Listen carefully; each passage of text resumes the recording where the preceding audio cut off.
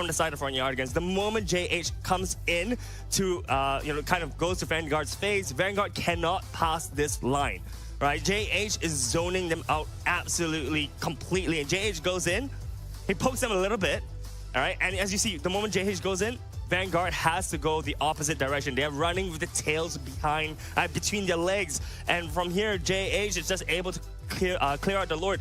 I do want to point out though, yeah, Vendetta did get picked, right? And I understand the positioning on where Vendetta is going with the Phobias. In the end, he was just a good bait, right? Because right now, all 4 members of Vanguard are clumped up, and we see Chessie using a really, really strong Eternal Guard, actually knocking up all 4 members of the Vanguard right now. And from here, JH is just going to clear the Lord. Vanguard does try to do a last-minute ditch, a last-minute attempt to clear out and contest with the Lord, but JH is way too far ahead, and he's just they're just cleaning up right now. And yep, that's the rest of the game. It is definitely JH's game. And honestly speaking, Vanguard, if you guys are hearing this, please ban out the chip. Chip is way too strong, gives you way too much mobility. And as we see the rest of the clip play, JH is really, really good to enjoy. So guys, to answer your question, can JH play Assassins? The answer is yes. Back to you guys, casters. Oh, let the man cook. Yeah, that Croissant's Bakery. Yeah, that was... Let the man cook. It's a lot of good lightning muffs coming out from JH, right? He did cook, and that was a great recipe.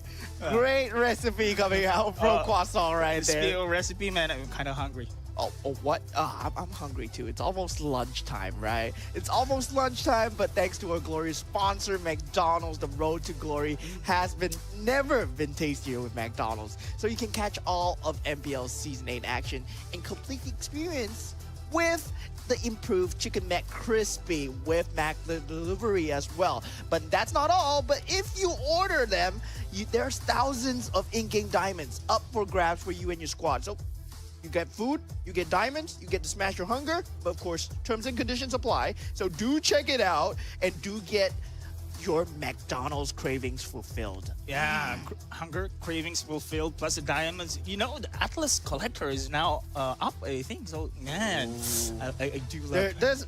It's an exciting time for ML right now. I believe there is a new hero that's coming up as well, right? There is the Suyo that will be coming up. So we will talk about Suyo a bit more later on.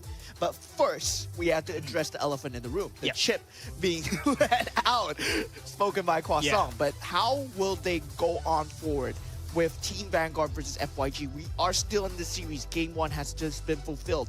Now we're moving to Game 2. Vanguard, they have to relook their entire strategy book here. Yep, I think now Vanguard, we have seen them revolve around Ashrit on that Assassin. With this chip, of course, pretty much available on the Game 1. They have been shut down. Of course, Croissant just highlighted here, whatever movement that Ashrit did, it's going to be easily countered with that teleport coming in from the chip. But I'm expecting right now in the second game that the chip will be banned.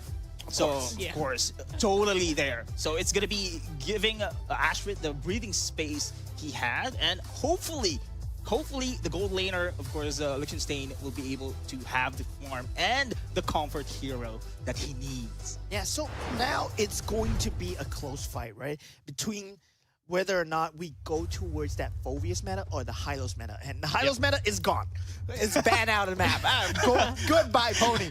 Bye-bye, Pony. Okay, it's going to be taken out here. Okay, chip. Okay, as expected, it is going to be banned here on the side of Vanguard. And I also expect, of course, Astrid to do his job as an assassin jungler this time around. But from Yardigans, though, in the Game 1, I do love their team fight presence there. And we have seen the communications coming in from each of these players that they can really pull off when it comes to big skirmishes as well. Yeah, in terms of team fight strategy, right? They were really heavily reliant on the chip.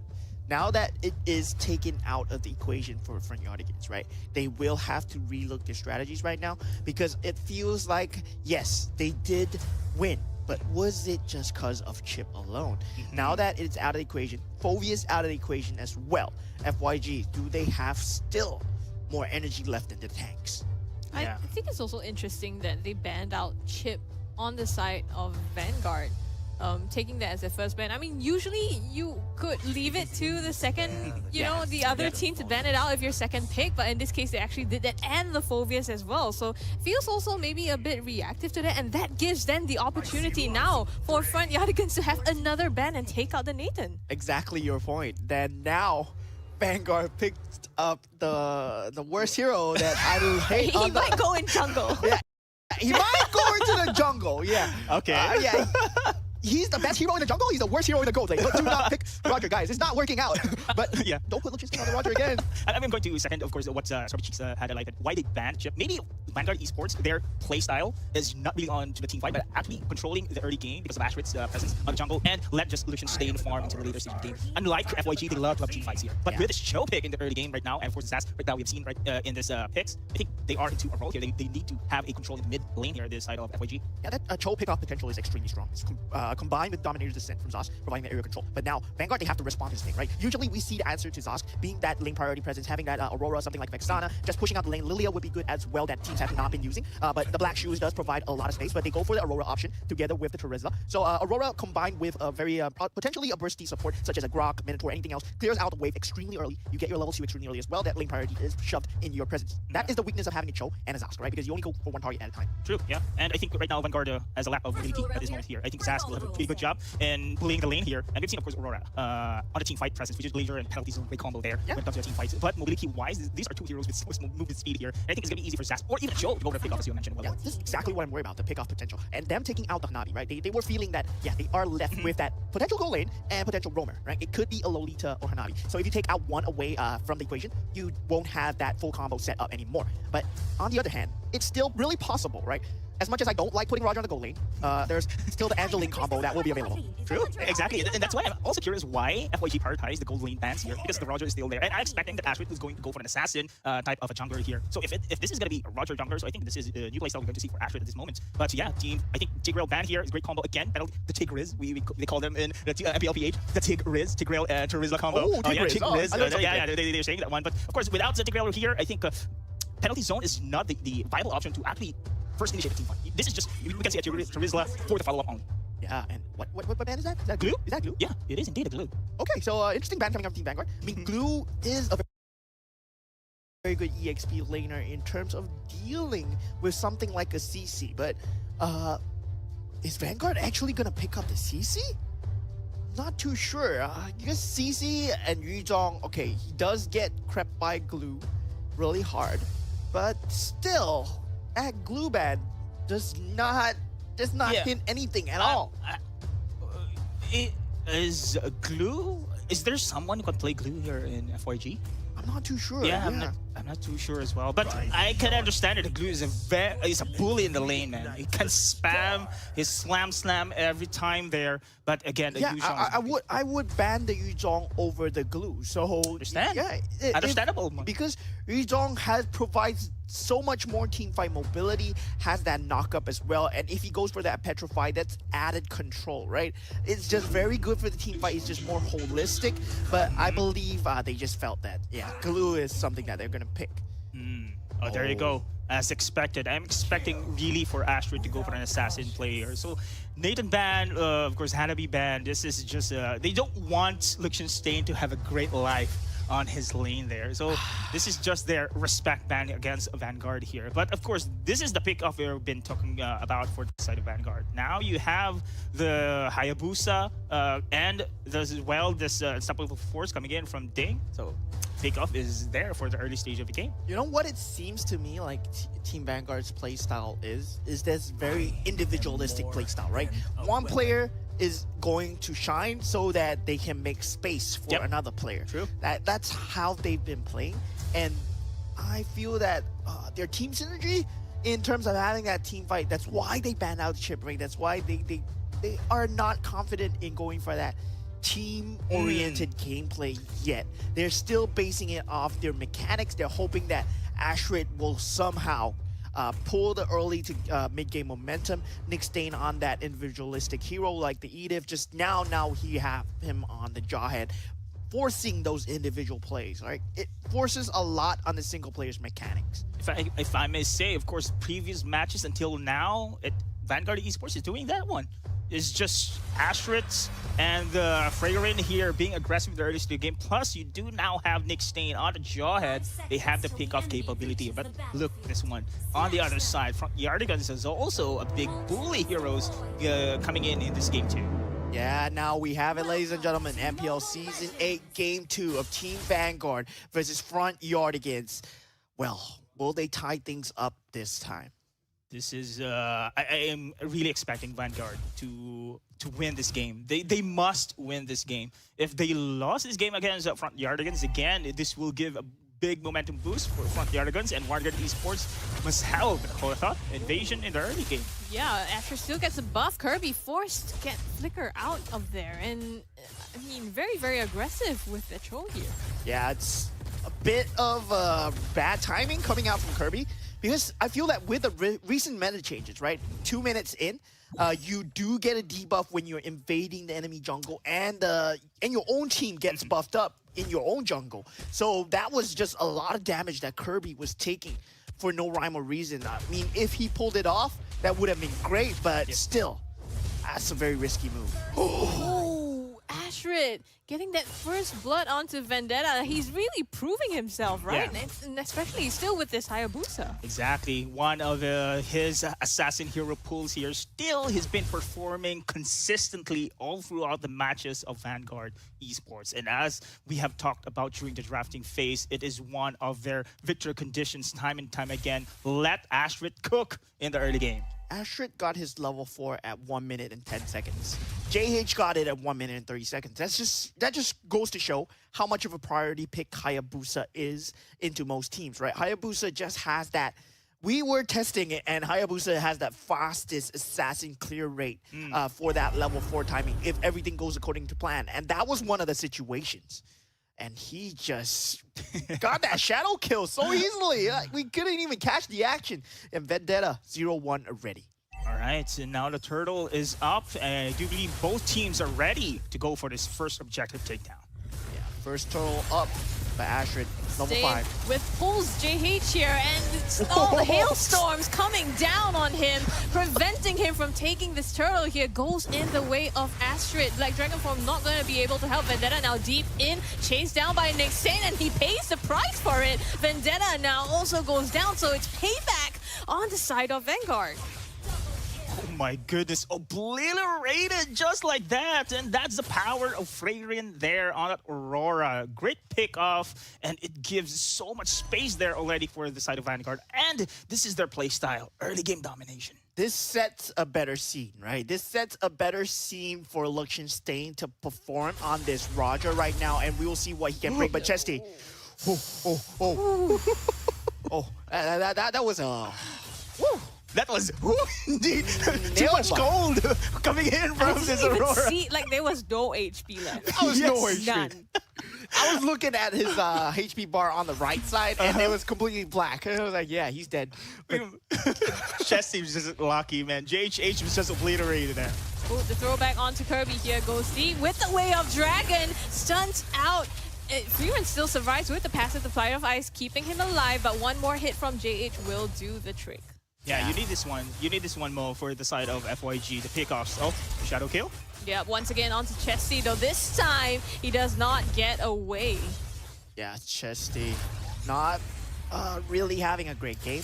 He did get a kill. He did get a kill assist onto Freyrin, right? Both mages are being the primary targets of the game, as we do expect from an assassin game. And Luxian Stain will be harder to pick off compared to Bonk QD, of course, but we have yet to see any action coming out from this Roger. Another Way of Dragon here from Kirby onto Ding, knocked airborne. There's no way he gets out of this. Again, Ding taken down and just in time for the turtle. So this time FYG might have, oh no, yeah, might have a lead here. Kirby knocked up, has to run away. Vanguard fighting back Ashrit with the shadows there. Okay, battle of mobility there. Great escape again from Kirby on that Jeet Kune Do. Same thing here for the shadows from Ashrid. But in the end, it is going to be FYG securing the second turn. Yeah, and the style points coming through from the Shadow Kill and Astrid here, right? He is setting the stage up, and Nick Stain has been consistently finding these pickoffs. JH in some trouble, knocks the damage for even with the flicker, but flicker's in front of JH and he gets the kill. Pays back for that. A kick onto Kirby, tries to zone them away, and it does disengage the fight for now. All right, I do love actually FYG's aggressiveness here, but on that moment, they were too aggressive at moments. But you need this one. Kirby, with his pickoffs time and time again on his show, gives JHH the kills he needed in this game. Again, Bonk QT against Liechtenstein. We will see the late game here. Who's the better, of course, carry? Will it be your favorite gold lane? Okay, really. Just based off of what I'm seeing of the hero lineups alone, I have to favor FYG because Carry has that later game end cap compared to Roger, right? And combined with JH, when you put them head to head against Hayabusa, Hayabusa does have the slight advantage. But Vendetta, Yep. Oh, uses the Black Dragon form here. Does manage to get out. I don't know, FYG, and they seem to be getting away with a lot of things so many times. The cat lives. yeah, there's only so many lives that you can have, right? Again, that was another scenario we're seeing here that FYG from a sliver felt they can manage to escape though. Oh, maybe not this time. Yeah. Ashrid with the shadow kill ensures that he puts him in the dirt. Meantime, top lane getting siege here. Bonk QT forced to back out. Kirby tries to help, kicks Nick Stain away under the turret, and it does. I mean, they have to back out, but at Vanguard, they do get the tower for that. But that's a lot of damage coming out from Bonk QT at this point, right? It is going to be very telling into the mid game.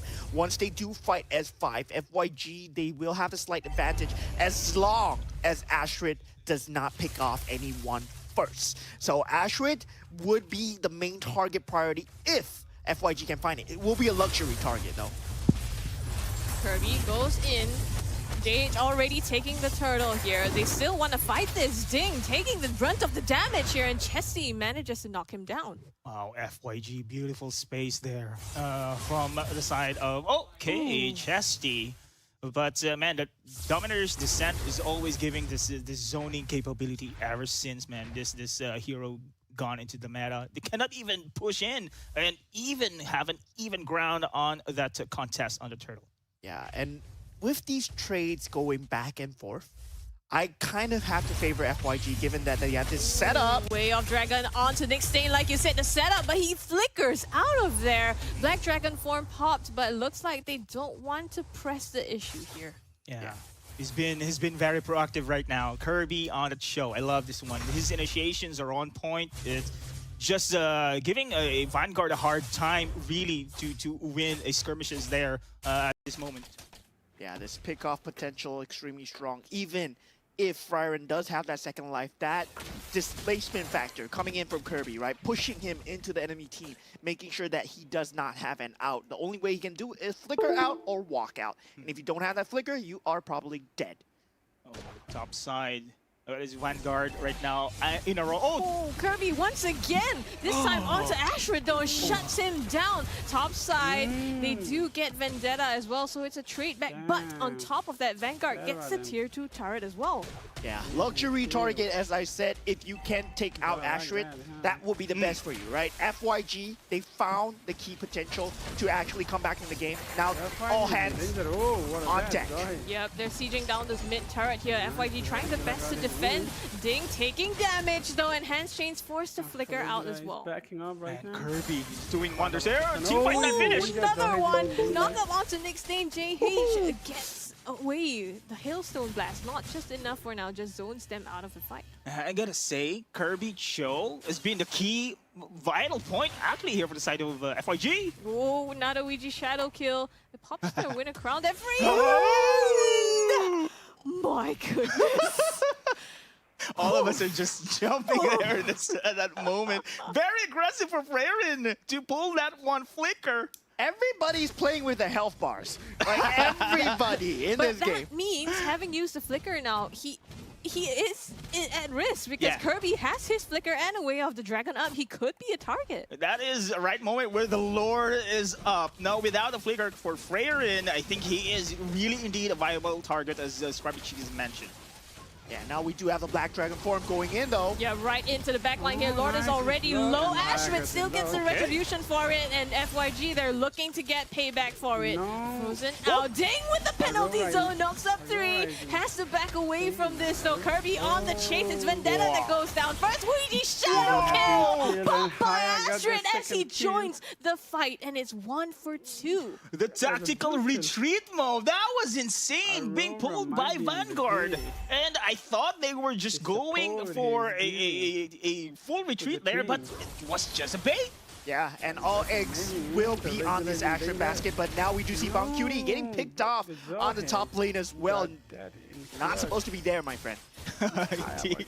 And now with the Lord pushing through here on the top side, Vanguard just regaining momentum here at this moment. We've seen, of course, the proactiveness coming in from Kirby on the show, but now Vanguard is looking strong.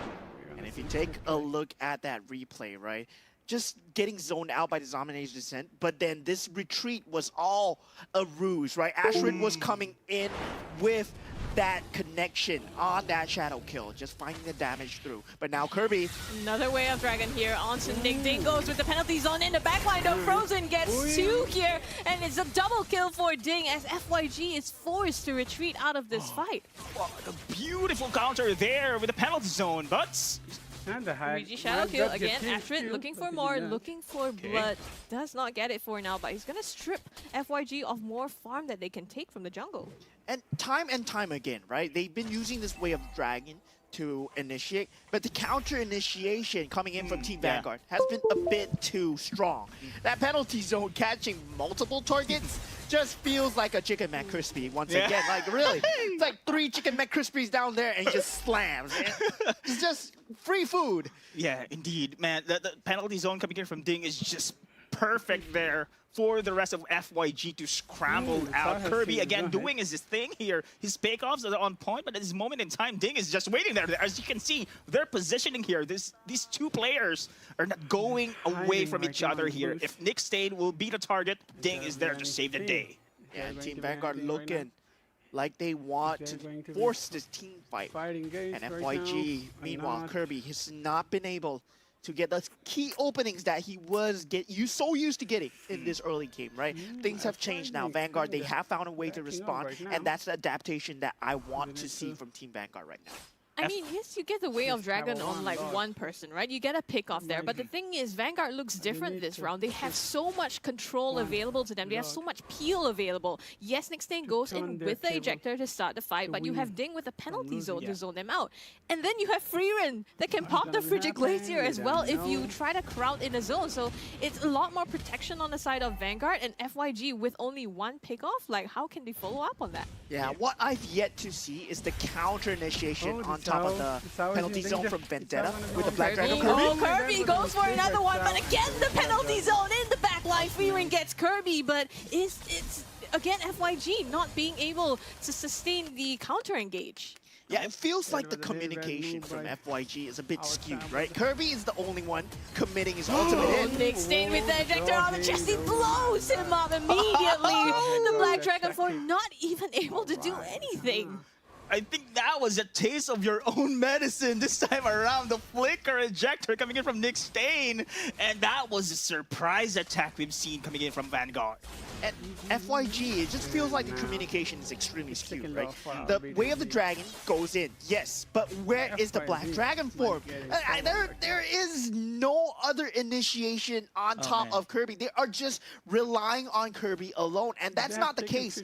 Once you go in, there's the backline to worry about, and Vendetta, you should be taking care of that backline, and that's not what I've been seeing. Vendetta has been using that Black Dragon form reactionary like. It's almost like you say Kirby goes in, he's like, hey, I got one. I got one. Like, and then what? And then, okay, now you pop the Black Dragon form. Yeah, somehow like that one. And I haven't seen any flanking maneuvers as well for the side of FYG. It's all going once, as Scrappy Chick has mentioned, once Kirby initiates the team fight, they are just all in. They are in the vision from the side of Vanguard. It's going to be easy for them to counterattack, and Ding is just pretty good at going for the counters. Vanguard now sieging down both the top and the mid lane. Actually, all 3 of them being attacked, and they're splitting the resources of FYG to choose what they want to do. Vendetta goes goes in for Ashrit. Black Dragon form pop. The rest of Vanguard comes to save him. Yeah, Shah Residue could have been close if Vendetta went for the full committal because Ashrid did not have that Shadow form left. But still, the top inhibitor turret will be taken out by Vanguard. Ooh, Kirby, another one again onto Nick Stain here, the frontline ding as well. They're gonna pour everything into these two people, but now the rest of Vanguard are here to take down the mid inhibitor turret. 2 inhibitor turrets gone, all going three. for the third. That's gonna be all 3, right? No creeps at the moment. Julian in a slight bit of a tipple, but Shadow killed the backline. Explodes Bomb Cutie there. That's huge for Vanguard, right? That's their key damage dealer here. And I think this is a bit of a difference with Vanguard as well. They have one Lord and they managed to immediately take down both the top and the mid turrets. Chessie forced to flicker. They're trying to force the issue here. Ashrid again manages to put him down. Kirby with the kick, but he pays the price instead. They trade out for Nick Stain, but is that worth it? Oh my, I think they are going to finish this one. There's still minions going in. They are. It's just JH left to defend. Frozen takes the damage. All the pain put onto this one single guy as they decimate him and the base of front Yardigans as well. Vanguard. Different Vanguard this time. This is indeed the Vanguard 2.0 we were looking for. Oh, yeah, when you ban out Chip, you just look like a different team, right? Give me a high five there, Mo. Yeah, let's go. Let's go. When you ban out Chip, you take out all that factor away, True. Yeah. right? We were looking at what Croissant was cooking, right? Yeah. He was putting that that Y walk just brought a new different dimension to where Kirby could be, and we saw the potential of Kirby on that show as well. He has the correct calls, he makes the correct pickoffs as well, but it's just that the follow-up was not there. They had all the tools.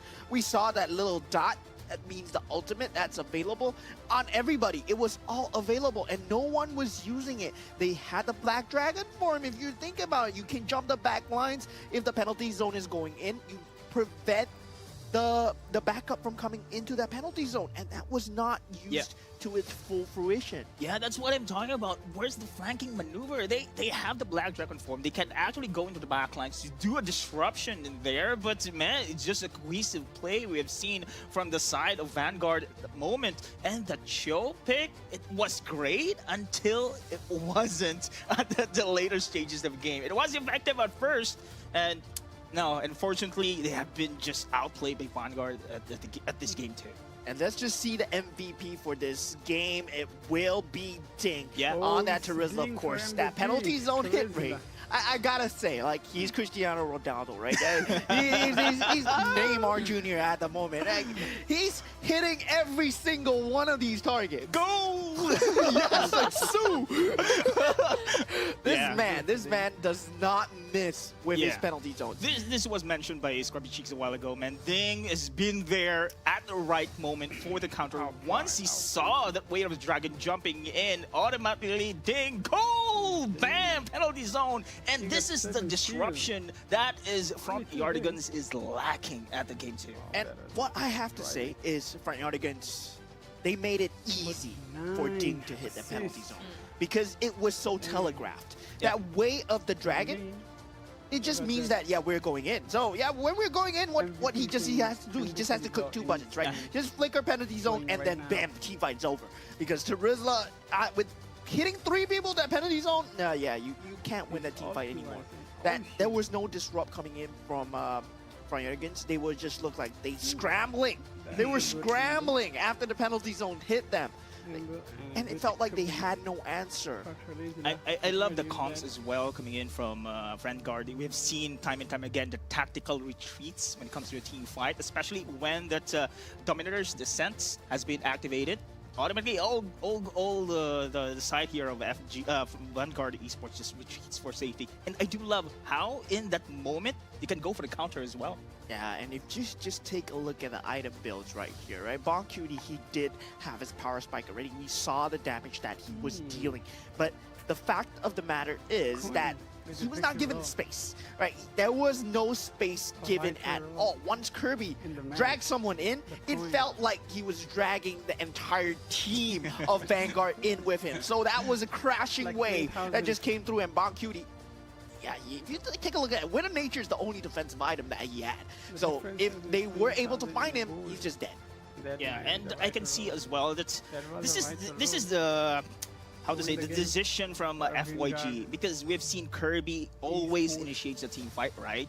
If you leave BonkQT alone, it's gonna be a viable target for Ashrit here. That's why we have seen team fights BonkQT joining in, because he wants to play it safe. If you want to give BonkQT alone on the gold lane, it's a favorite target coming in from Ashrit.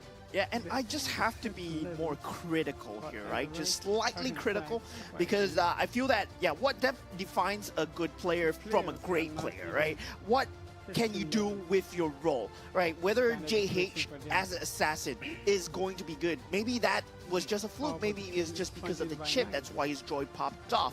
Not too sure, but he did not show that in this game, because in terms of target prioritization, Julian, you should be going for that backline. When the Charizard is going in, you should be going in even harder on that backline. Vendetta on that EXP lane, your target prioritization becomes very important. Chesty, yes, you can zone for Kirby, you can zone for BonkQT, but JH and Vendetta, that backline play was non-existent. Yes, the flanking maneuvers, the backline play, and I think FYG must take that into consideration, especially with this lineup that they are now picked. But look at his stats right now we're seeing here. Look at the damage taken department. Both the teams here has an equal share, but the damage dealt, this is the most crucial, especially coming in from Ashford. He has, in the early stages, already picked up that Sky Piercer, because he knows he can deal a lot of kills there, and he did so.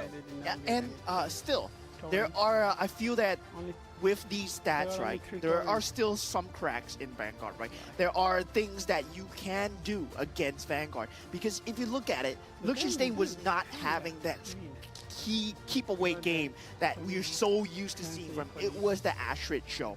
It was the Shadow Kill. It was Ashrit and Ding just performing so hard that it enveloped the whole team of Vanguard, and they just followed through with that momentum, and all they had to do was just pump out the damage. Meanwhile, FYG, they felt like they had no response, but if they do garner a response, that's when Liechtenstein and Nickstein, they have to step up at the moment, because both teams at this point, they are looking like they are not performing to their full capacities.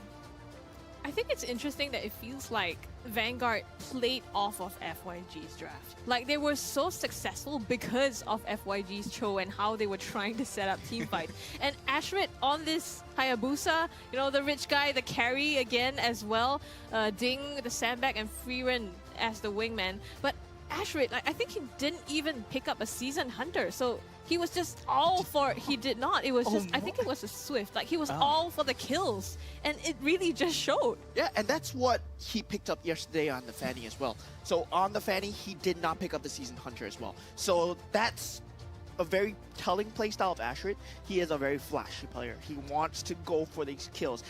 He wants to keep steamrolling you as much as possible. So if you are going to go up against Team Vanguard, you can try and figure him out. But I'm pretty sure he has more than more under his sleeve, right? Yeah, definitely.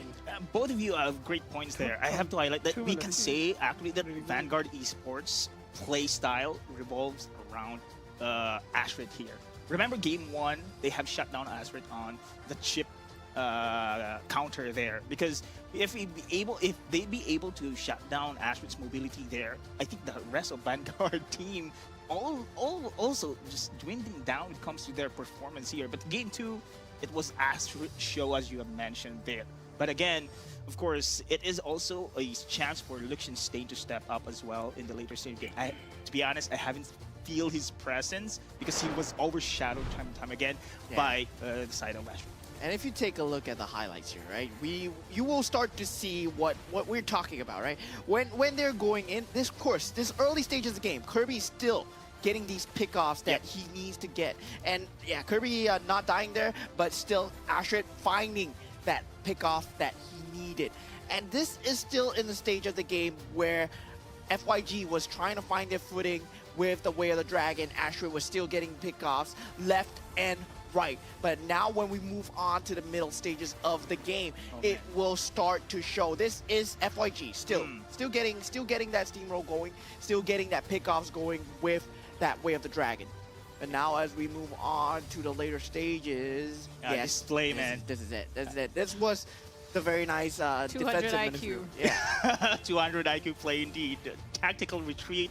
And they noticed that, of course, Dominator's Descent has been laid down there. Look, green dots everywhere. Vendetta had that Black Dragon form, but he jumped into that penalty zone. He had a way to get out. And there was no jump coming through from the side of Julian as well into the back line. He was in it on the way of the dragon. They committed. They committed so hard. And I love the committal from FYG. Yes, you should commit on a target when Kirby gets it, but you need to look at the bigger picture here, right? There is a bigger picture here. If you commit on that guy, Team Vanguard is going to come for you as well. So you're converging in that point, and can you win that converging team fight? They have an Aurora. I doubt it, right? I doubt it. You have to play that guerrilla play style where you have to find pickoffs as much as possible. Similar to what Astrid was doing, they have to relook into your strategy books once again, because it feels like, yes, we are synergizing well as a team. We're going more and more together on that pickoff target, but they're not looking at the bigger picture. Yeah, and we are now going to stretch this series into Game 3 here. Oh, yeah? Yeah, the first match, the grueling match indeed. And right now, Vanguard Esports just showing how aggressive they are, and they will keep this one up. Let's Astrid cook at this moment. And speaking of cook, I think. Oh, speaking of cook, we do let Croissant cook in his little bakery. So we have Croissant with Off the Desk, and we will see what he has to say. Fresh out of the oven, we are serving a slide of jungle because, you know, we see that, yes, well, Ding did get the MVP of the game. You know, we do have to acknowledge the fact that Astrid did carry the early part of the game, right? Without the early kills that Astrid, you know, had for the side of Team Vanguard, I'm not sure if Ding was actually would have been given his time to shine. Right, so I'm gonna play a little clip here right now, and if we see this mid fight early on, you know, Kirby. Okay, like I'm gonna pause right there. Kirby, you know, we have to acknowledge him, right? Like Cho with his picks were really good, but as I think the casters have mentioned earlier, you know, it feels like a Cho game, but once Cho goes in, there's no follow up, right? They're not able to burst down, I think, the relevant targets, and in the end of the day, Cho actually baits his own team to get killed, right? But early on, we do see Kirby maneuvering around the map and maneuvering, being able to pick off the right picks. And, you know, JH, we do see him coming in for a cleanup. But on the other side of the jungle, we see Astrid right here waiting for his prey, you know, kind of licking his lips and waiting to see, oh, look, there's a good fried worm right there. Chesty goes down almost immediately. This is only 3 minutes into the game, and Astrid is already 2 kills up. This gets repeated multiple times throughout the game, but I'm going to fast forward all the way to the end. I mean, you know, the guys have done a good job in explaining what happened. In the middle of the game, we see Ding going off, popping off, and we're going to have a good penalty zone pickoff later on. But if we see right now, I think I want to highlight how Vanguard closes the game versus how Front Yardigans was suffering a little bit in the early game, right? We see right here that we have a triple lane push. If you look at the top side of the map in the mini-map, we see all 3 lanes being pushed, and we see Vanguard actually choking out all of Front Yardigans' resources, right? So we see right here that I think Vendetta spots Astrid out. Yes, I think it's good because all his shadow clones are down, and Astrid doesn't have an escape plan, but Vendetta's going in way too deep with no follow-up, so he had to end up using the Black Dragon form to escape back to his team. And we see this opportunity, right? Cooldowns for Black Dragon form is long, and it's not up. We see a little bit of miscommunication here right now, right? We see Front Yardigans where we see Kirby trying to pick off Nick Stain, but look at where Ding is. Look at that penalty zone that he's landing, right? This is, I think, the 3rd or 4th penalty zone where he's able to get 3 to 4 members of Front Yardigans. Ding did manage to hit the bell right? And this is sounding this is the sound of victory for the side of Vanguard. Once Ding goes in, if you look, yeah, you see Kirby here, you know, yes, there's a pickoff, but where's his team? His team is not able to do anything because they're getting chained to Ding right now. And it's just complete miscommunication from the side of Front Yardigans. Nick Stain didn't even get killed, by the way. And right now, we see the lanes being pushed in from the side of Luxenstein. Yeah, you see Luxenstein here shoving in the bot wave, shoving in the mid wave, and they're trying to go for a 3-tower clear. All right, so this is really, really good on the side of Vanguard and knowing how to close off games. I'm gonna let this play out for a bit. We see, look at Ashrit's position right now. He's waiting for an opportunity where BongQT steps up a little bit too far, and bam! Ogi Shadow Kill right there. BongQT goes, that's 1 tick of damage, by the way. Right, so in like a second, BongQT dies. And the rest of the game is history, right? Without, on the front Yargans, without carries, not able to, you know, have enough damage output for the rest of the game. And, you know, we know what happens here. Front Yargans is not able to get anything else from the map, and Vanguard is able to close up the game well. So Front Yargans, my comment to you is, you know, I think you should learn from Vanguard how to close up the games, because right now we saw, you know, the games was extended for game 1. I think it was a 30-minute, almost 25-minute game. This game ended in like 18 minutes, right? Not even close. So guys, that's all from me. Back to you guys. Sound of victory? What's the sound of victory? Ding! I love that one. I love how KAPODONG made it. That's the sound of victory. Ding! Yeah, oh my god. I mean, he was landing penalty zones again and again, but it was more of a setup by the opponent's team. Like, yeah, where the dragon... KAPODONG is so brutal in saying that, but he says that with such a deadpan face. Like, Kirby just baited his own team into like, Kirby just baited his own team. Like, maybe Kirby's not the one doing the baiting. Maybe the team is the one doing the grouping, you know? Just saying. Just saying. It could have been the other way, you know, social distancing was a thing. So, well, personally, guys, I think, as I mentioned, the Cho pick was okay for me. Yeah, it was great, but I think they need someone who can really initiate the team fight. It was situational for the side of the Cho, because you want to go for the pick off and that's it, and you put vulnerability here for BongQT on his carry, but that's the question here. If you leave Bong with an assassin coming in from Ashrit, it's really dangerous here to play that kind of side. It felt like very single dimension coming in from FYG, right? They did not have any other layers to it. That Way of the Dragon was just it. They did not have any other follow-up behind it, but we'll see what they can do here in Game 3, because they will have a chance to take away that 2-1, or Vanguard, who can take away the series with the momentum that they're riding on right now. All right. Coach Pacifist this time around. On the game 2, they prioritize Luxenstein heroes here, but I think this moment in time, I think Ashrit is the real threat. Assassin will be the one to be banned out here. They just banned the entire lineup that they just picked. Oh yeah! The respect bans from FYG here, and I cannot blame them, man. I cannot blame them. Oh my goodness. Oh my god, they banned out Terizla, Zask, and Hayabusa. Okay. Oh. There you go. BongQT. It's actually FYG rather prioritized the Pony this time around, and this is now the first time you're going to see here in the series. And Pony from Hell has Pony arrived. from Hell. Pony from Hell has arrived. Hylos is in the building, ladies and gentlemen. Make way. But Team Vanguard, do they respond, right? Still, I don't like to say this, but Roger is in the pool. Speaking of which, will it be again a Luxenstein Roger going to see? But again, I need to see the gold laner from Vanguard. Yes, you did win the game 2, but I need to see still how he stepped up in this series. Oh, okay, yeah. I was thinking, like, is Chip in the pool? Oh yeah, Chip got banned. Yeah, he's banned already. They need to ban this one. And again, this was Ashrit's bane, the Chip. Okay, FYG picked up the Roger for themselves, but it's a very different story when you have an Angela and when you have a Hylos, because Roger requires enablement, right? Enablement comes in the form of Heart Guard, comes in the form of the Glorious Pathway. It gives you so much space. And yeah, I feel like Roger is one of those heroes where it is still good in a functional sense, but you have to draft around it, very similar to how Phoveus functions. And whether Vanguard has found the recipe for Phoveus in MPL SG here, because Phoveus is an extremely strong meta pick in the scene right now, but not a lot of teams have found the recipe to make Phoveus function. Yeah, correct. And I do believe he is one of the heroes that has the most deaths here in the game for now.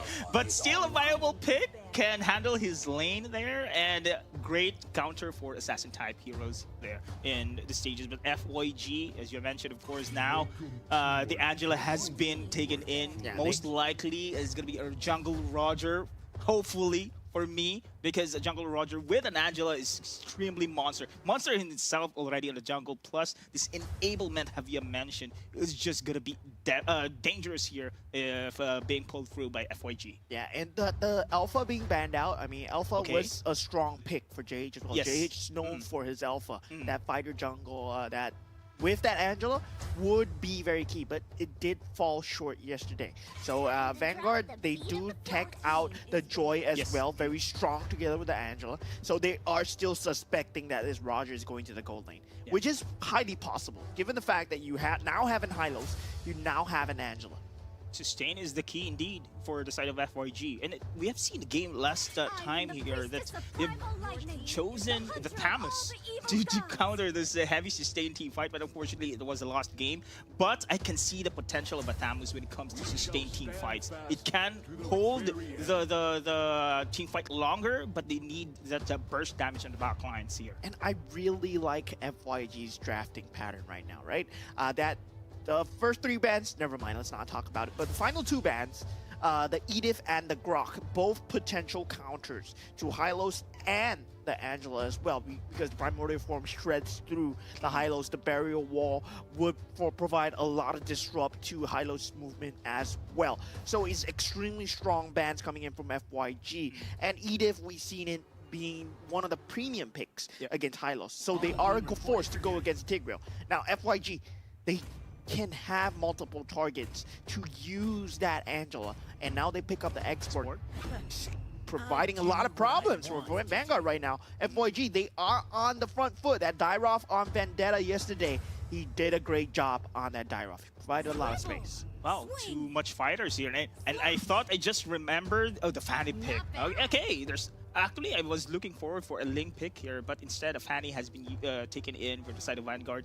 But I just remembered what Churros yesterday mentioned, that Angela, and there's an open for an Hanabi Lolita here, actually. I thought they were going to lock it in for the side of FYG, but again, this is so many fighters on their draft going on front lines here, but the export against the side there of the Phobias, it's a better match there on the EXP. Missed opportunity, right? Not going for the Hanabi Lolita. I thought they were going to go for this cheeky player, but again, this is a game free, man. Comfort hero is much preferable to pick instead of meta hero. And now we do see JH revert back to that utility jungle, right?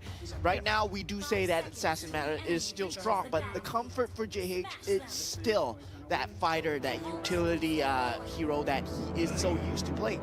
And I'm not too sure whether moving on into the competition, whether he can fit into this meta. But now we have it, the final game of this series.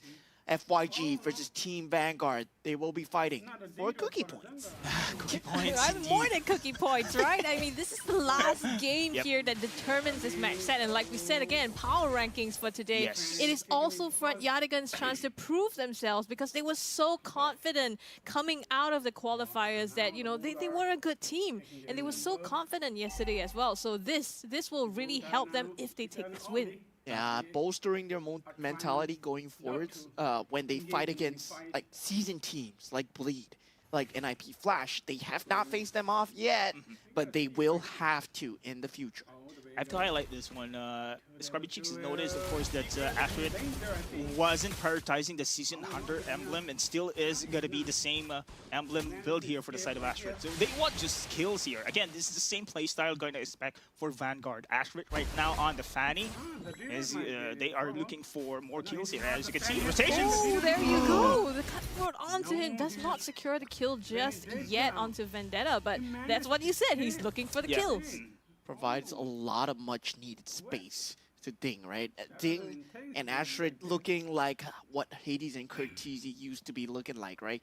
They are the terrible duo that Vanguard has right now, but Vanguard already had an existing terrible duo. They already have the Lucian Stain and Nick Stain combo, so providing another 2 combo with Fryren as the anchor, being that main magic damage dealer, that's a very new look for Vanguard right now. Alright, they're now securing this first turtle objective here. JH still in forward. And look at the zone coming in from Kirby as well. Yeah, Nick Stain in the backline.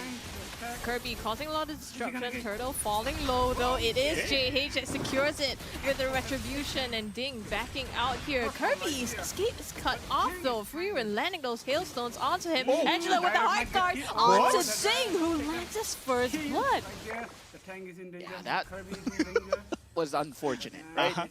Like, Ding, you are not at a power point where you can burst through that hard guard. And that's going to be the story moving forward. Whether or not you have that ability to burst through that sustain.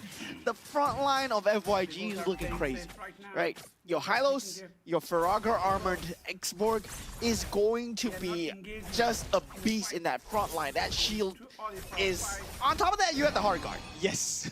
So, yeah, that's a lot of tankiness to burst through. And Vanguard is going to have to take things one problem at a time. I think this Angela pick as well is looking pretty good. Oh! Ding! Bye-bye. HP Vendetta does secure that for himself. Bottom side, JH zoning. Nick Stain so far in here, creating so much space for Vanguard. And that glorious pathway being used to try and deny away space, trying to get that advantage for Bonk Cutie. And now Ashrid. Hey. Woo! As Smooth move, man. as we expected, if we see a solo hero in the map, it's gonna be a viable pick and viable target indeed.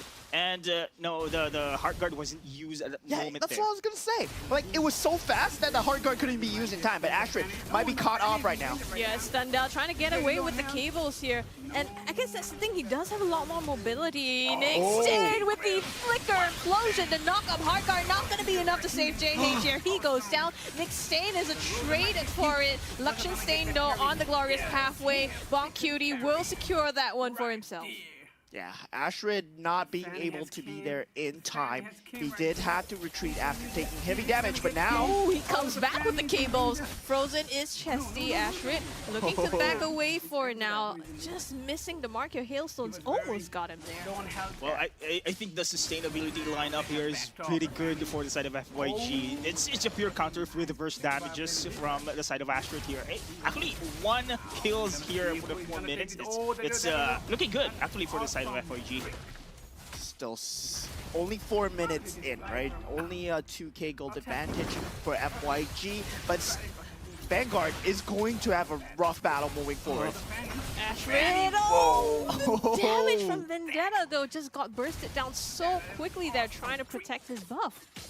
No, I think, Moman, this is the time where Lucian Stain will really step up here. This is the game that I'm looking for Lucian Stain to carry it. We are now seeing that Ashrid is having a hard time, especially with the sustain coming in from FIG. Yeah, the implosion and the Sacred Hammer there onto Bonk Cutie. Heartguard is popped to try and save him, but Freeran joins the fight as well. Looks like they won't choose to engage for now. Yeah, Lucian Stain not able to deal with that shield as of yet. They have yet to reach their power spike, right? In terms of just power timings alone, Vanguard, they have more of a mid to late game setup. This early game is not going to be favoring them at all. But FYG, of course, all cards in their hands right now because they do have the hard guard, they do have the glorious pathway, sustained for days. when it comes to team fight, though, we've seen that Nick Stain could initiate there with the implosion failing with a follow-up. The question is it enough to burst down with so many sustain here from the side of FYG? Yeah, and now on the top lane though.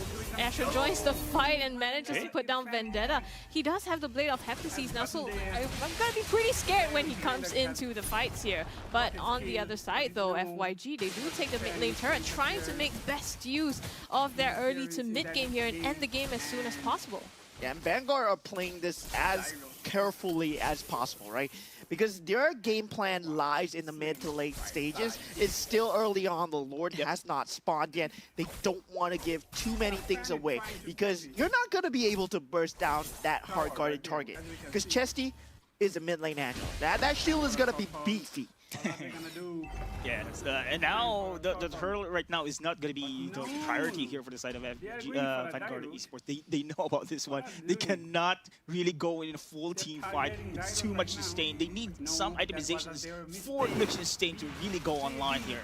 Yeah, I really like the decision making coming out from Team Vanguard at the moment. Trying to funnel farm onto Liechtenstein, trying to funnel farm onto Astrid. Before they reach their power timings, don't try and force anything. Only try and help. I think the clock is ticking as well against the side of Vanguard here. Without turret takedowns, the map control is also a factor to win the game here. And front Yardigans are doing actually pretty good right now, forcing the team fight every time here. And look at it on the bot side. I think this is going to be a viable kill here. But again, the hard guard is always there to save the day. Yeah. We do have the glorious pathway being used. Caught by Kirby there, the flicker, the damage coming through from Front Yardigans. It's going to be Vendetta though that goes down here. Heartguard is through, so it saves Front Yardigans. The sustain, like you said, enough to put Ding down. It's a 1-for-1 trade. Are they gonna engage right Still now? for more. Oh, The has cut used to his you, skill. cutie Kirby. Oh, Oh, no. stops them right in their tracks. Free run. Clutch play there. Rairin knows about that one. I mean, that was a great defensive play at the moment.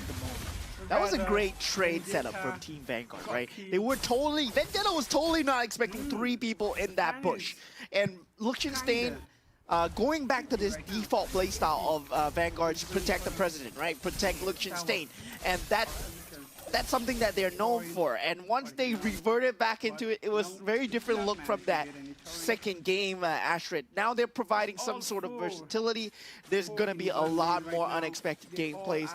And once again, Liechtenstein with 3 people in the bush. I think this is how now Vanguard Esports are doing their tactics here. They are just going for a 4-man push while Astrid is going to go for a split push. But let's see, conceal play. Yeah, Binding State Flicker with the implosion stuns out Vendetta. This poor man though, Flicker is with the hard guard enough to keep him alive for now, but not for long. Chessie and the rest of FYG joined the fight. Kirby goes in the back line. Liechtenstein in some trouble. Kirby getting credit for that now. Ding pops in for the pursuit amongst 3 members, though he's not going to survive this one as Kirby takes credit for that. And Bong Cutie in the back line finishes off the Tigreal, right? But luckily, Friaren gets off alive, and now Astrid, does he reach his power spike yet? Does he reach the critical mass? And looking like he does. He does. So quick with the hard guard, though. Yes, not this time around. Not this time around. It was a great save there with a hard guard, and as you can see, Astrid is still a threat there. We can see the damage coming in from his Fanny, but okay. Glorious pathway pop. They want to take this away from Astrid. The stun is enough. Will he actually get it though? Pop forced to use the retreat. The knockout Kirby goes down, and now they're chasing. Note choosing to disengage from this fight. Once again, it feels like the Kirby Cho game, right? Kirby going in alone and somewhat just yeah. I mean, I'm guessing he's making the calls, but the team is not responding. Yeah, I think that was a trade for the Lord takedown though. So I think that Lord's pathway was forced to provide the space for Vanguard to take that neutral objective this moment. That's why the Lord is now matching through here on the bot side. But on the previous skirmishes though, is it worth it for Nick Stain though to use his flicker and implosion just to pick off one target Vendetta on the side of FYG? I think he needs that ultimate to a better team fight. He needs 2 or 3 more players caught into the fire. On contrary to that opinion, I believe that he does have the flicker right now. He does have that implosion right now. So it was needed for that advantage that it garnered them, right? What Vanguard need right now is breathing space, and they just need that time to get that power spike up. They just need the time to farm up. So just forcing an engage is good. JH popping the last Insanity there with the conceal as well. Trying to go in, but like you said earlier, Moment, I think some sort of communication there does seem fragmented. Yeah, FYG looking like they're having this initiation issues once again, right? They're not looking like the second game team that we saw out of them. And now we do have a slight hits of engagement. Nick Stain looking to pave that back implosion onto JH here. The two-man knockup on the front line. And in the meantime, Ding and Luxian Stain causing havoc. But Cutie with the double kill. Heart Guard onto him is doing so much for him. Knocks up a triple. Oh, the cleanup! The cleanup and Ashrit, the solo survivor in the team fight. Will he be able to hold? Yeah, Aspirin's Fanny, right? Aspirin's Fanny. Okay, okay. Does not look good. They're taking the tower real quick here. I think trying to end it. Ashrit, the burst damage. Oh, the Chesty puts him down, but doesn't matter. 3 members of FYG, they end this under 12 minutes. A clutch fight coming through from FYG at the end. Bong Cutie pulling through the damage. Just that goal lead alone. Bursting down Luxian Stain, right? Just Luxian Stain out of the fight. We go onwards. Yeah, man. Sustain is also the key there for the side of Front Guardians. The pickoffs coming in from Ashrit, we've seen there time and time again. It's not enough already with a hard guard there on point. Yeah, early stages, he did some kills there, but as the game goes on, we know now that's wrecked. If they can shut down Ashrit here, again, as we mentioned, Vanguard is also crumbling into pieces gradually there. Yeah, they did not have to answer to the hard guard, the sustainability, the shields that were provided, right? A lot of the time you see when the Angela, when the Hylos, and someone going in, there's no reply coming out from Team Vanguard, right? They have no ability to reinitiate. All they can do is tuck the tails and run. I feel like Vanguard, what I wanted to say early on was that it feels like they're just hanging baits all the time. Yeah. Like it's either Luxian Stain on the carries, like here, I'm here, come get me, or like Ashrit, right? But I feel like I've had the ultimate bait now. In thinking that Front Yardigans wants to play, you know, they have problems closing out the game sometimes. Yeah, and this time they pick the Angela and they close it under 15 minutes. Yeah.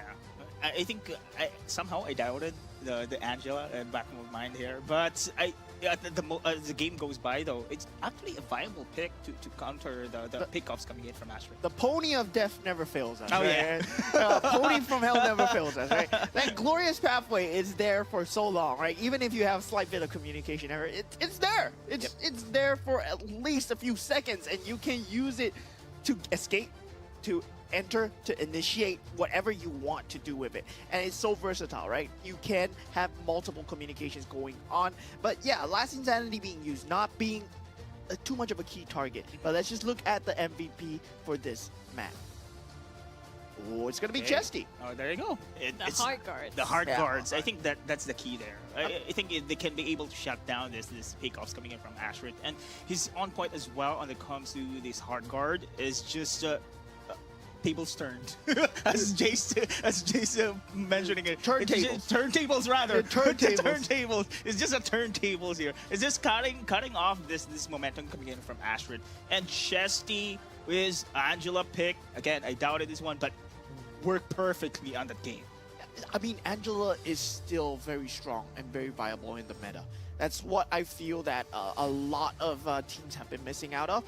Angela, yes, very strong, but you need that battery, right? You need that sustainability coming out from JH. You need it from the Hylos as well. Yep. The only ability to have it, that hard guard, is the fact that Kirby and JH, they're self-sustaining. That's why your hard guard can be committed on the likes of Bong Cutie, on the likes of Vendetta. If your roamer or your jungler is too squishy, it does not work out well for you.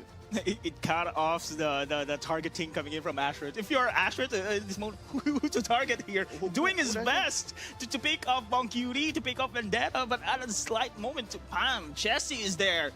Hard card for the save. Yeah.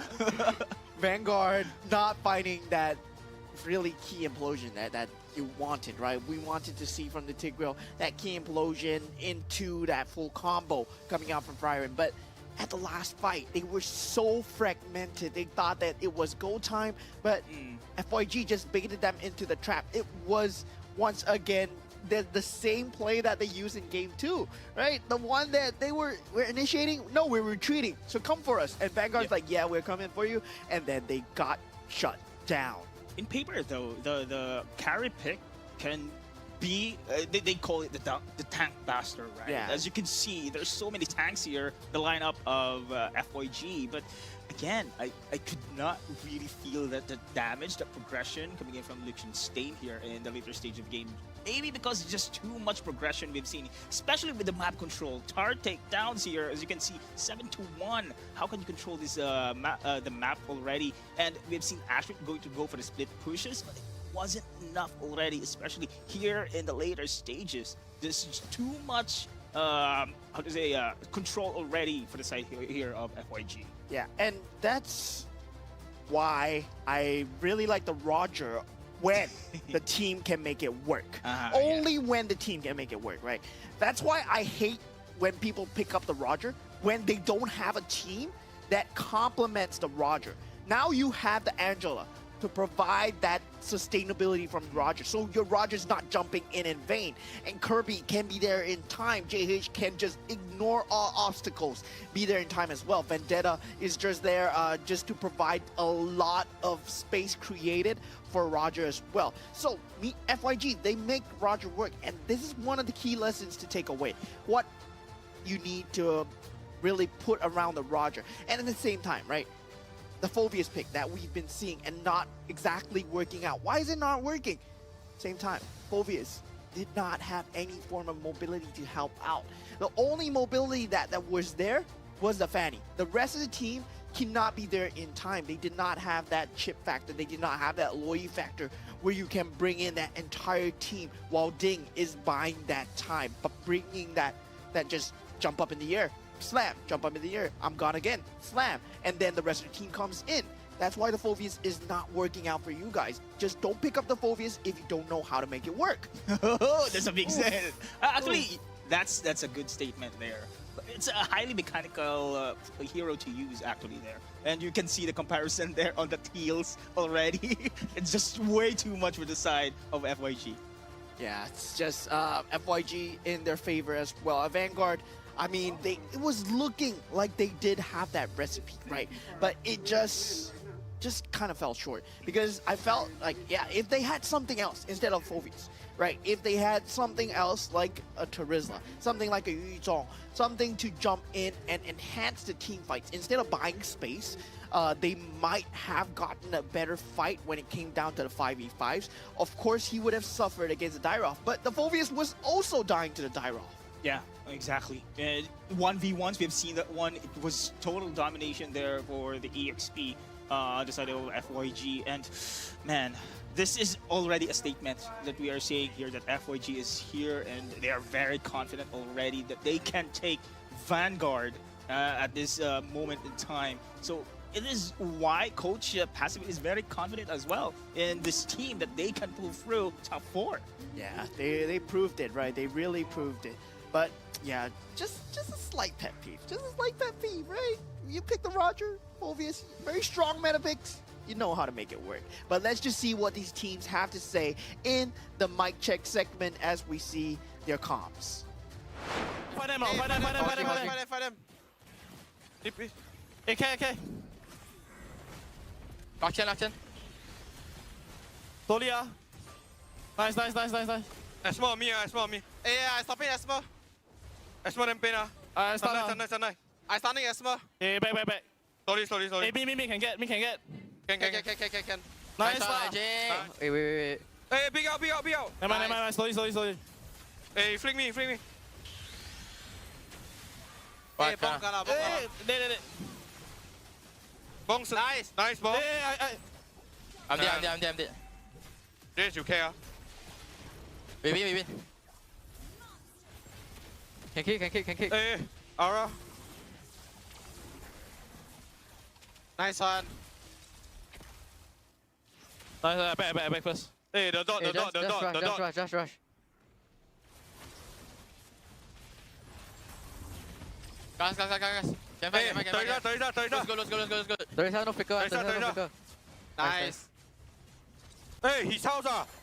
Can Nice, kill hey, him. perfect. Very. Good enough. Hey, Fanny here. Nice. Hey, Xbox. Can run. Hey. Yeah, coming. Never mind. Front the back. Can help. Slowly. Okay. Hey, can chase the forwards. Forwards. Nice. Nice lah. I'm healing you. Okay, back. Run. I can flank. Hey, I got it. You Hey, got me. I might be there. Okay. Hey, the Aura no flicker. Bong, go. Hey, Bong. nice. Guys, Bong. All you ready, Bong.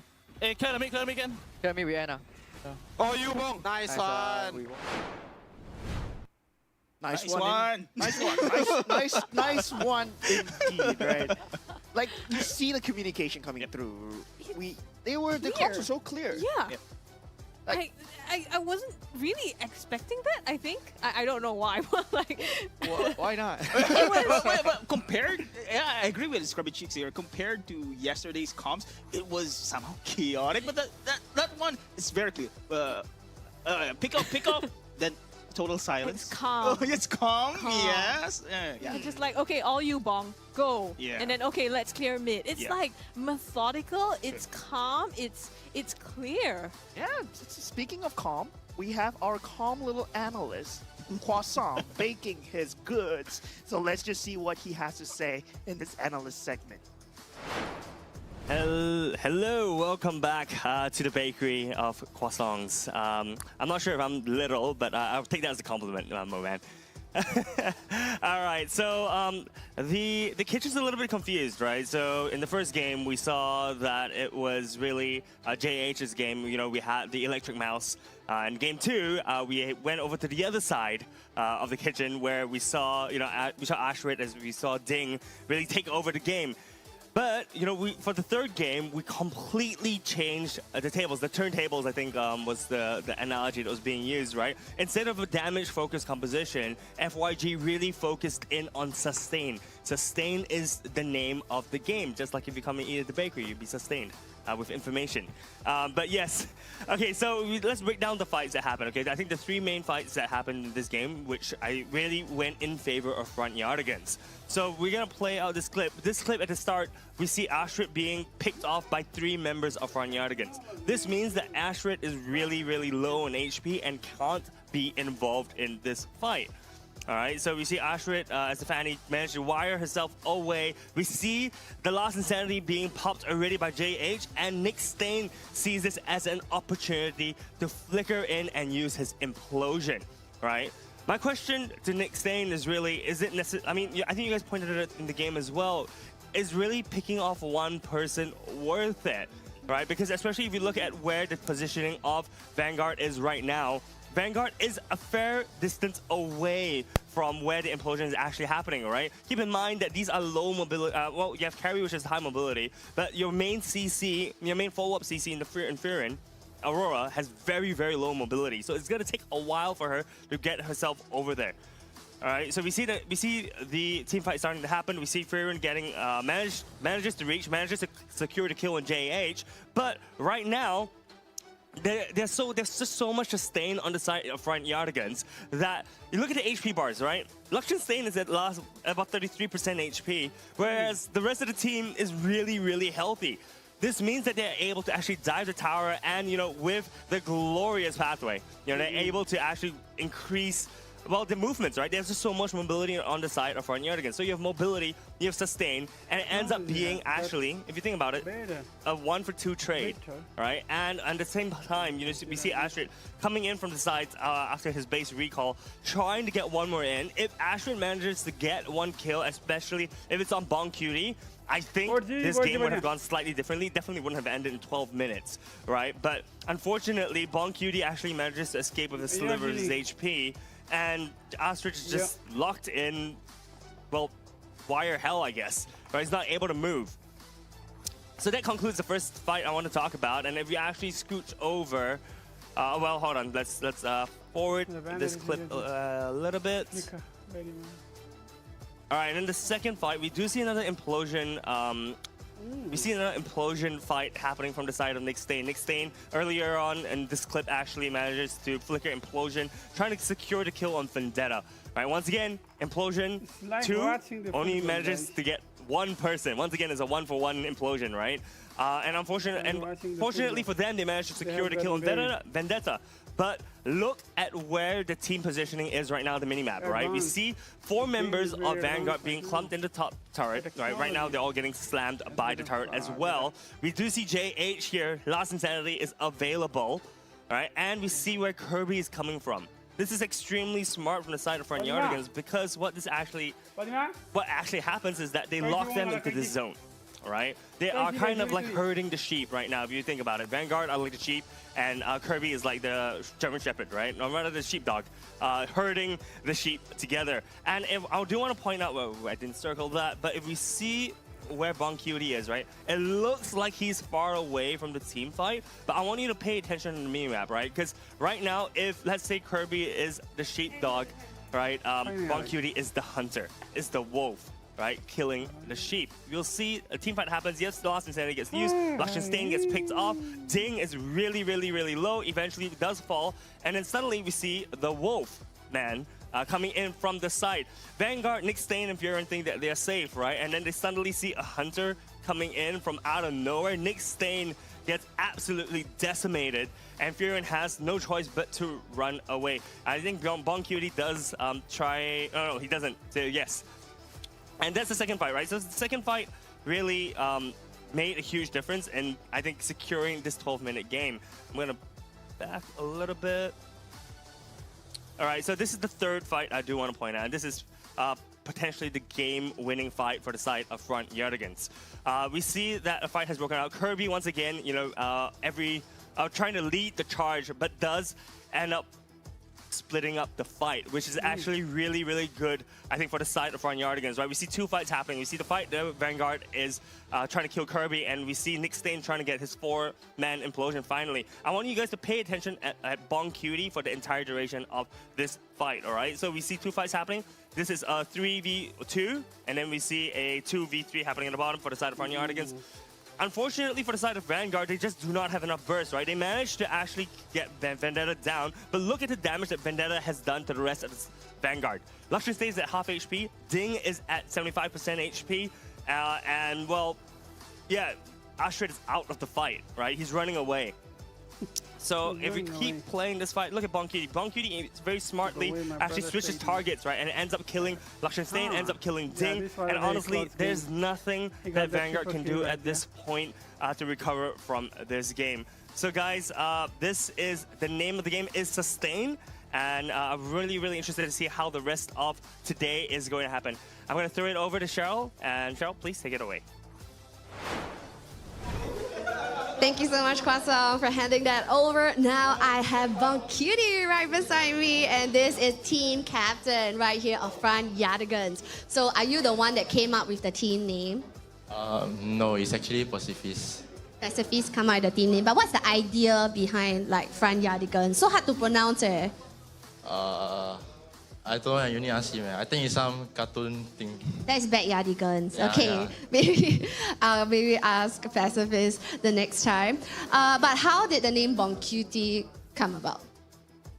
Don't like it. Huh? It's kind of nervous, guys. I'm quite cute. Oh, I also think so. Okay, so they say own self cute, also own self shy. I also don't know what this boy wants. So, okay, so how old are you?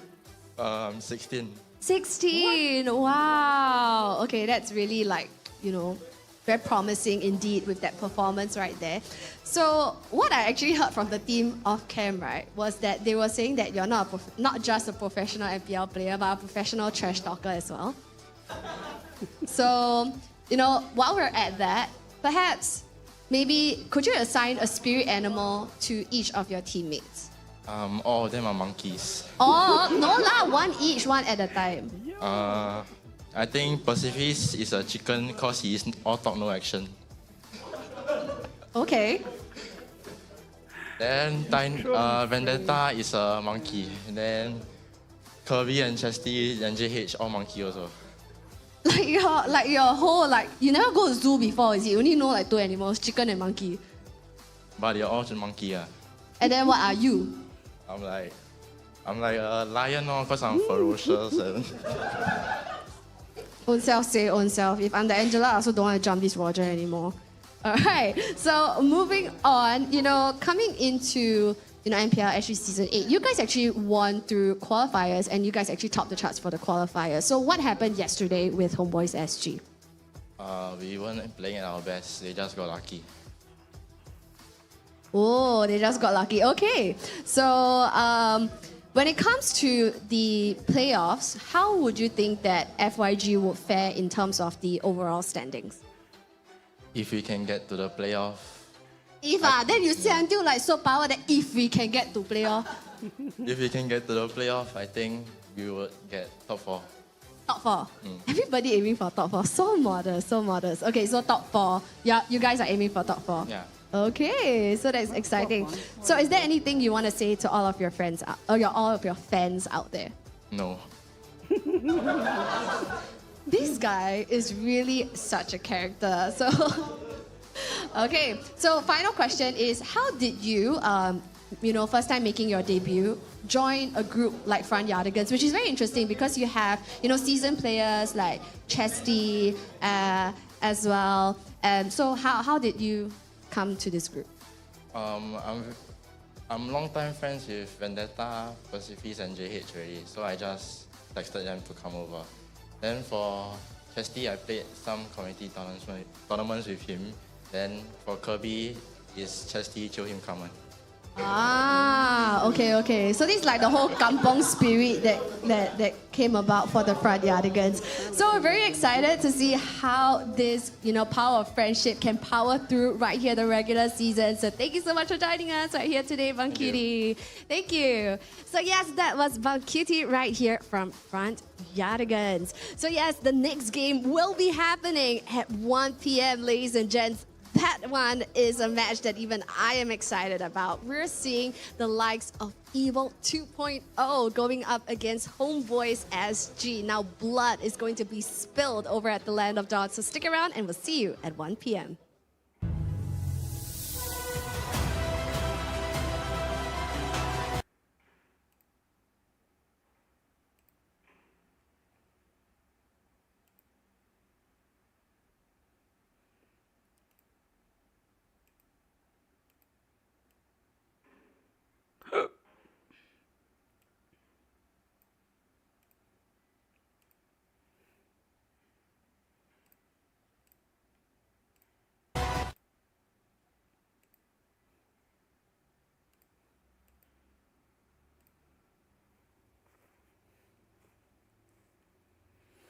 I was kind of making. It's time for a break, guys. Our pride, our patience. 30-minute break.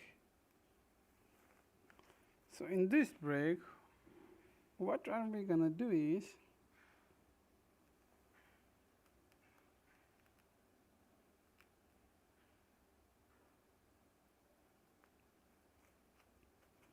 we're gonna play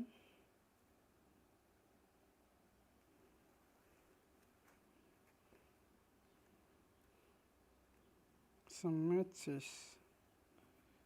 So let's go.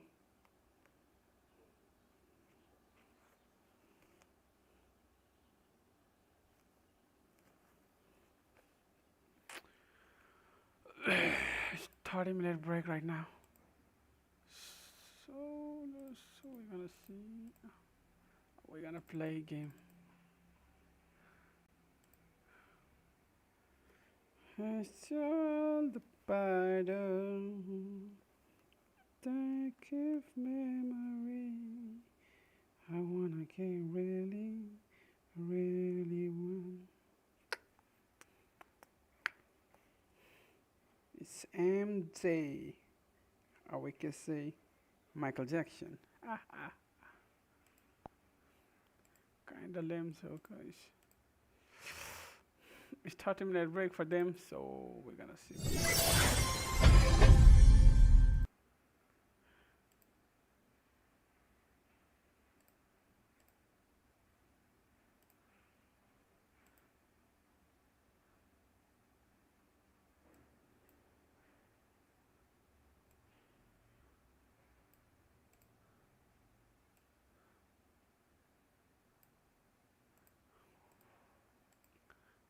Why is this going up? Wasn't there any update? Why though? We all are the part of. I like it, la la la, la la la la la, la la la.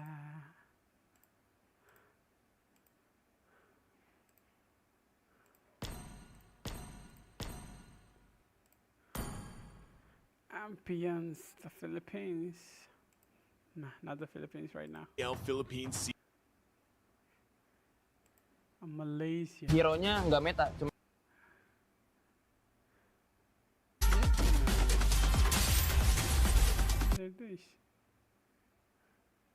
Nice mid, I think. Yeah. It's kinda. So we're gonna play.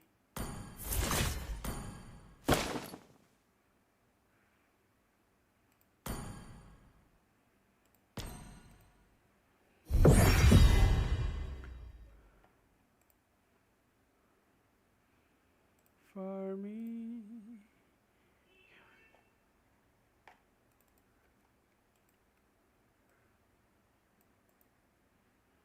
You're the part of.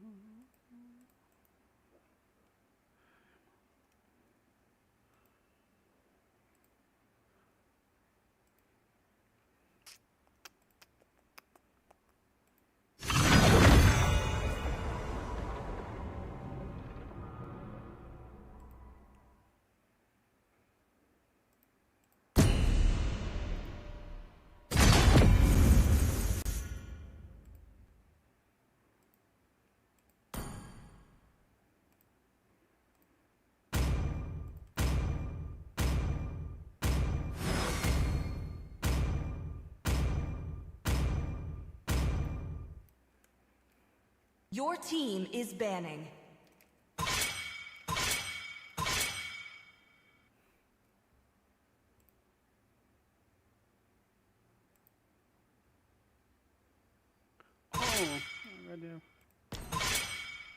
Please ban a hero.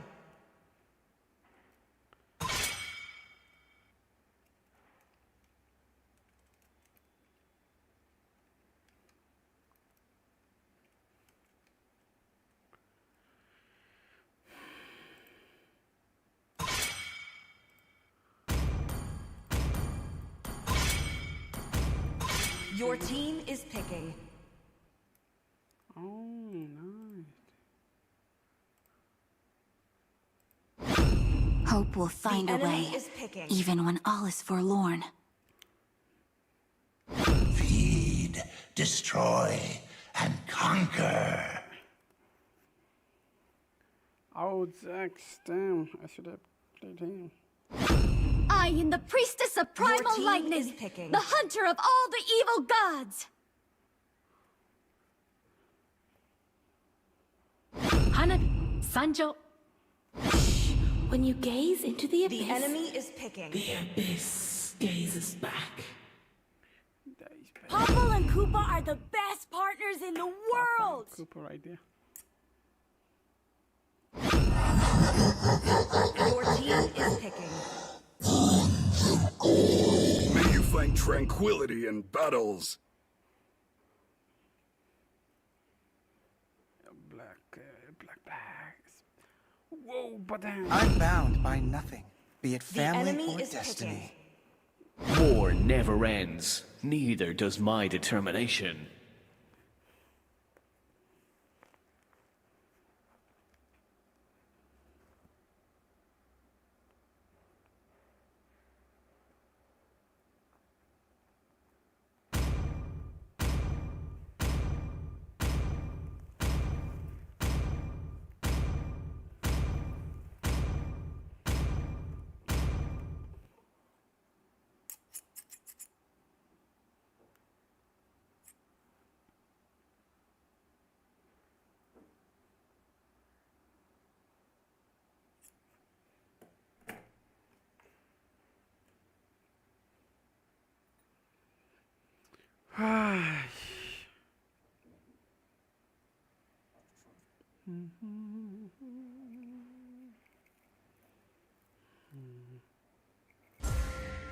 Welcome to Mobile Legends! 5 seconds till the enemy reaches the battlefield. Smash them! All troops deployed! Till Richburg breathes again.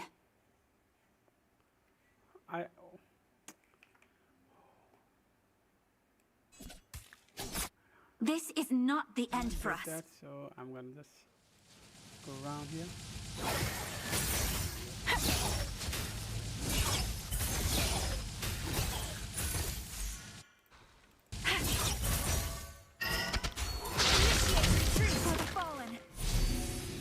Okay. First blood. We can still win. Nice.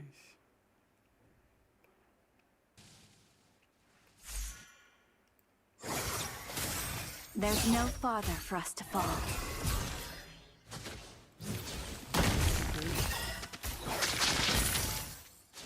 Does it expire? There are memories time does not erase. Launch attack!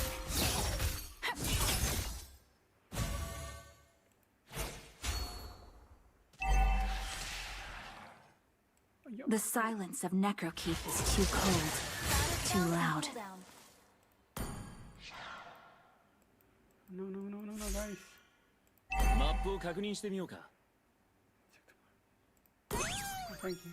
Thank you so much, best friend. Launch attack!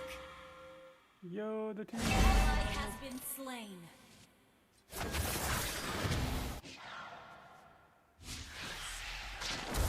Tears and laughter. Such a graces. An enemy has been slain.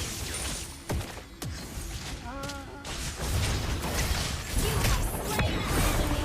Think twice before you lay your fingers on us. So much, I need to tend to my people. An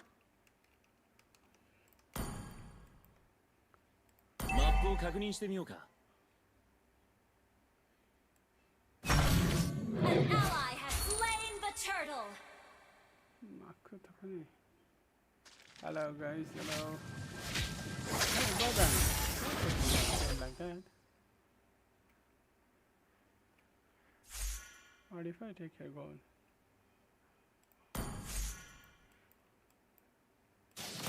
I was supposed to marry him. We hold our ground. Has been slain.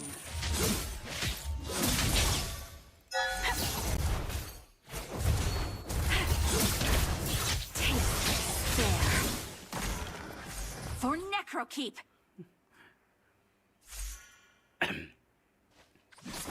The MPL will start soon, guys, so I'm gonna just play game. Mind your steps, visitor. For Necrokeep is cold and hostile.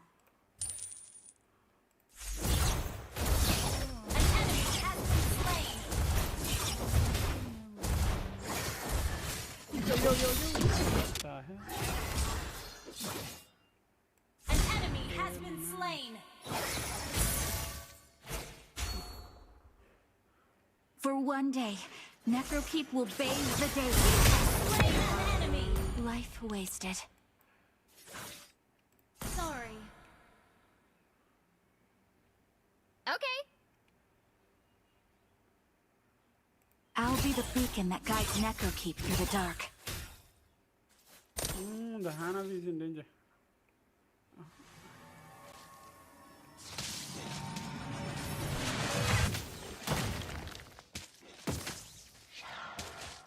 Build farm. Nice. Oh no. Initiate retreat. Not we're not gonna take it fine right now. Hey yo yo.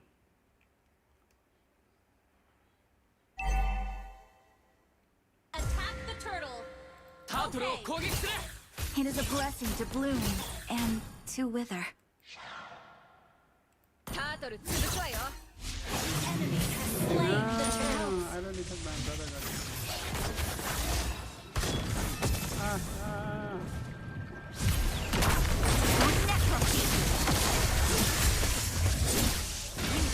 Slain. Good, danger. Goofy like that.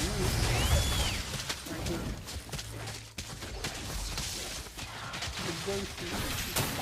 Killing spree. Despair will be dispelled. For one day, Necrokeep will bathe the spree.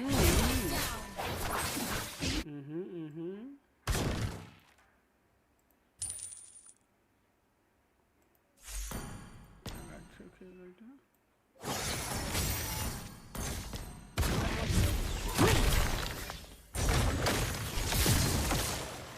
I'm gonna get killed already. Good kill, huh? I might just take a look in the MM lane.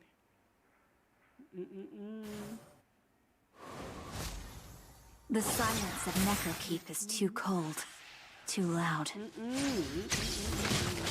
We hold our ground.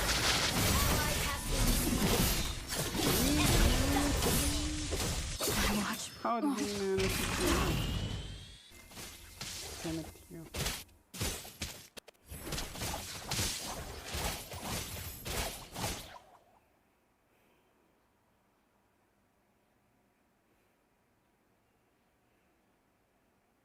Such a painful goodbye.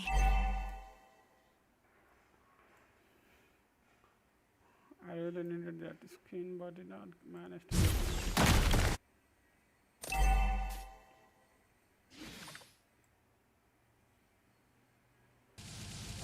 I was supposed to marry him in this gown. Shut down. No, the An ally has been slain.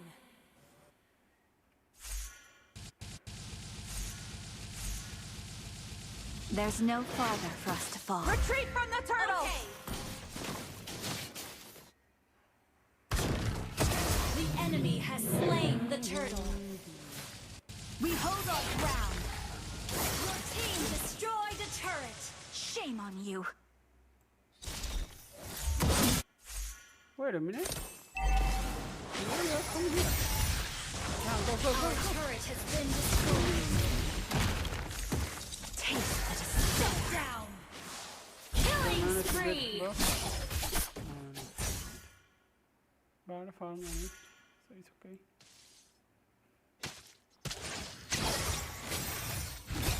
There are memories time does not erase.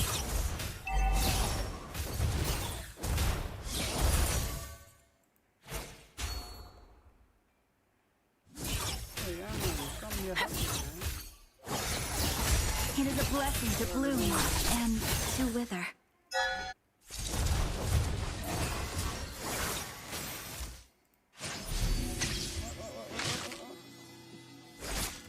How the hell is he done? We hold our ground. An ally has been slain.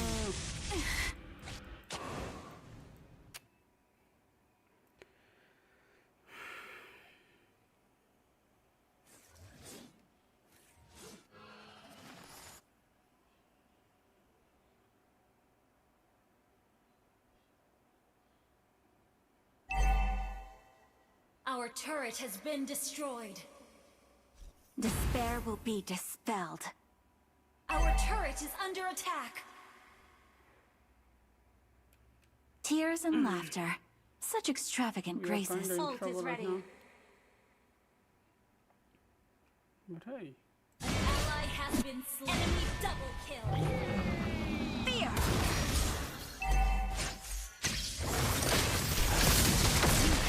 slain.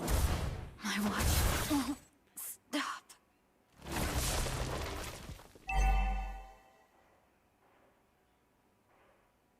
Our turret is under attack. Gold. Our turret has been destroyed. Our turret is under attack.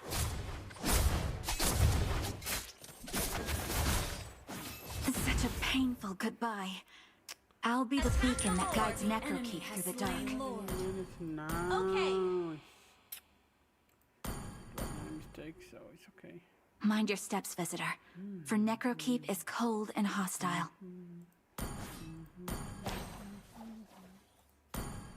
This is not the end for us.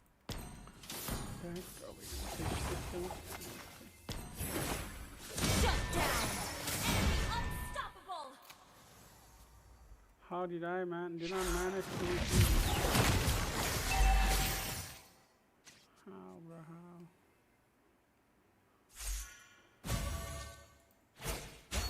We just killed. Can you wanna come? No, don't do Enemy double kill. Our turret is under attack. Our turret has been destroyed. For the fallen. Our turret has been Get the kill, bro. destroyed. Get the kill. No. What are they doing, man? Should have got the kill.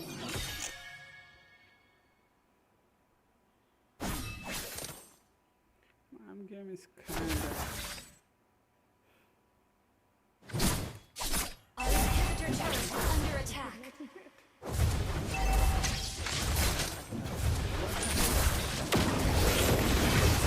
Despair will be dispelled. An enemy has been slain. Our turret has been destroyed.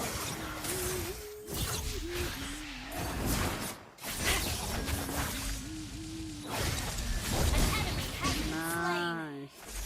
That was a pretty damage. Intense damage. Mind your steps, visitor. For Necrokeep is cold and hostile.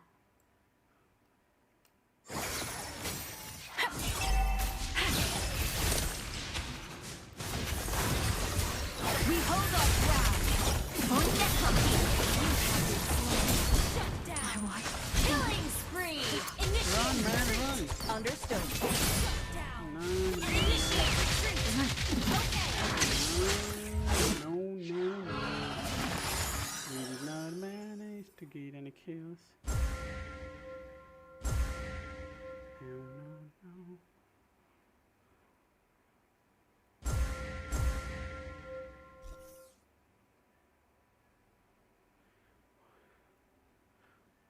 Such a painful goodbye.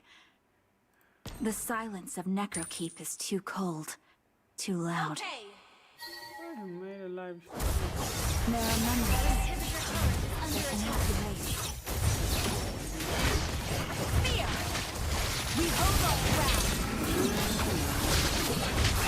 Why always me? The turret is under attack. John behind. What the hell is Hannah doing?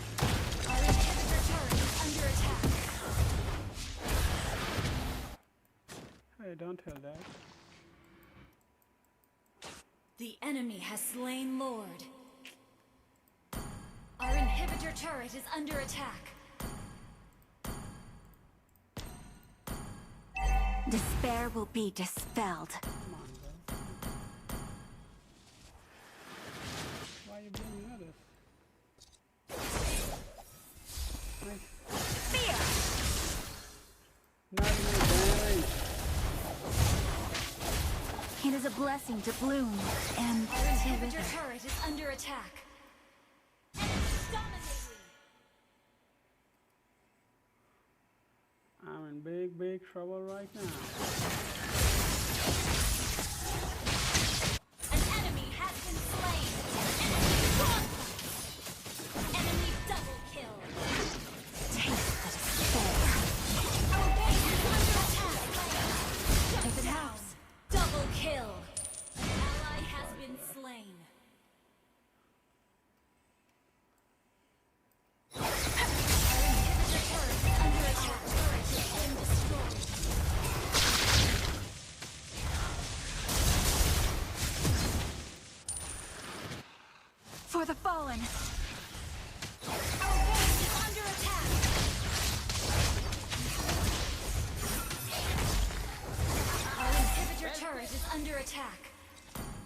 turret has been destroyed. Taste the despair.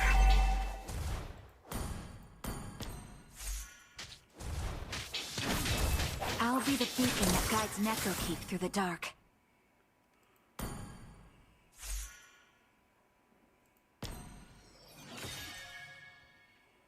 Don't go, man. Don't go right now. Tears and laughter. Such extravagant graces. Stay out of base. No. An enemy has been slain. An ally has been slain. We hold our ground. You have slain an enemy. Has been slain. Ally has been slain. Back up, back up, back up.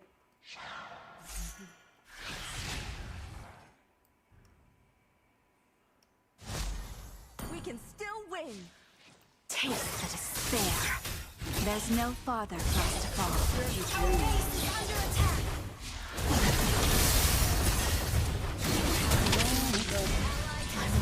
You have slain an enemy.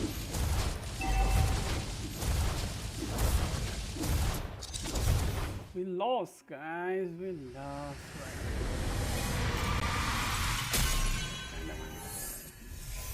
Defeat.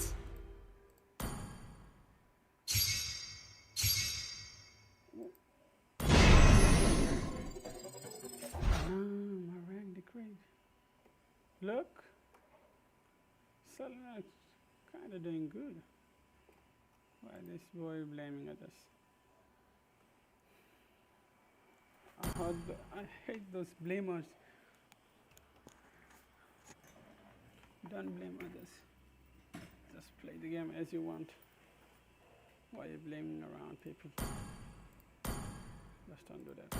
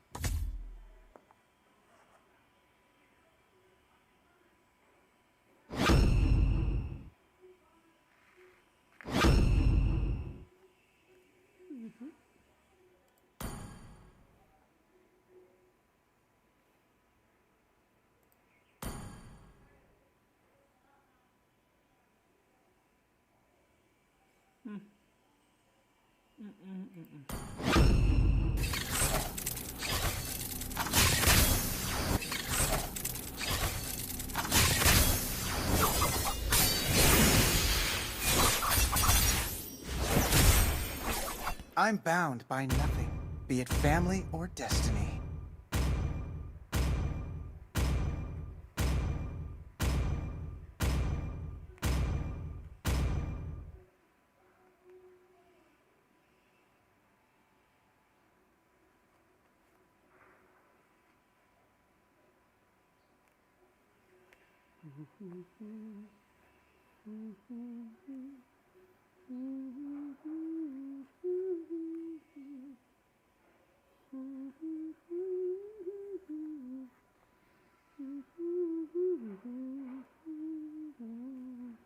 Welcome to Mobile Legends.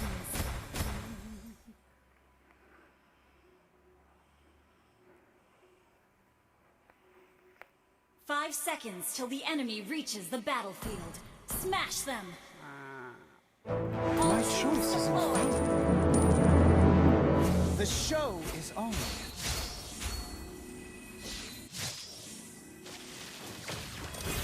First blood.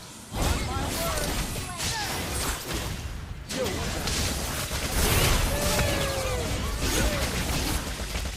Double kill.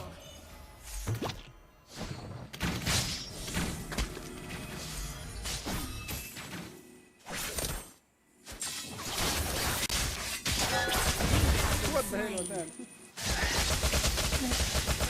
Target. The result will be different this time. An ally has been slain. A bit of arbitrariness won't hurt anybody. An ally been slain. An enemy has been slain. Off with you.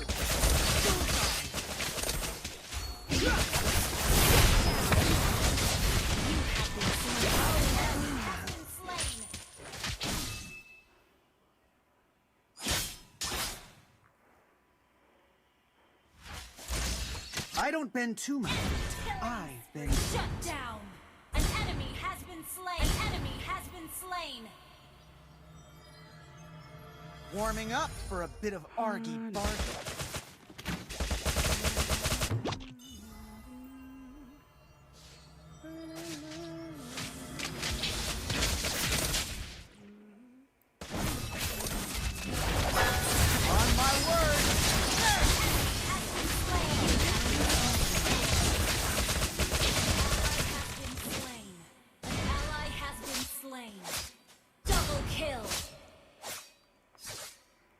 The result will be different this time.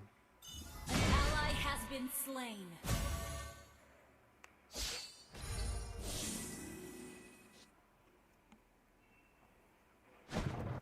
Keep your opinions to yourself, thank you. An enemy has been slain. An ally has been slain. An enemy has been slain. Double kill. Try and escape? Off with you! Killing spree!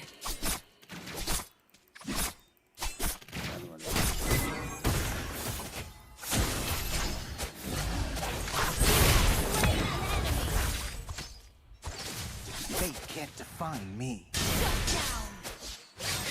Bullseye! Enemy double kill! Enemy has been slain! Enemy triple kill! Our turret is under attack! I don't bend Our too much. turret has been destroyed. I bend it. On my word!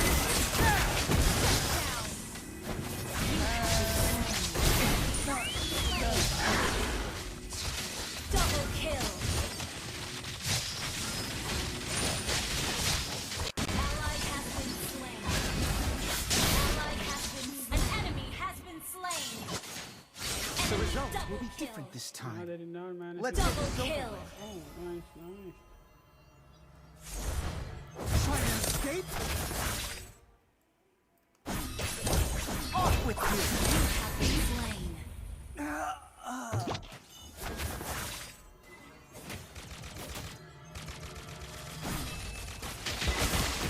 Ally has been slain.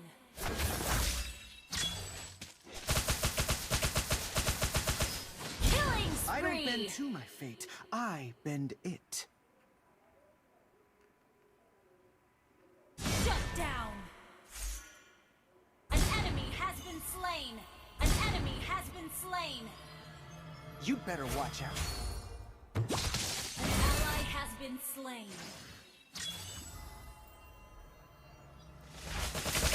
On my word! Slain an enemy! Watch my blade! Where is our minion? Your team destroyed the turret!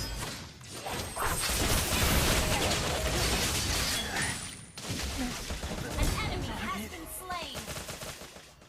An enemy has been slain! Kind of bad. Shut down! Double kill! Ally has been slain.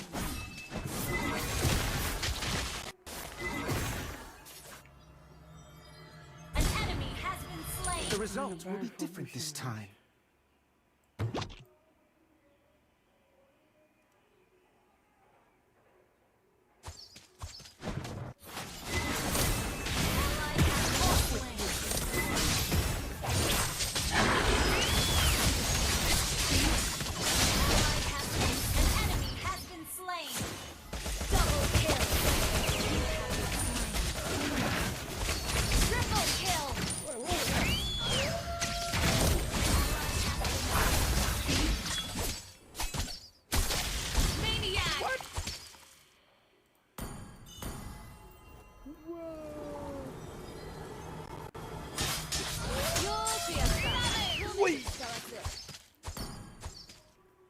I don't bend to my fate. I bend it. Good game.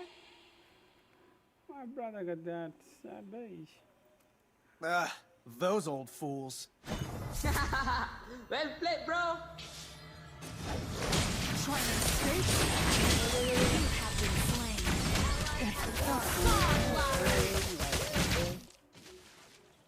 What the?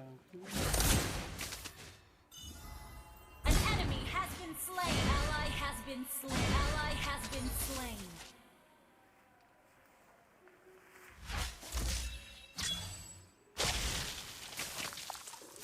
Legendary. The result will be different this time.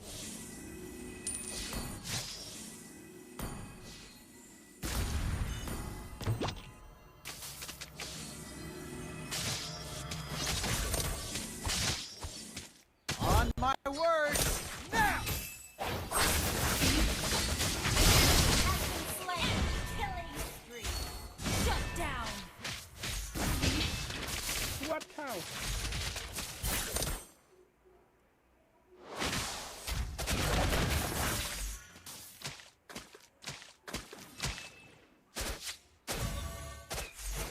Now begins the fun part. Off with you! Bullseye!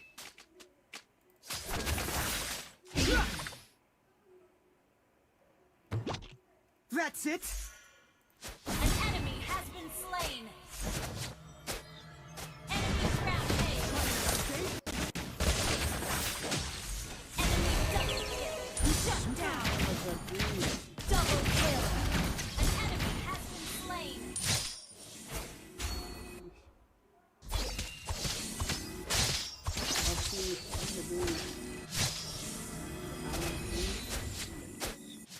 Your team destroyed a turret. I don't even know what I'm playing.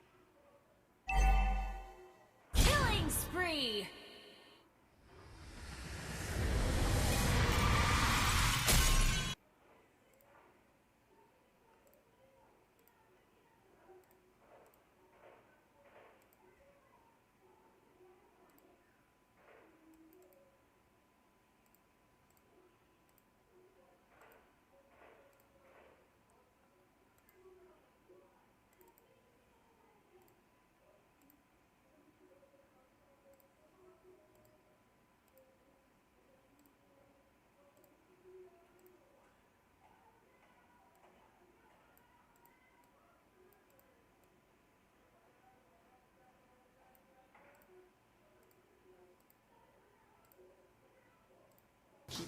Back as well, but they finally have a coach. Jays is very excited that we finally have a coach. And Homeboys completely revamped as well. As they said, Evo 2.0, right? The game has patches as well. And Homeboys has a new patch, right? It's a completely new roster coming in. And Astro has been looking really good. But let's talk about Team Evil first. May, it's a completely different lineup from what you used to see. Yeah, you Powerful, only Sailor? see two people, like you said, Powerful and Sailor from the previous roster, but the rest, Ken, Boyet, and Marky, completely new.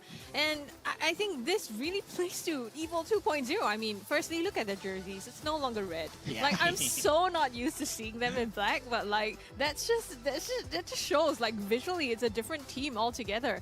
And I think we can see that it's made such a difference. Powerful transiting into the roam instead of the jungle as well has been huge for them. And we were saying that on this utility jungle, he would be suited on that roam position, right? But then we have the other side, we have the Homeboys, who will be on screen. Deadeye, what do you have to say about them? Man, Homeboys SG just showed great performance yesterday against the side of front Yardigans, and we all expected that, of course, Homeboys SG will be somehow in the disadvantage, disadvantage on that end, but they showed us that they can really now come up and come back to life there. This lineup right now, Hazard on the EXP, Astro on the jungle, Ryzen here in the mid, Kazuya in the roam, and Marcus on the gold. This lineup of rookies right now we're seeing here as have played to perform here. They are now getting into this league to actually show us that we are not the underdogs here. They must win this series. And against Team Evil, this is a game that they must show us that they can really be at par at this kind of level. Yeah, and most of these teams, right? Kazuya is a community player, right? He's known very well in the community for winning a lot of headsets in the community tournament. But they now have the likes of Astro, they now have the likes of Marcus, and let's just see how well they synergize and what they have to say about each other in this head-to-head video. For Homeboys, I think I didn't expect them to qualify because they're all almost new people inside, so I'm not sure who are they, so I actually didn't predict they will qualify this season. As for Homeboys, I think what I will look out for is maybe their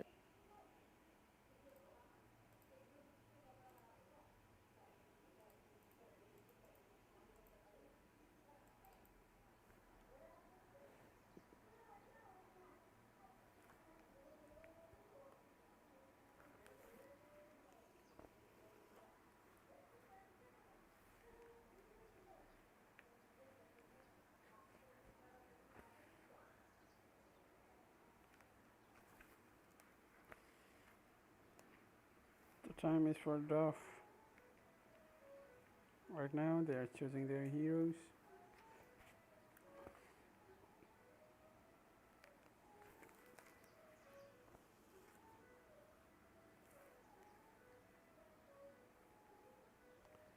So we're gonna see how that's gonna happen.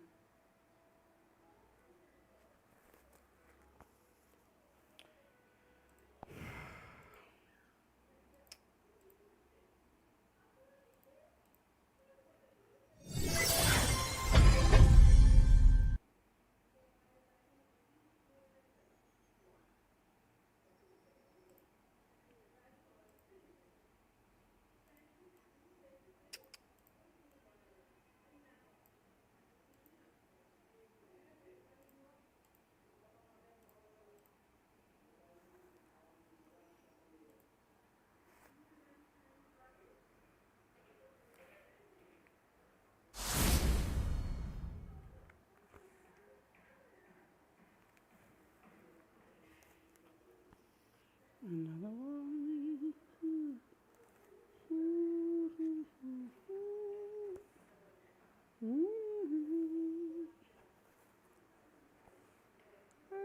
Another one.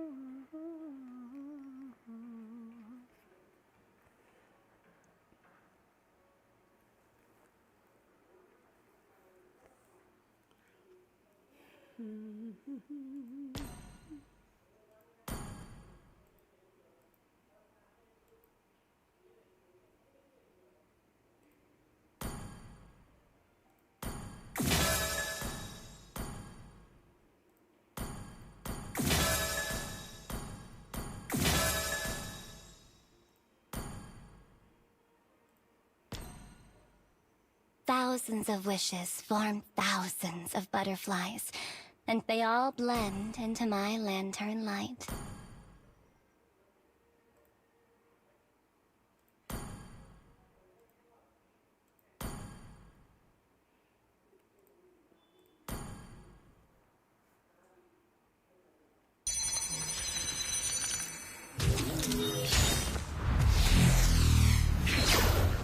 Saber, you're all unforgivable.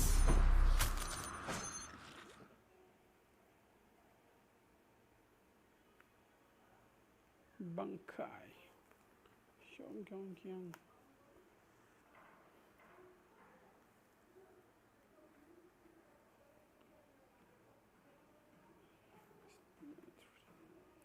Motivation Gracia.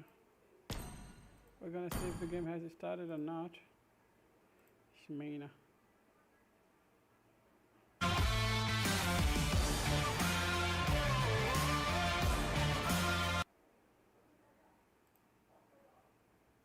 Origens e conexões.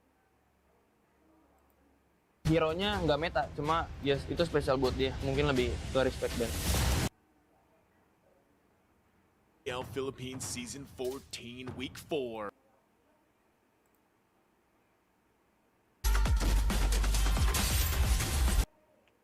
Or Singapore. it feels like the roam is more suited for him. And now we have it, the newest update for Powerful. He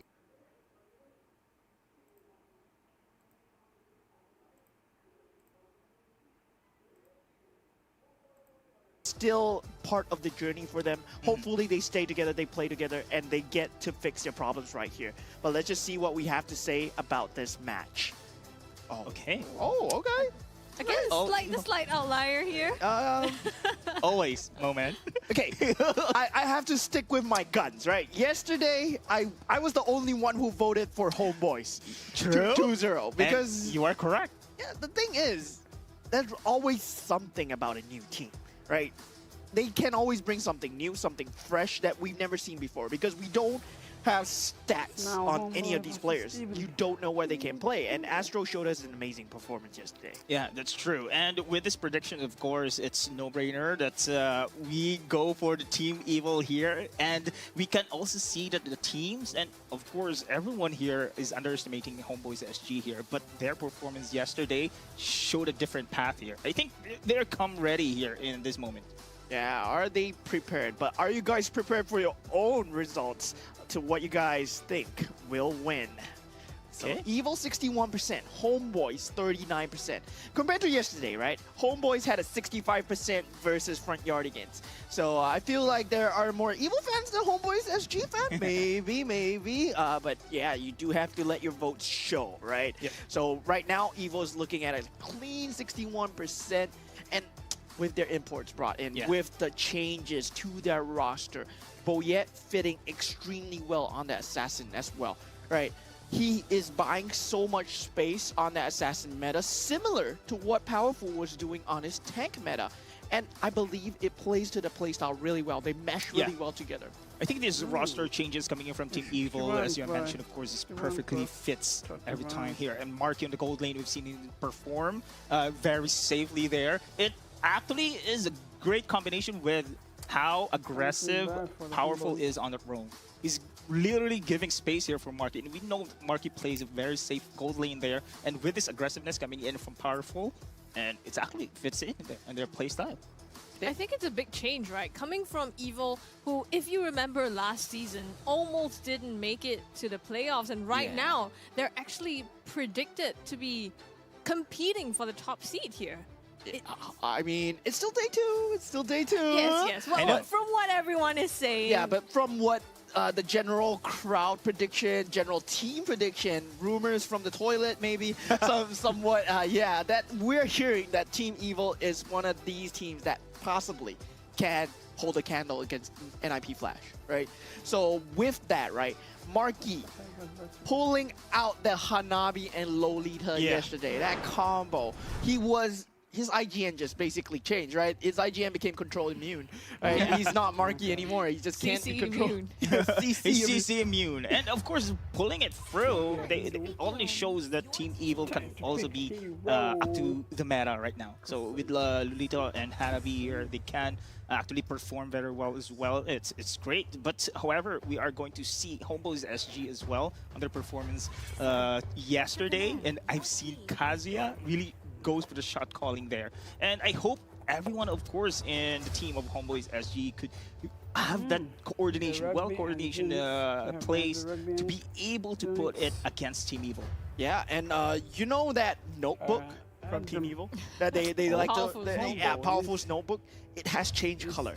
This season it's blue color, and they are pulling it out during this regular season. So usually that notebook only comes out during the playoffs, right? That notebook is like the Death Note. But now Carrot is holding that notebook, and he's wielding it straight away during regular season. So the power is fully out for Evil at this point, but we do have the bans already coming in. Trusin, Ruby will be taken out, Chip, Fanny as well. Edith will be the final ban coming in from Evil. But that means, a lot of meta picks. A lot of things in the pool. Indeed, I think Hylos is still pretty much open here. I'm not sure if Homeboys SG going to prioritize this pick, this ban rather, but we have seen the trend that EXP Heroes has been the first priority pick when it comes to the drafts here. And Team Evil, with Boyette joining in, it's a great test to Astro's performance as well. Yeah. You have mentioned, of course, Astro from Homeboys SG yesterday did a pretty good job, and he did actually here. And if he performs very well, and that was an interview from Cheryl yesterday as well, if Astro will be able to pull it through consistently on his game, I think he'll be a main 5-man here. Yeah, and looking at that last ban, right? Astro versus Boyet. This issue here, the Hayabusa has been taken out, so it will definitely be Assassin versus Assassin because these two, I mean, that's what we've seen from day one so far. But if they bring something to be versatile, some duality in their role playing, it might just shake things up. But now Hylos will be the first pick for Evil.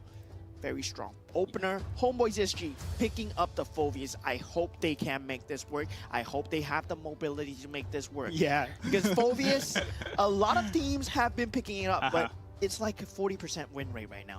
Indeed, but still it is going to be in the meta here, and now they're going to go for the Nolan. And I thought it is going to be a limp pick, but the Nolan has been secured here. It only shows that Homeboys SG going to transition here for Astro's performance as well. As you mentioned a while ago, Assassin versus Assassin play we are going to expect between these two teams. Will it be Astro going up against Boyet be the key to Homeboys SG's performance later on? But with his Hylos pick as well, we can see the sustain is incredibly strong here. It's not, you mentioned of course that it's not really the victory condition picking up the Hylos, but still it proves a lot when it comes to team fight. And yes, Hylos extremely strong with the Roger. That's an undeniable fact because you have the Glorious Pathway enabling the Roger to dive in and dive out as he wishes. And now paired with the Zosk, there's a lot of control going in for Evil. Evil has like the complete dream lineup right now if you think about just zone control in general, right? Hylos having that Glorious Pathway, Dominator's Descent, it's the dream combo. And on top of that, right, if they went for a Harif, it would have been like icing on the cake, but Roger is also extremely strong. Yeah, the Hylos and Zaz. I'm not sure why it was very much open into the side of Team Evil here.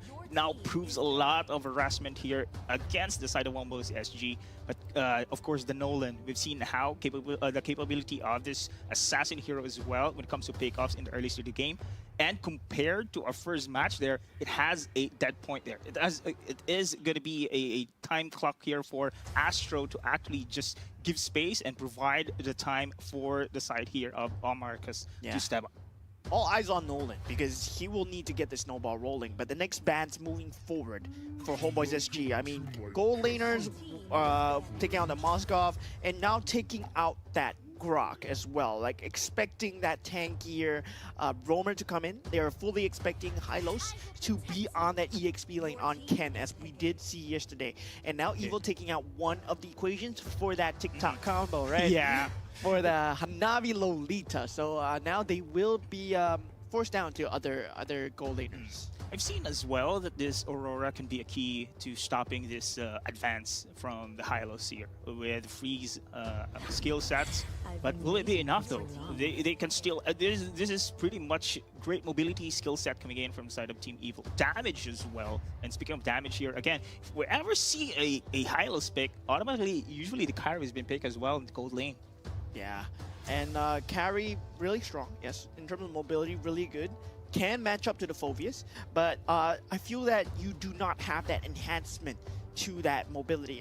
What I would like to see, like something from Homeboys, would be something along the lines of a Matilda, right? Something that can enhance the mobility of the entire team, but that would mean they lack a frontliner. So that's a lot of problems for Homeboys SG to fix.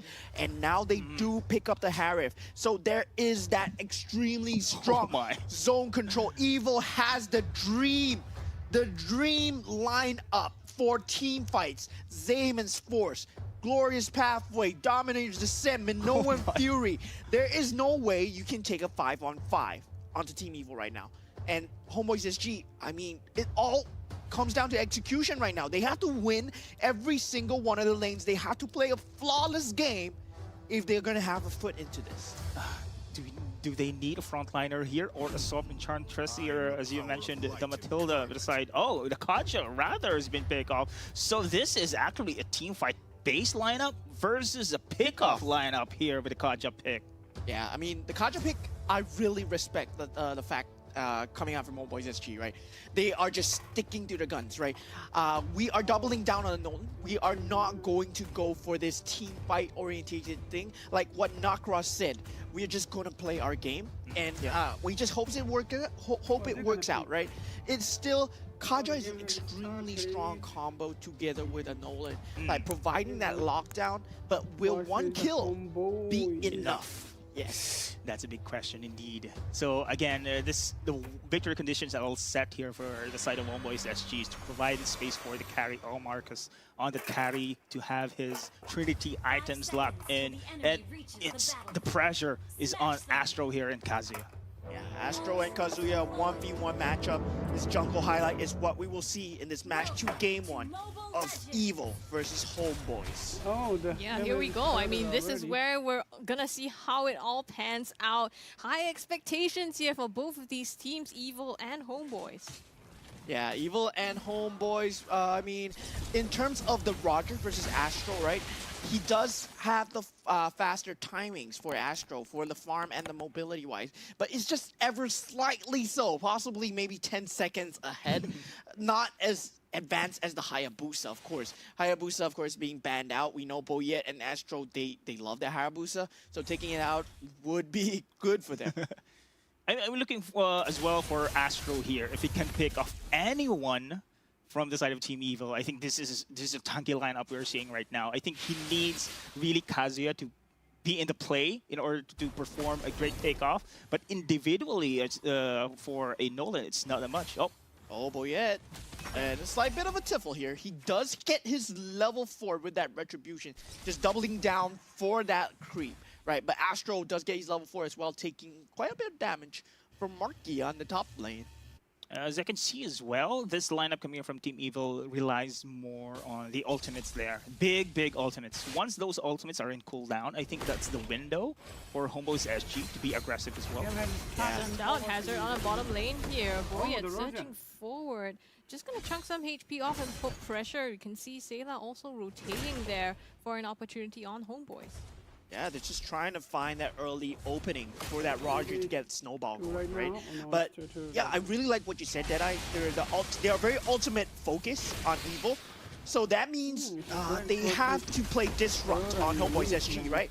Kaja would have to be the first point of contact. If Homeboys SG are not going first, I just see them potentially losing all their team fights. That's true. I think they should have the advantage if they are going to have the pick up first. But meantime, here the turtle is now in action here. Yeah, Glorious halfway already popped to go in deep onto Ryzen and Kazuya actually, and that creates so much space. But the blink and the Divine Judgment gets Sayla.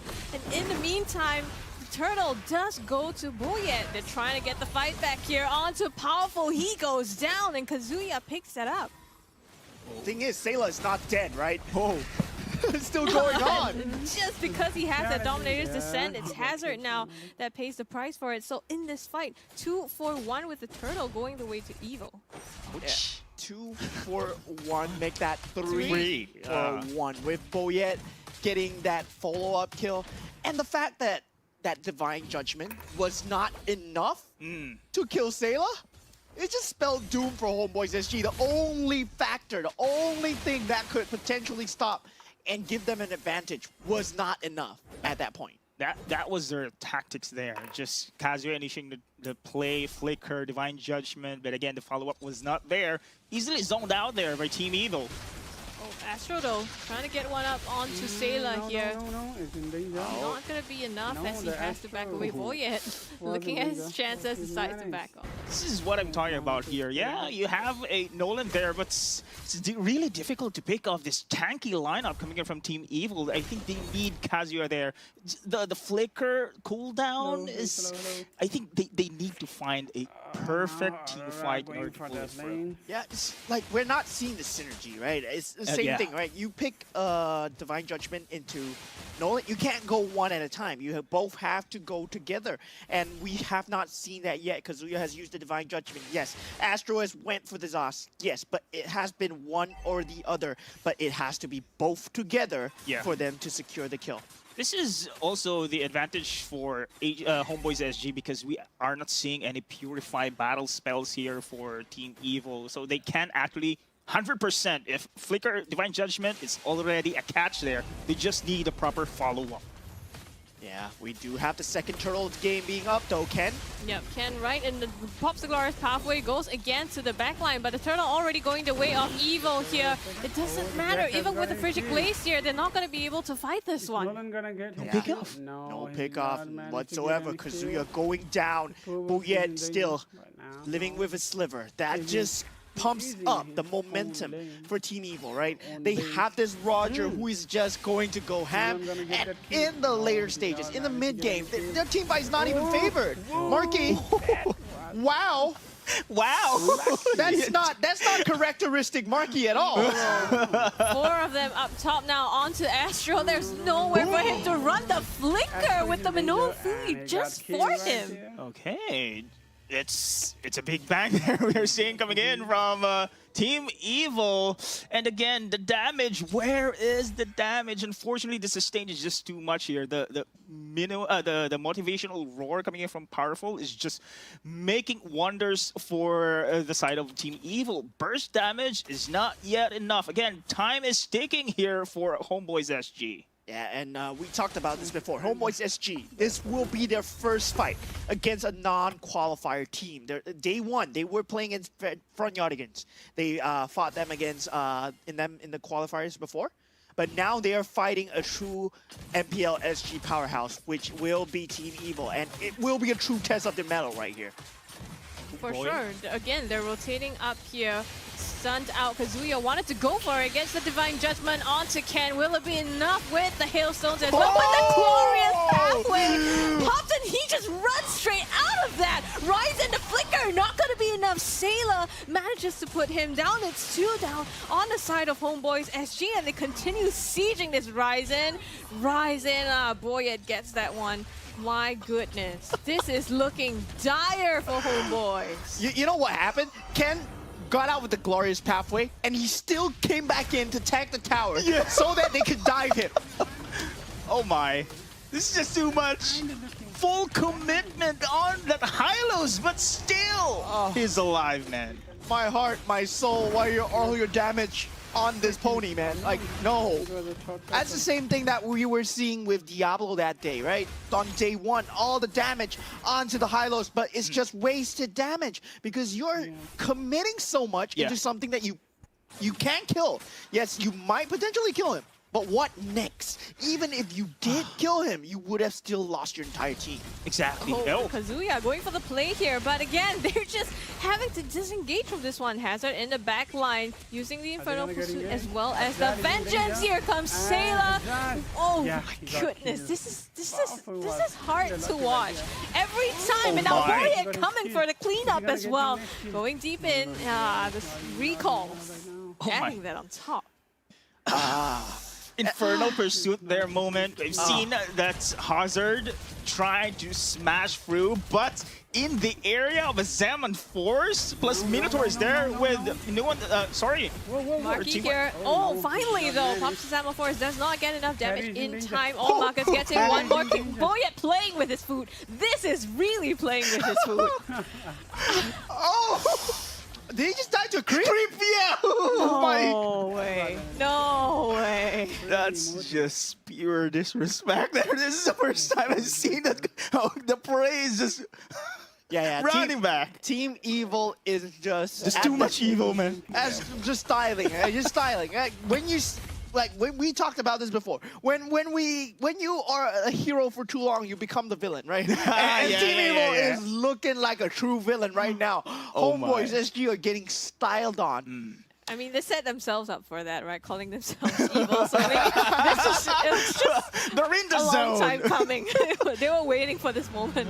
Okay. Well, look at Homeboys. So I mean, they're gonna play their game, right? All Ken with the glorious pathway here gets Divine Judgment onto him again, soaks up everything, and here comes Evil, the Minoan Fury in the back line. Does not let up. Kazuya goes down. The next to go is Hazard as well. Homeboys SG. Oh my goodness. I mean, oh my goodness. Hylos does everything a Phoveus can do, but better. Right? But better. And this horse is just proving to be a menace. But given the fact that you let all these heroes out in the draft. You gave them a Hylos. Yeah, you man. gave them a Zask. And on top of that, a Harif on top. That's the dream. That's the dream right there. You can put Boyet in any other assassin and he would still be styling on you. You can put Powerful on any other roamer and he would still be styling on you. You gave them the 3 pieces of the puzzle that could have potentially destroyed your team. This is why you banned the meta heroes as well, because meta heroes perform great in this patches, and we have seen that one twice already. That's the side of Homeboys SG trying to pick off anyone there, the Hylos specifically here, but to no avail. All resources been expended for nothing. Yeah, and now their only hope, right, is everyone, Kazuya, Divine Judgment on the Zask. And they managed to get that 4v5 situation. But still, they are wasting their damage on Ken. At this point, Ken drop the Glorious Pathway and go in and out as he wishes. Yep, they get the turret, and I think they still get the objective at the end of the day, as much as Homeboys has tried to defend this. And honestly, this is just really hard to watch. It is, to be honest. To be honest, Glorious Pathway there, after the duration goes off, the Summon Force been laid down. So many things, layers after layers of zoning capability. And on top of that, the Dominator Descent was not needed to be Yeah, exactly. There's another thing on top. Then on top of that, behind that, if you want to initiate off that, there's a Minoan Fury waiting for you. Yeah. So, yes, there is no way. I mean, if Homeboys SG find that, even that perfect team fight, right? They have to wait for at least 6 to 7 mistakes from Evil before they can start mounting a comeback. But as Team Evil right now performing, they are indeed have this coordination, great coordination here, especially in team fights. They know their cooldowns, they know where to follow up this skills as well. And there you go, again. Glorious Pathway once again. This time they zone them out to get the tier 1 turret, inhibitor turret here, and make quick work of it. Just like that. Just a simple Glorious Pathway and Summon Force for escape, and not even a single attempt there for Homeboys SG to defend the base. And this is the lineup, like similar to the lineup that Team Evil won Team Bleed with, right? So they took down one of the powerhouses from MPL SG, and yet Homeboys SG are giving this lineup to Team Evil. So I'm smelling a conspiracy here. Like, I'm just smelling a conspiracy. Everyone is giving it to Team Evil just to make them think that, yeah, we're good, we're so good because we have high lows and everything. Then actually, when we go to the playoffs, we ban them out. That's gonna happen, that's gonna happen. I'm just hoping it's a huge conspiracy. Because teams can't be doing this. Exactly. They can't be doing this on purpose, right? Yeah, Right. Evil getting Lord here for free completely, totally expected of them. Okay, it's not over till it's over, right? So thought experiment. If you were Homeboys SG, what are you gonna do? I would love to have this hope up, to be honest, Scrubby Cheeks, but at this moment, even turret takedowns is non-existent here for the side of Homeboys SG. Now, the siege upcoming here. Yeah, the Lord already marching in here. The knockup from Powerful as well. Glorious Pathway, they're just crumbling in onto Homeboys SG. Stunned out in the backline, has to back out. Divine Judgment suppresses Ken, but to what extent? How does this help them defend it as they come crashing into the base? Team Evil looking to end this one. Marky goes down. They're just stalling this out, but they do take game number 1 in their hands. Evil, super convincingly. Yeah, and Evil showing what they are about, even from the drafting phase. Yeah. On the get-go, I felt that, yeah, it was all in Evil hands, and they had to do so much. Homeboys SG, they were hoping for that mistake from Team Evil. But Evil did not show any signs of lapsing, right? That there was no space to catch with the Divine Judgment at all. And when they were given that space, they couldn't finish off the Zask. Yeah, I think this also relates to what we've seen on the first series. the counter to assassins is the sustainability as well as tankiness of a hero, and we've seen how tanky the lineup is for the side of Team Evil. They have managed to stop this Kazuya and the Astro combo, and man, we've seen the attempt, but it was there. It was not there. The pickoffs was not there. The damage was not there. Yeah, it just felt very disjointed coming in from Homeboys. It felt like, yeah, there was a clear vision in their draft where they are going for that pick off on the Kaja into the Astro. I feel that execution was like lacking slightly. Communication skills they have to improve, but I guess this is part of the process here at MPL SG. But looking at the MVP for our first game will be Boyet on the Roger. I felt like it was Ken with the Glorious Pathway, but every game I just feel is the high-low, so. I'm kidding you not, I agree with you. There, Mo, the space being given by that Glorious Pathway is just incredible here. But, you know, Boyet has been consistent as well. Yeah. So yesterday he was an MVP because of his aggressive performance on the jungle. Now he did the same thing here, and of course props to his team as a whole. They did a pretty good job when it comes to team fights. Yeah, and I love this, right? Jungle Roger, it's where you belong. Not in the gold lane, in the jungle. It's exactly where you belong. And Evo just proved it, that Jungle Roger is still one of the cream of the crop, right? One of the better premium junglers, even with dealing against a Nolan. Without the Hayabusa, Boyet still performing to such a high degree. But of course, not a very good statistic to tell, given that they were given the exact same lineup that they were playing against Bleed, and now you still give it to them? Oh my god. Man, drafts alone is just really a disadvantage already for the side there of Homeboys SG. I'm not sure, you call this one if they pick the Harith. Yeah. And they did, Dream team. The dream team. And I'm not sure why. It's pretty much open to the hands of Team Evil. The evil magic was there, man.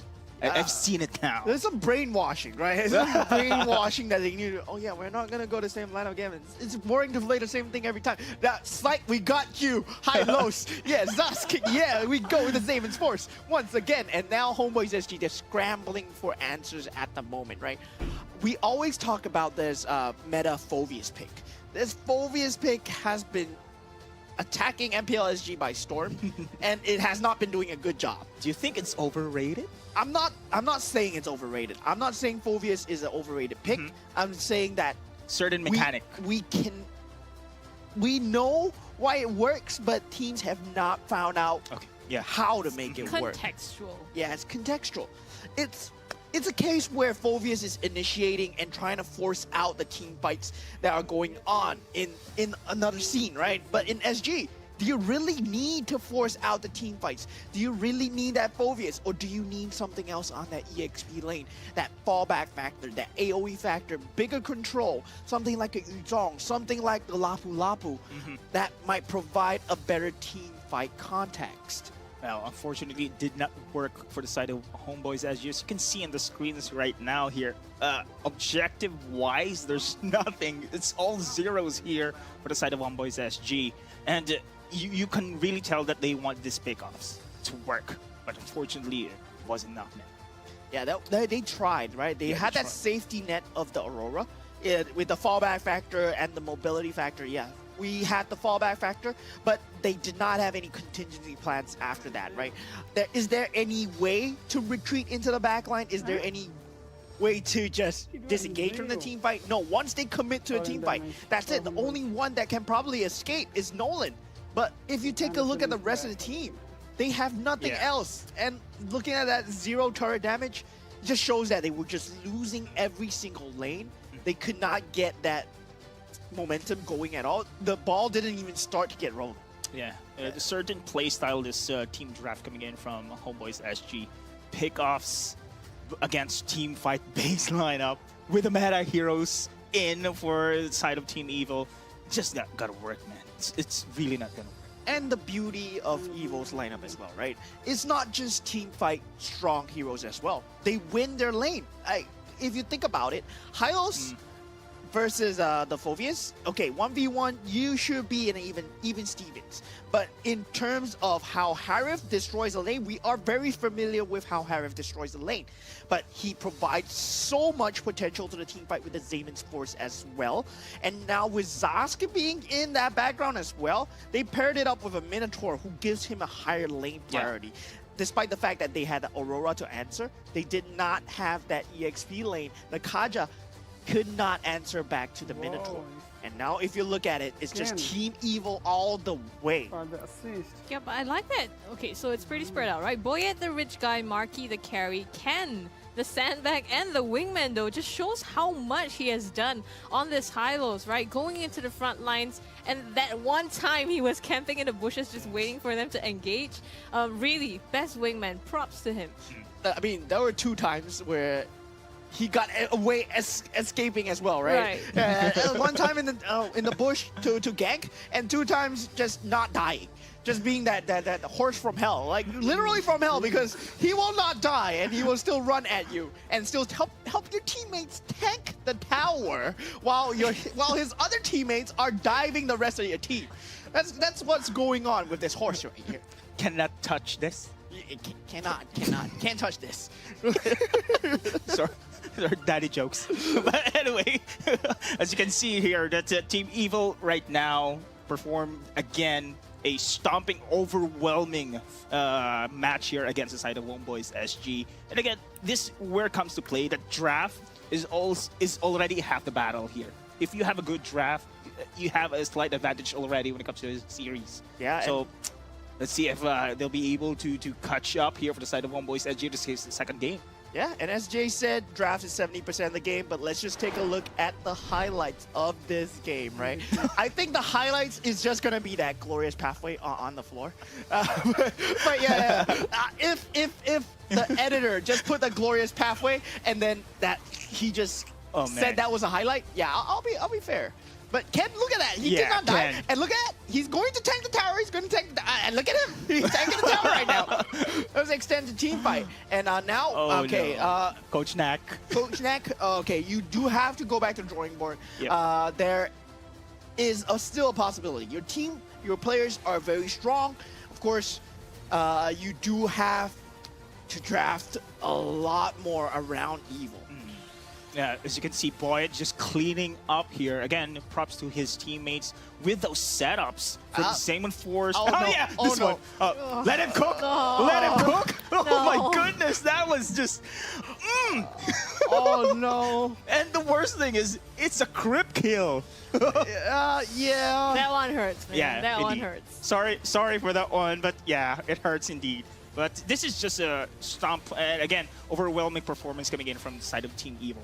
And I mean, I've been watching Marky play all these time, right? And now Marky is running in as a Harif and being like, just threatening him with his own life, dying under tower.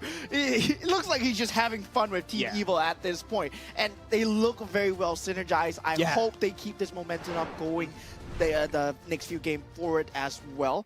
But of course, against the powerhouse teams, it'll be very important, right? It'll be very, very important. I guess really question to Coach Nakra, right? Like, yes, Yes. you play your own game, but like, to what extent do you stop that and like look at your enemy's team, and where is the balance in that?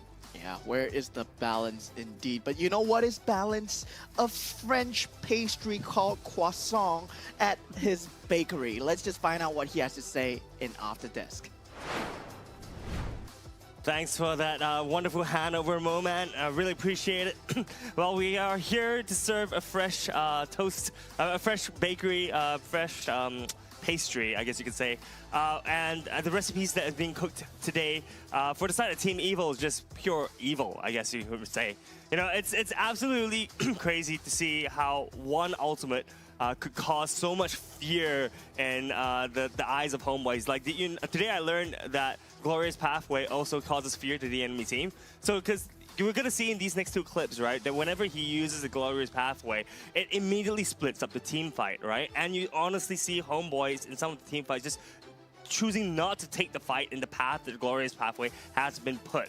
Right, so huge props to I think Ken for finding really good placements for the Glorious Pathway. And we are gonna go ahead and play this team fight. So in this first team fight, this is the first turtle that we see off the game. And once again, Glorious Pathway gets thrown down. And as you can see, right, it splits up the fight. Homeboys does not want to do anything, doesn't want to have anything to do with this zone, right? So you see half of Homeboys on the top half of the Glorious Pathway, and you see Astro being left behind. Yes, Ken is in it by himself, but he is naturally really, really tanky. So you're gonna see Hylos, Ken leading the charge, and right now, it splits up the team fight, right? So Ken is just emoting on Ryzen. Ryzen can't do anything about it. Kazuya tries to go for a sneaky play by trying to use the Divine Judgment on Sayla, but we're going to see how this actually pans out. And he manages to get the Divine Judgment, manages to pull Sayla in. But if you take a look at this right now, Sayla is not dead, right? The Sayla is actually in the Dominance's descent right now, and he's just not killable, right? In fact, he actually, if you think about it, Kazuya actually pulled Zask to kill his Aurora, which is really, really, really unfortunate, right? The positioning for the Aurora was really unfortunate. Gets the first blood from Sayla, and the rest of the fight is just completely disjointed. It goes absolutely haywire and goes on the side of Evil. And I do want to point out here, once again, Sayla just not able to die, which is great for the side of Team Evil. And this is actually the start of the snowball from Boyet, right? I want to highlight here that I think the key differences between the Rogers that we've seen just today, right, is that in 2 minutes and 55 seconds, we see Boyet as the jungle Roger having 1 kill and 1 assist, right? So Roger is inherently a very snowbally champion, and we see him outperforming the other Rogers today purely because of this, right? And the thing is that Roger is also a very aggressive hero, so if you want to pick the Roger, you need to be aggressive like Boyet. There we go, gets the first kill, does a little bit of an emote. And we're gonna break this down to the second team fight, right? So this is the second turtle right now, second major team fight. I want to bring attention to Kazuya. Kazuya, I think, like, honestly, the pick was a really smart pick, right? You want to isolate out like the Harrows, you want to isolate out the Roger and be able to burst them down. But unfortunately, they're not able to do that. So take a look at Kazuya. Kazuya tries to find a good position. Once again, Glorious Pathway. Just wanted to highlight that, right? Splits up the team fight. Keep in mind that Glorious Pathway increases the movement speed for your own team, but decreases the movement speed on your enemy team. And that is actually going to cause Kazuya to not be able, it's forcing him in a very, very tight spot. You see right here, right? He is stunned, he is CC'd, and he's not able to move around and actually go out to pick off a team member of Team Evil. In the end, he tries to find the pick, but you just saw he just got absolutely decimated and eliminated. He does the flicker in and tries to get Marquis, but it's completely unable to do so because of the layers of CC which is being put down by the side of Team Evil. So this is honestly the message of the game, right? With Hylos, Hylos is able to just split up your team fight and give your side so much more mobility and so much more movement, and you know the rest is history, right? Because the thing is that Evil with their mobility as well as the lead that they have, is just, there's no way Homeboy can answer that, guys. So, guys, just a quick question to you. What do you guys think Homeboys need to do to come back from this? Coming back from this, right? Coming back from this, it's just really goes back to the draft. Because drafting is really a big part of the game right now. Not giving away the key parts to victory to your opponents, and meanwhile securing the key pieces of victory for yourselves as well. So it becomes very evident to whether you know what you're doing when you're picking the heroes for your teammates, whether you understand your players, whether you understand the game as well. So it becomes a very big game of 4D chess here. And it's really hard as a coach to understand the meta and understand the players at the same time. But as Nakra said, he has to focus on one thing at a time. Right now, this one thing is don't give this away to Evil, right? But speaking of not giving it away, right? What we do have to give away to you guys is free 400 Mobile Legends diamonds together when you purchase any 2 pieces of Roto eye drops, all right? So as you know, we are gamers, we are casters, we are staring at the mobile screen or a huge screen for so long. Having this Roto eye drops will help you cool down your eyes and take away the strain from your pupils when you play too much MLBB or when you've been staring at something for too long, like maybe croissant. I thought he's looking at me, dead eye. It's literally my dead eye. I need that Roto. Yeah, I think you need this one. Take them all. I'll take it all. You will never have a dead eye again. That's true. But thank you so much, Roto. You can also stand a chance to win a Secret Lab Titan Evo chair worth $679. 2 winners. And of course, it's available at all Watsons, at all Guardian stores as well. So Watsons and Guardians are everywhere. So you can potentially get them at any MRT stations. Yeah, this is very handy. I'm gonna try this one later on with this one. Alright. Didn't you just try it though? Yeah. You just try it. I did. You just tried it. He tried it in the break. Oh, come on, man. I was trying to avoid you saying that. You say it actually. Like, oh, wait a minute. You just tried it. When you see it going down, you know where it went, like the levels of it. It's like, it was used, right? Your name is Deadeye after all. Yeah. I need this one. Okay, so we do have the second game coming through. Homeboys SG still need to fight for like some form of redemption, right? They're banning out the Edith, Roger, and the Phobius. So this leaves Hylos in the pool, but they are the first pick. So Homeboys SG, I mean, Evil, do they ban out the Hylos? Do they give it to Homeboys SG and then they counter it out? But it looks like the Hylos will be banned out. Zaz is pretty much open. Now, this is actually a dilemma as well for Coach Nak. He mentioned it, right? That they want to play Homeboys SG play style this time around. But I think they need to consider as well the meta heroes here. So Zaz is pretty much open at this moment. I think this is also a great opening here on the side of Homeboys SG if they want to control, of course, the middle lane. And we have seen how the zoning capability of a Zaz is. The Dominator's Descent is just powerful enough to provide that zone, and they need to go for the pickoff. If they want Astro again to step up here, they need that zone. Yeah, and instead. Yeah, Ruby first pick, really very strong, but that leaves, right, still 2 of the pieces available for Evil, right? If I were Evil right now, I don't change the KFC formula, right? Pick up the Zaz, pick up the Harith, and okay, they pick up the Hayabusa as well. Yeah, Hayabusa is invaluable for Boyet as well. Yeah, I could see that coming. Yeah, again, Boyet here on his assassin. I think this was the first time I see Boyet on that Roger jungle, right? So he performed on his assassin heroes yesterday, but now again, meta heroes in check for the side of Team Evil, and time again, Homeboys SG is giving this away for Team Evil. It's really difficult, of course, to outban Team Evil at this moment because there's so many heroes that this team can actually use. I still don't get why teams place such a high priority on Phobius. Because it just feels like MPLSG players, we have not learned how to use Phobius yet. And I have not seen Ken play the Phobius. Maybe he's the strongest Phobius in MPLSG. Maybe Homeboys knows something that I don't.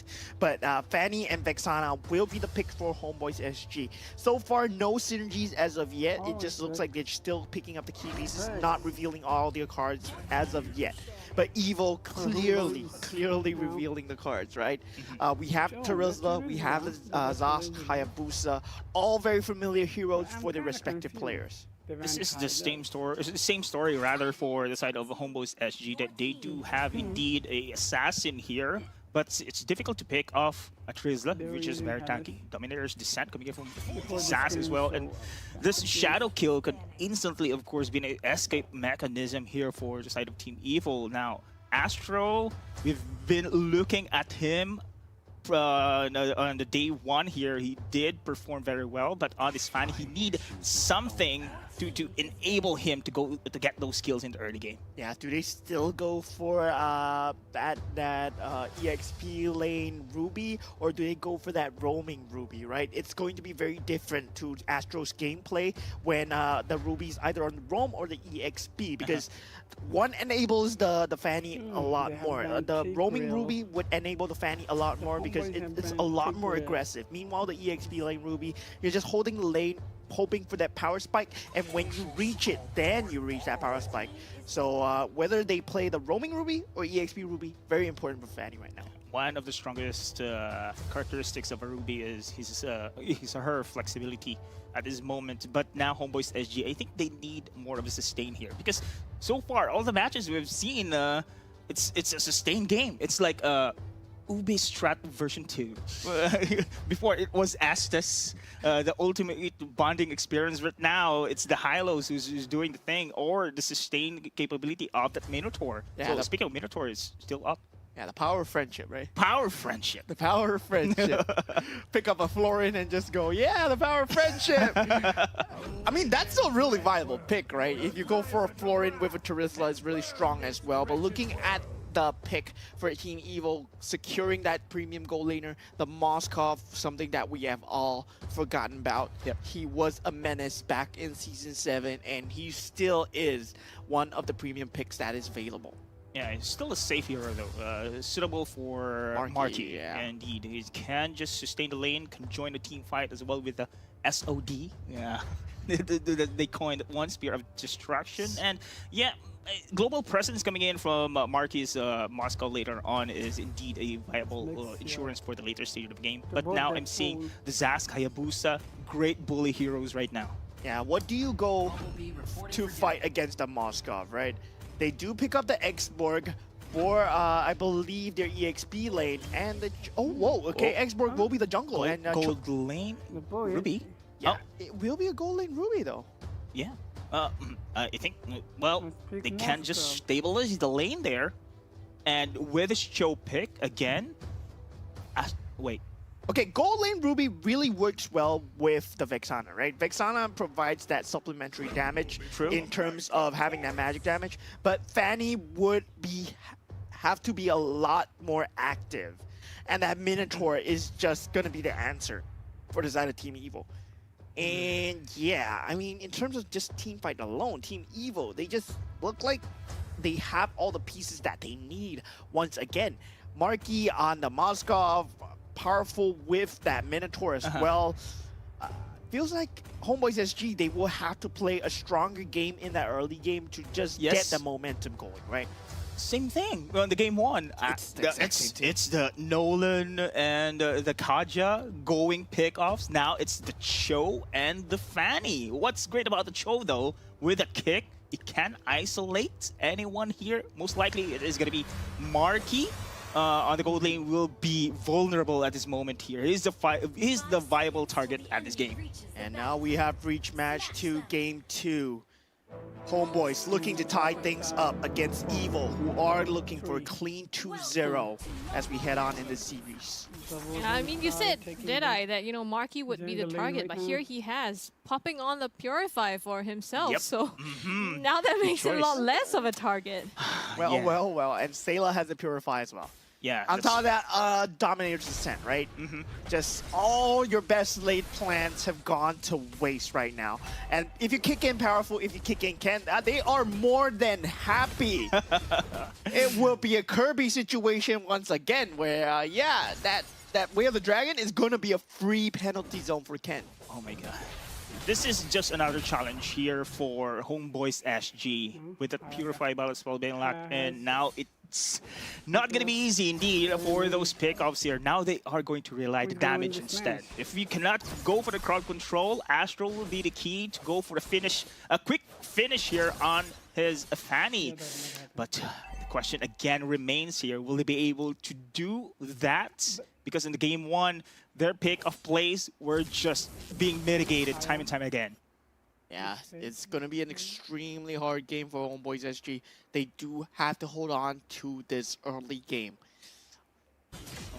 Top side, of course, the Minotaur. Of course, we haven't seen the Minotaur contributes for the sustain. I think we haven't highlighted really that much that Minotaur. His sustain is really indeed a key there.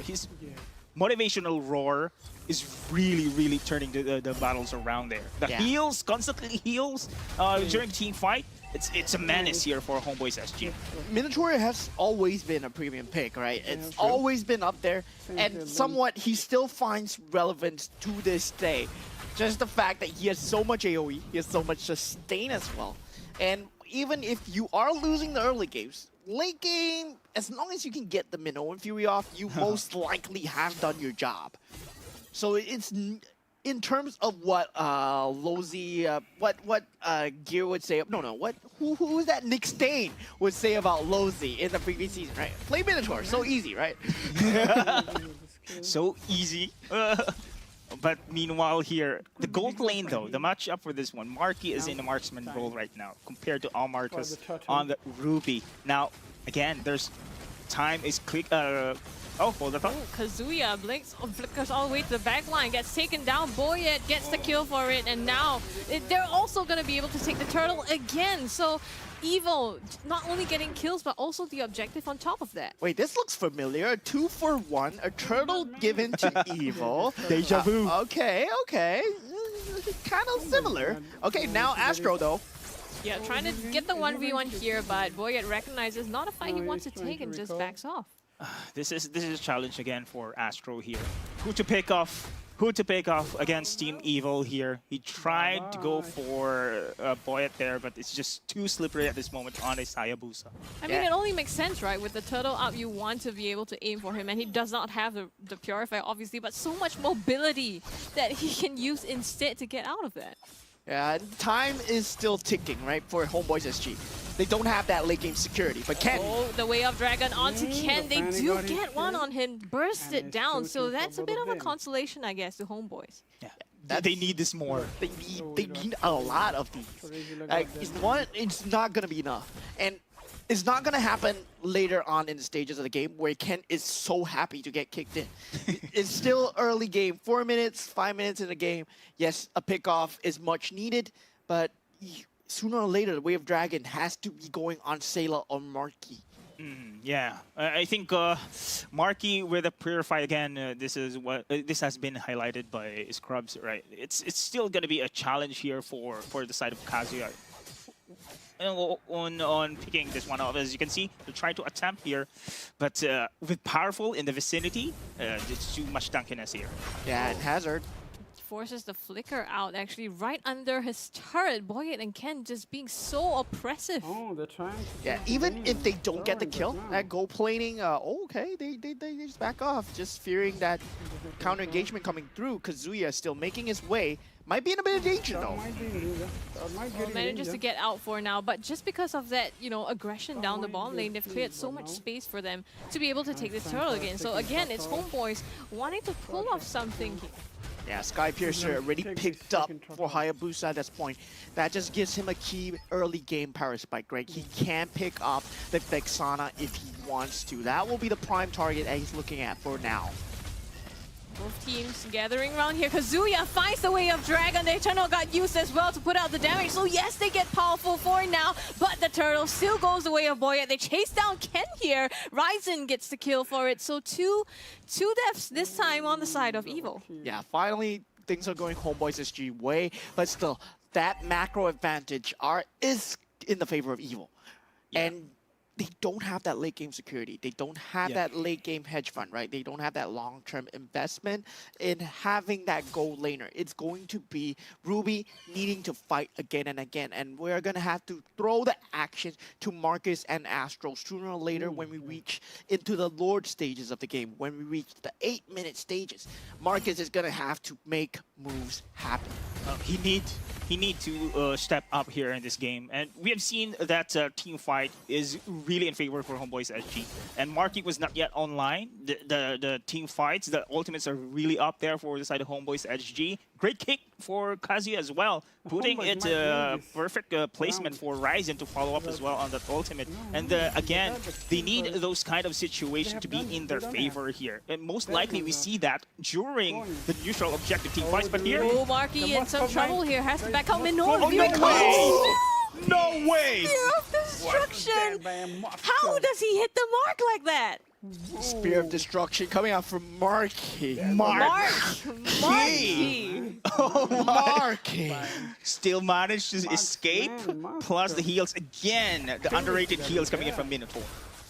And I was just gonna say, Greedy right? shadow kill popped here onto Ryzen. Boy gets knocked out. Powerful manages to again peel for his team. Oh, that emote though. Back up. And I was just gonna say, right? How? Okay, Marcus. Yep, He's in trouble. No, yep. I mean, before you can say it, right? Boyens just takes it out of him. And Evo, they've gotten a bit off the bottom, and now they've gotten the top as well. So a lot of space for Marky. And Evil are just styling on them at the point. But I was just gonna say, Homeboys look like a different team from Game 1. They look a lot more organized in terms of target prioritization, in terms of the way of the dragon, getting powerful before the Minoan Fury. They're looking better. But still, is that enough, right? Is being together, is being committed enough to win that drafting error that I feel is very evident here? Now the turtle has been taken care here. Oh, look at this one. Charizla. Oh, going all the way deep here. Knockout. The damage comes through as well. They do put him down. So Ken, 1 man short now on the side of Team Evo. But they do get the turtle. Oh, I'm offended. Onto Powerful into the turret range. Yeah, now Astro takes half off Sayla there. Yeah, Fanny still going in, but Sayla in it with the Dominator's Descent has set up that ultimate. No, the Oh, Minoan Fury, they stealing the buff away successfully, didn't they? And I think they did. They did. They did. That's huge. Indeed. That's huge for 8 minutes into the game, right? No, Marcus. Marcus Yeah. got it. Marcus got it. Okay. But still, it's not on the Fanny. Yeah. It's not on the Fanny. That's the important part. You don't want that purple buff on that Fanny, and it just decelerates Homeboy's SG speed. Evil wants to keep them behind as far as possible. They can take trades for days.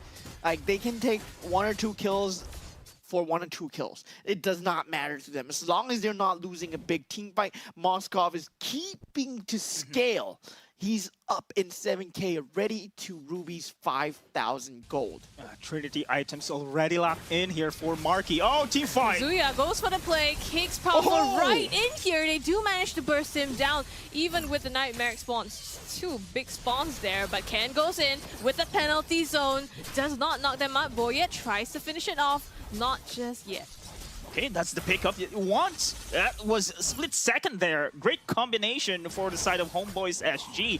Kit and Ryzen automatically goes for the Eternal Guard pick off against Powerful. But I think like what you said, right, Moment, they can take these traits for days. Like Powerful, yeah, get him 2 deaths, can get him 4 deaths. But at the end of the day, you get a good penalty zone in, a good Minoan Fury in, it's still value. And like the Homeboys SG need to also find that conversion into something else off the back of these kills. Yeah, there's no objectives being taken off of these picks. You can just find Powerful for days. Like, he can be 15 deaths, but if you have no towers, if you have no inhibitor turrets, no lords, no turtles, right? That Fanny cannot find any value into the game. There's no way into the game at all. You can have a 75-4 scoreline with no objectives and still lose the game. At least this time around, no, they still haven't. Yeah, they still haven't got this momentum going in. Yeah, pickoffs after pickoffs, but without the proper the objective takedowns, it will. There's a timer, right? We mentioned this one during the draft here. Marky is in a Moskov. That's a marksman here. With this proper itemization right now, it's gonna hurt so much in the later stage of the game here. And the problem is, right, they still have a lot of cross-map plays available. In terms of mobility, Hayabusa, Moskov, they can be off, way off on the bottom lane, on the top lane, somewhere across the map, just doing their own thing and coming back to join the team fight in time. But Marky in a bit of trouble, but yeah, Astro looks for him, does not find it. Evil's so quick to respond to this. The heals, man. Still, look at that one. Just like nothing. Peaceful health. It's just, that's the pickoff we have seen from Astro, but with the heals coming in from Powerful, feels like nothing here. The pressure is still ongoing against the side of Homeboys SG with the Lord pushing through on the top side. Yeah, Marky takes out one of the outer turrets. Only the middle one will be left over. And I mean, that was a purification usage from Marky at this point, right? And if you take a look at the top two, I mean, damage dealt, it's all from Evil at this point, which should not be the case because you have that fighting lineup from the side of Homeboys SG. I mean, somewhat Ryzen should be on the top together with Hazard if things are going your way. Even though the score looks deceiving, look at the gold. Evil is 35,000, Homeboys is 30,000. Macro is still going into Evil's favor. Indeed, macro plays. Team Evil knows what they're doing here. And now Homeboys SG, their pick-off play strategy is somehow not viable at this moment here because Team Evil is forcing them to go for 5v5. Yeah, the pickoffs have to be on Marky or Sayla to make things work for Homeboys SG. That's their key into the game. But knowing Evil, they're not going to get it for free, right? Sayla has a purification. Marky has a purification as well. And on top of that, Dominator's Descent for Sayla, Marky still has that Wind of Nature. So they have at least 3 lives to speak about. And Homeboys SG, they have to go through all 3 lives before they can even get a grasp onto Sayla's and Marky's gold. Again, it's like layers on layers of how Evil has drafted and how they're playing here. The knockup onto powerful forces to figure out on him though. Boyet goes in the back line, tries to find Kazuya as well as Ryzen, forcing Homeboys SG to back off here. Eternal Guard does put them away, but Marky in the back line has to be careful.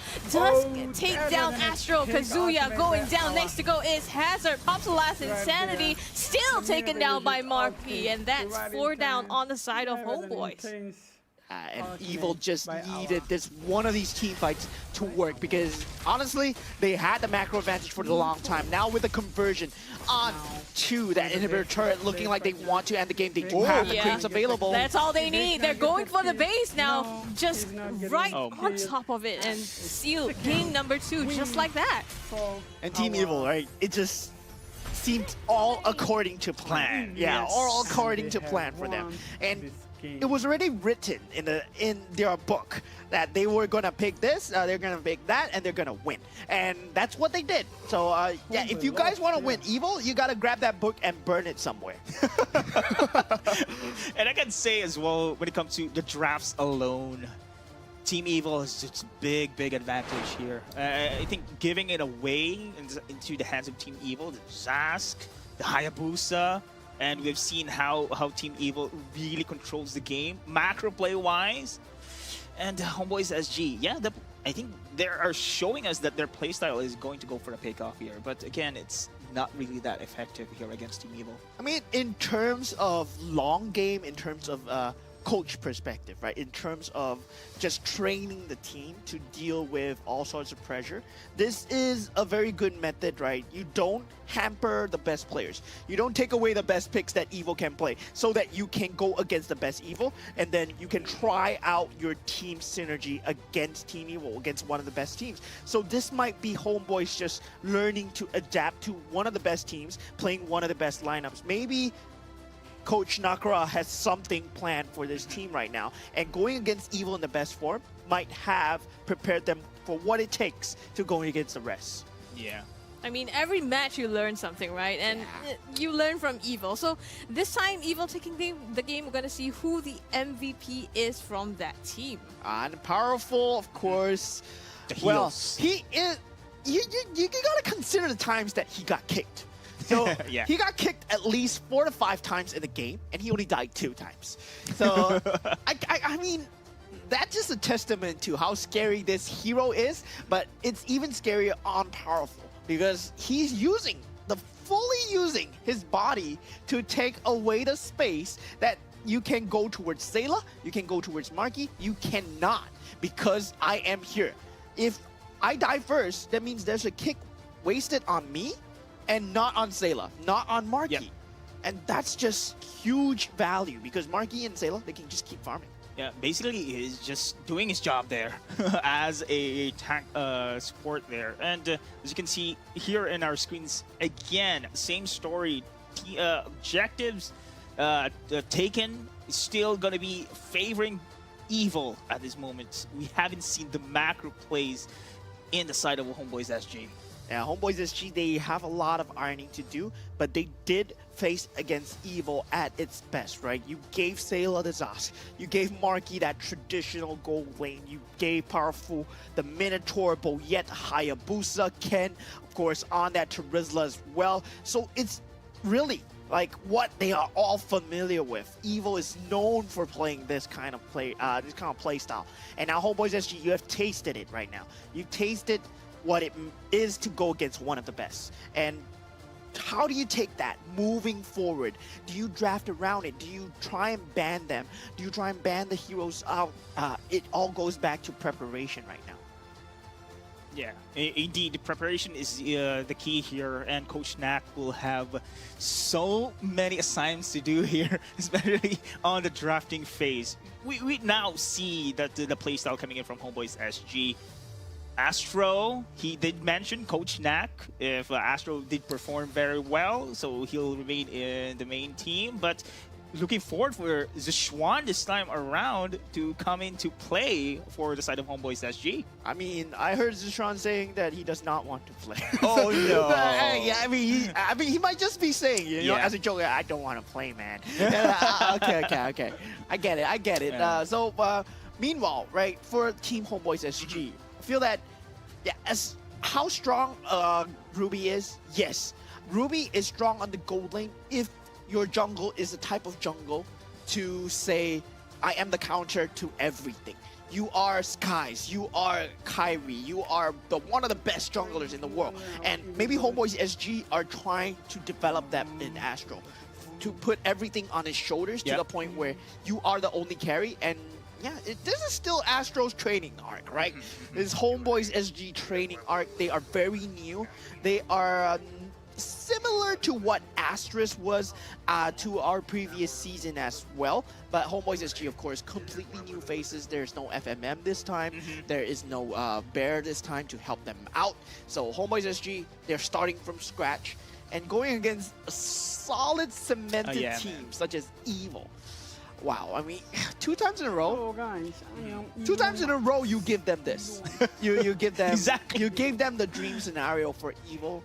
I mean, I gotta take it with a pinch of salt. Where you're just preparing the players. You're not out here to lose, but you're just teaching them what it means to go against their enemy at its best, right? So now we do see Marky, of course, faces all around, rich guy carry, powerful. Minotaur, he gets kicked in 4 or 5 times. He only dies twice. Takes so much damage, yet he only dies twice. And Kazuya, for some reason, he has the best wingman, though. Oh. Yeah, he is the best wingman. So, yeah, I mean, they did have the most kills at the start. It was 6-4. Right? It was 6-4 all the way. Wow. I think right now I can say that Team Evil is looking good. Their momentum is up. 2 matches in a row they have taken here on the side. But Homeboys SG, I think this is as you mentioned, of course, they going to train Astro to actually carry the game here as a jungler. I think this is a test also for them. Yeah, it's a huge test coming in. But I'm really, really curious to what the Powerful is looking like on the mic check, right? What they have to say in this mic check segment that is coming up. Nice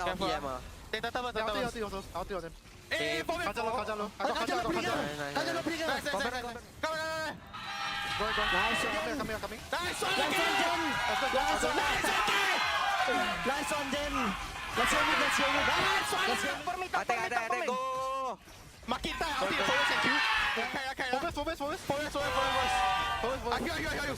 Nice. They cannot come here. They can't come here. I'll zone them on. Nice.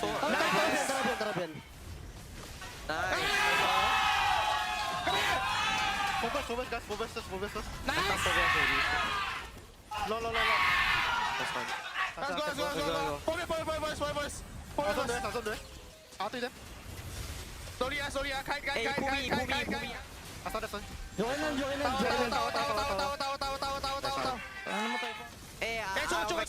Show us. Nice. I got my backsana. Ruby. It's all Watch me.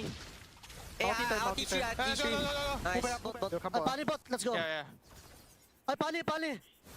Yeah, go on, guys. Pull back. Bunny. I'll stop there. Come. Oh, nice,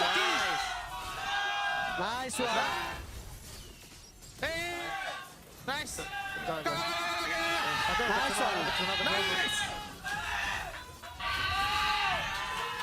Nice one. Yeah, it's the same team Evil. Not as loud, but Evolved though, I think. So Evolve. it's really heartwarming seeing them evolve. You know, like honestly, from the very first time they've been here up until now, like they've been that Titan Slayer, and now they are the Titans themselves to be beaten. And I think in their communications, it shows as well how they've changed. I also feel like I'm hearing Sayla's voice more since the last time he played with the team. So it's nice to see that this is really Evil 2.0. Yeah, speaking of Evil 2.0, there is new patches coming into the game. So the new character, Suyo, Master the Immortal, will be available on the 21st of September. And I believe, right, from the hints that what Ryan has been saying, what Churros has been saying, this is an assassin and a Tigreal. Yeah, they're just mashed into one. He's been playing it on the advanced server. I do have the access to the advanced server, but I'm kind of saving myself, for Suyo. So do look forward to the new hero that will be coming out. Yeah, assassin with a crowd control that massive. That's just nasty, man. Oh my god. But speaking of 2.0, speaking of new patches, we have something new and fresh from Croissant, our baker man in his bakery. Thanks for that, Mo Man. And fresh out of the bakery right now for game number 2 are actually pies. Pies, why you ask? It's simple. Pies are basically huge, big circles, right? And those are the circles of control which Evil had throughout the entirety of game 2. If you see right here, right now, dude, honestly, when you pick Minotaur and Terizla in the same team, look at the zones of control you have. This has happened in the first fight of this first turtle fight, right? So you have the penalty zone on the bottom half of, I guess, the screen. And on the top half of the screen, you have the Minoan Fury. So there's absolutely nowhere, if you're on the side of Homeboys, for you to go. Right, so I'm going to play this and look at this. Like, the team fight is split in half. Yes, Ken dies immediately, but it buys so much time for Evil to maneuver around the map. From this, they're able to get a 2-for-1 trade as well as the turtle. And we do see this repeated once again in the later clip, where Evil is just able to, split the team fights once again with 2 zones of control, and they're able to get the team fight. Watch Powerful right now, right? So Powerful does get kicked up by the way of the dragon, but immediately uses the Minoan Fury. And this is what we call bouncy castles, right? Because there's no way for Homeboys to actually stay, landed on the ground. It keeps getting launched up. And right now, this is a complete, as you can see, dude, there's so much visual effects, I can't really tell what's going on, but there's just so much AoE layering coming down from the side of Evil. And if you look, right, Marky is not even in the fight right now. He's throwing the Spear of Destruction in, and if you let the fight play out, look, Marky doesn't even join the fight, and it's a 2-for-1 trade. As you see, I think Evil's really controlled the game really well. Yes, they're down in kills, but they played the macro game so well. As the fight is happening below, Marky is up top, pushing down the top side turret, and honestly, this has just been the name of the game for Team Evil. As you look at the last big fight that happens in this game, in game number 2, we see once again how important zones of control matter in the game, right? So we see the penalty zone. Yes, Ken doesn't really hit anyone right now, but it doesn't matter, because the thing is that when you put the penalty zone right in the middle of the lane, there is nowhere to go for Homeboys, right? If you're trying to run back from your base, if you're Hazard or if you're Markers, right, there's nowhere for you to go, and you're going to either land in the penalty zone or you're going to get stopped by Marquis. And if you're Kazuya or Ryzen, there's no way for you to support your teammates, because once again, Ken has split up the team fight with that penalty zone, right? And we see Sayla here being really sneaky. He's going to secure the kills for Kazuya as well as Ryzen. And this fight is just a complete massacre for the side of Team Evil. So honestly, guys, zones of control once again, Minoan Fury right there, securing the last few kills. And guys, Evil has played this to perfection. Whether it's the drafts or whether it's the execution, But enough for me. I'm gonna throw it over to Cheryl. Thank you so much, Kwasong. Now I have Powerful here beside me from Team Evil. Now this is a brand new Team Evil that we're seeing touted Evil 2.0. What has happened right here? I just step up the game, getting imports here, and I see how strong Flash is. I believe that Evil have to give in like a very, very strong team in order to beat them. So this is what I decided, and this season, yeah. Right, and you know, for Season 7, it was looking super shaky. You guys were on the brink of relegation, really. So what did you guys learn from Season 7 coming into Season 8? I learned that cannot treat everybody nice. Yeah, I cannot betray and stuff. So this season, I think I'm just gonna go for the champion. Right, so he doesn't want to dream anymore, he just wants to win. Oh, that's so exciting. And also, I've never seen Powerful like so relaxed and rejuvenated. He looks like he's been in a spa. So like, why are you so relaxed this season? You usually are very stressed, but this season you look super chill.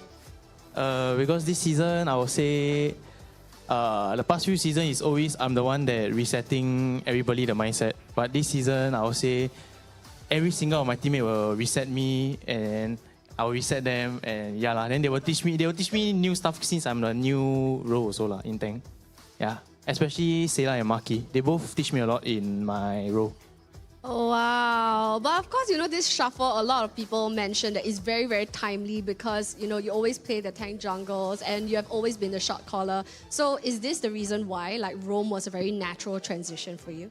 Yeah, at first I was thinking like maybe my real role is on Roam, so I went to try. And at the start, I was a bit... Real role. I'm like a bit shaky at the start. Then slowly I keep listening and learning. Then yeah, there it is. I'm gonna show even more. Right. The fans are super crazy. So, how did you come up to this like situation where you actually demoted yourself and then promoted Carrot? Like, why of all people, Carrot being the captain? Being the coach. Because I believe he plays so many seasons already, and I think he will have the knowledge also. And also like I have been teaching him a few stuff like how to coach and stuff. So the rest I let him learn himself, and he managed to do it. So yeah, and he also been learning. All 5 of us have been learning together also as a team. And he got bully you or not? No he don't really. Never scold you. Say why you not outie that kind. No he won't scold one. Oh, no, don't have. Okay, that's quite good. So honestly, when it comes to Evil, right, you guys have always been the bridesmaid but never the bride. You know, like always in like 3rd position but never getting the championship. So now that actually most of the teams that I have interviewed all put you guys at about 2nd to 3rd place for the overall standings. What do you have to say about that?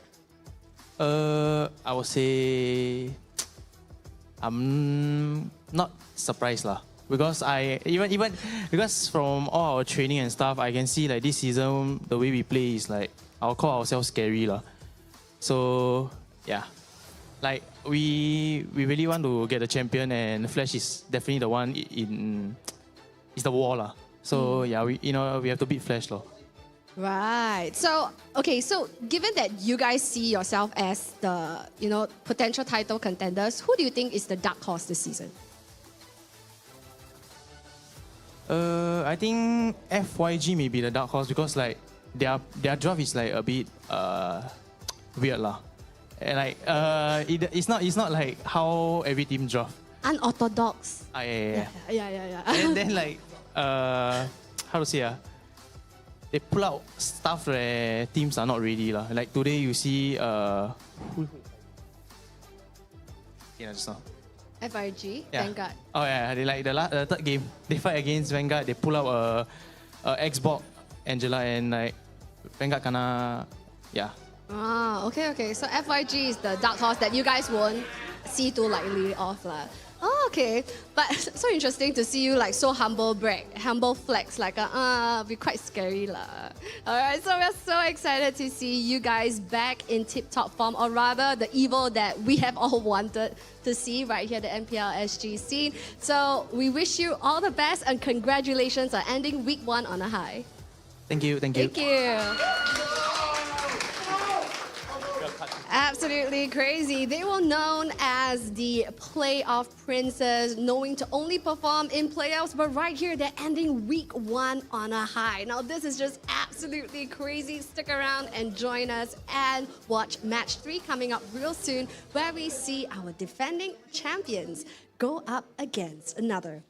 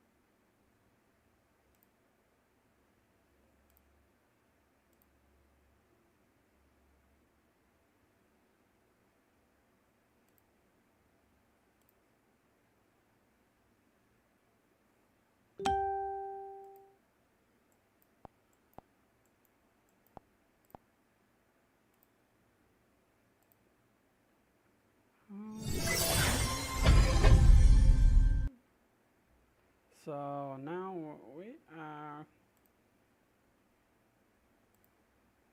going to play some games.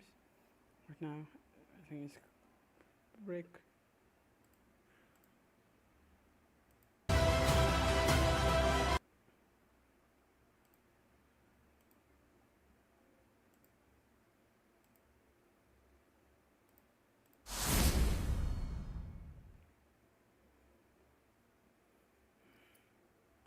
Marinina, hey.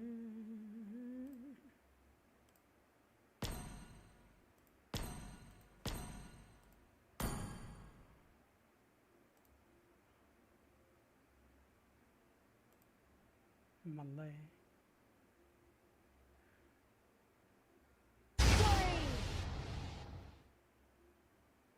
Free dime. Nah, we got no money. Money, money, money. No money.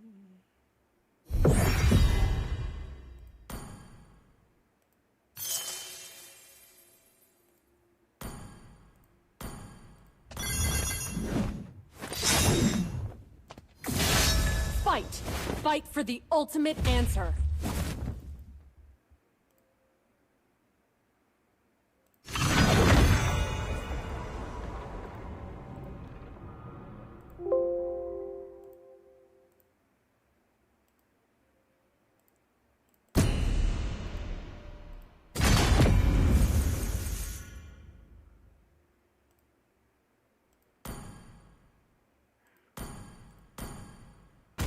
Yeah, little maze, mate.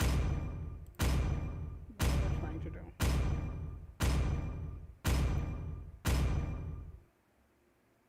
Please ban a hero.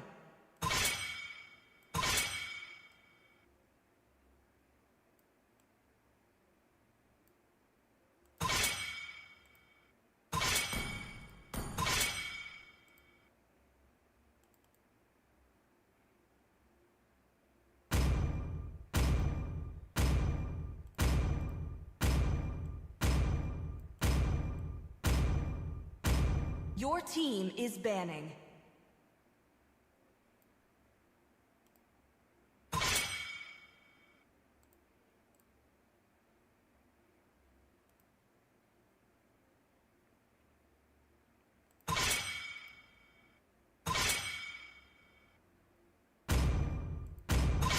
Your team is picking.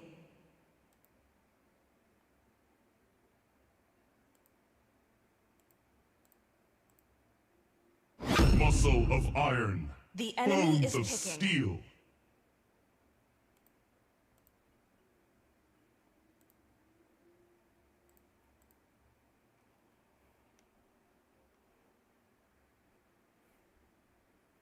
Let me make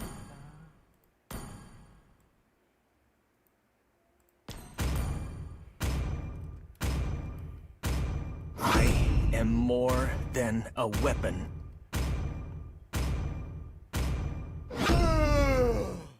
Please pick a hero. Countdown begins to a new combat!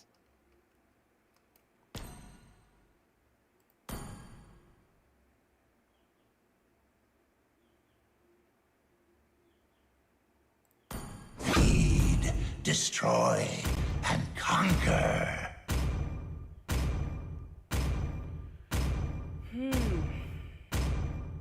For honor! The enemy is picking.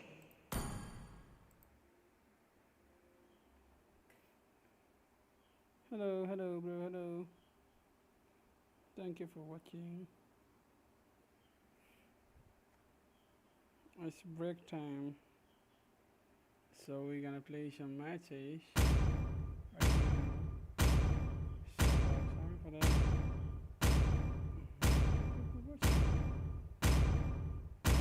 See I value am in the me? moonlight that breaks through the should. darkness.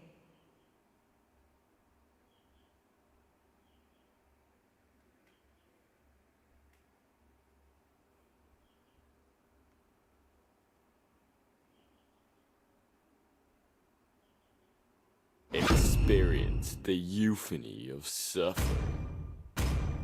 I am vengeance The enemy is incarnate. picking.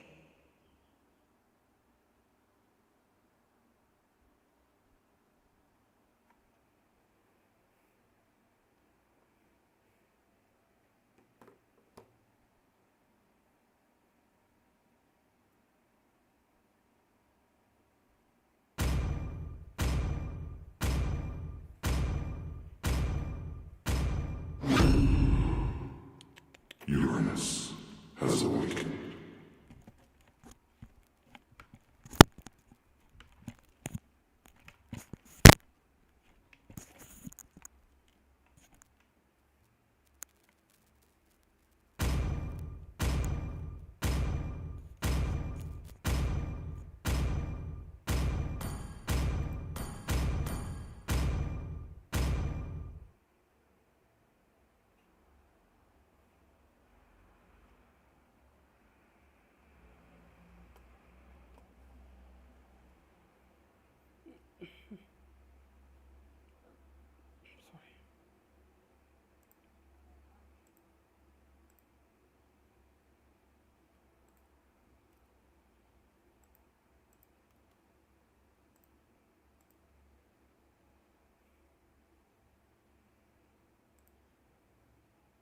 Welcome to Mobile Legends! 5 seconds till the enemy reaches the battlefield. Smash them! All troops deployed!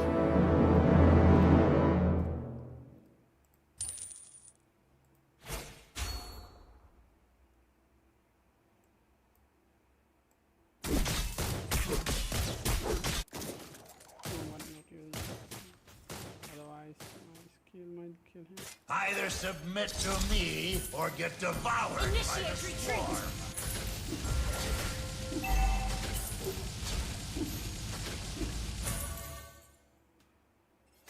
First blood! Adding more flavor to the waiting. Initiate retreat! Ally has been slain.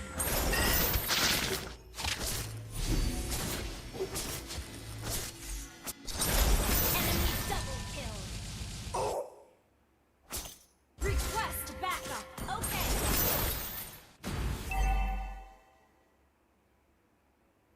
Harper don't have. Yes. So they are. Initiate retreat! Request backup! Understood. How about Slain an enemy!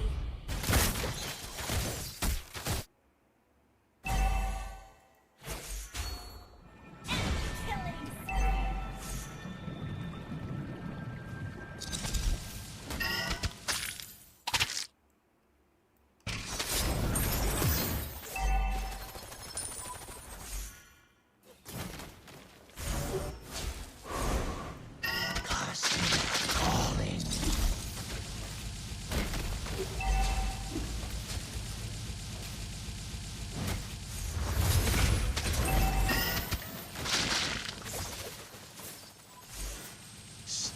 focused.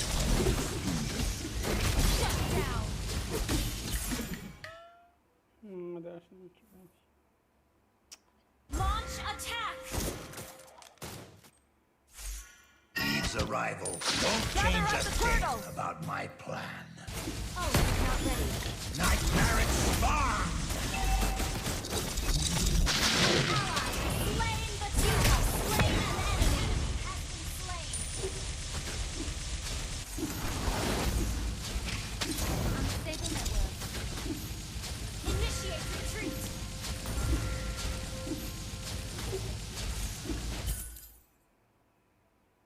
Resistance is pointless. Our turret has been destroyed. Backup. Understood.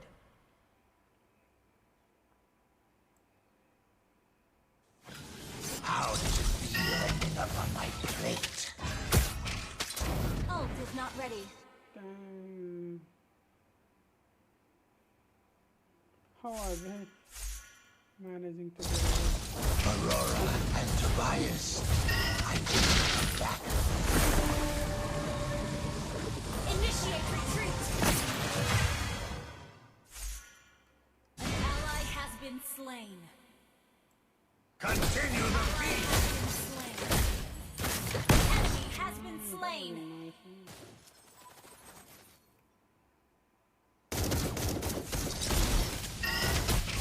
This is your undoing!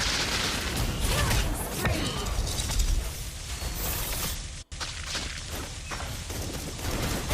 An enemy has been slain. Anything is edible if you are brave enough.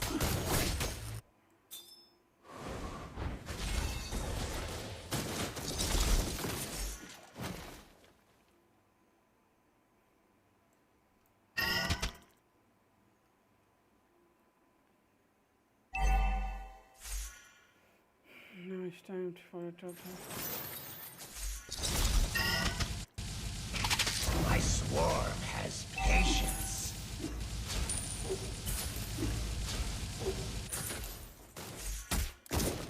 Unstable network. Request backup.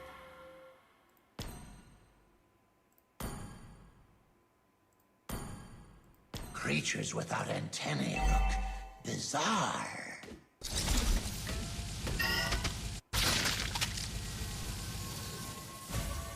The enemy has slain the turtle.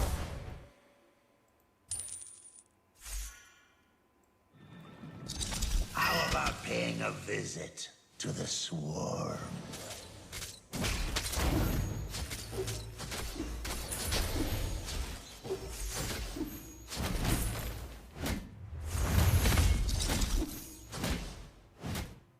Creatures without antennae look bizarre. Launch attack. Okay. Request backup. Understood. Ally has been slain.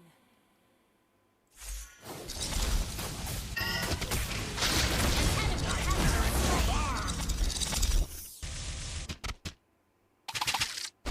Ult is not ready. Request backup. Understood.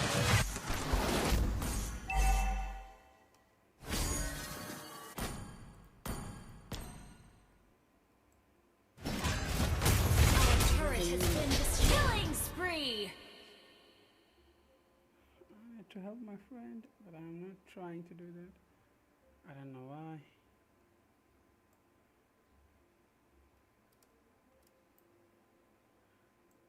What? An ally has been slain. Resistance is pointless. Unstable network. Yeah, he got his network problem. So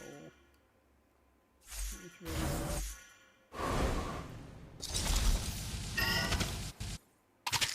Continue the Mega feast! kill.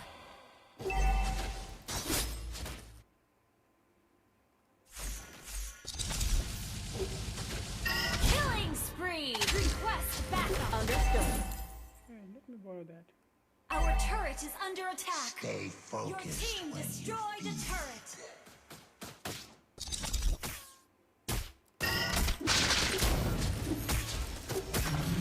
An ally has slain the turtle.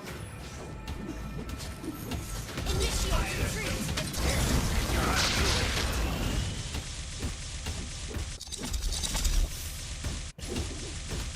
Shut down. Adding more flavor Your to team the waiting. destroyed a turret. Initiate retreat.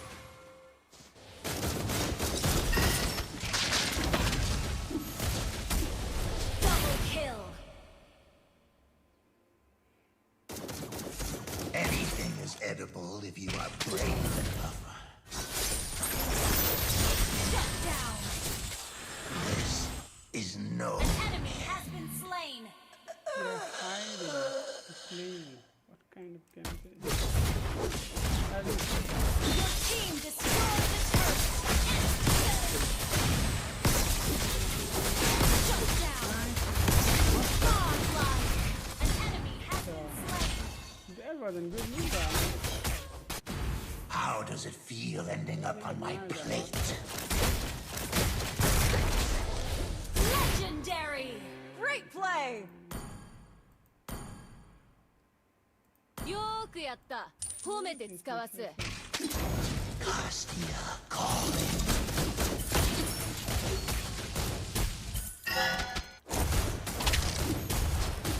Your team destroyed a turret.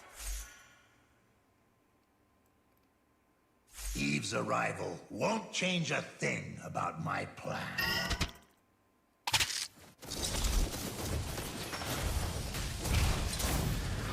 I swore Launch attack. patience.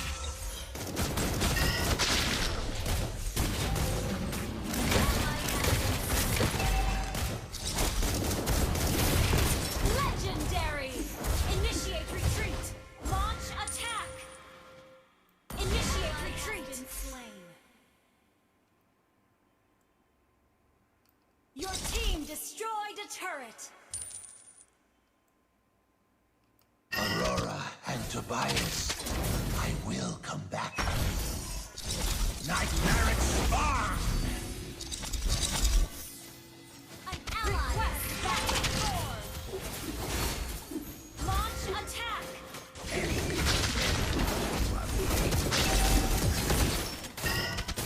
Our turret is not ready. Ult is not ready.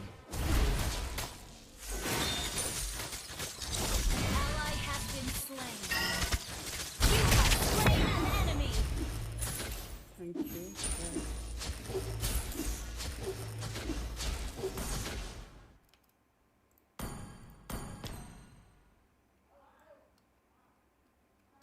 Aurora and Tobias, I will come back. Your team destroyed a turret. Yo, what the hell? This is your undoing. Creatures without intent.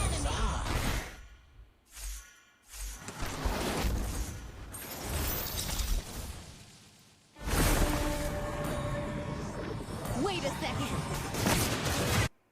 How about paying a visit to the Ult swarm? is not ready.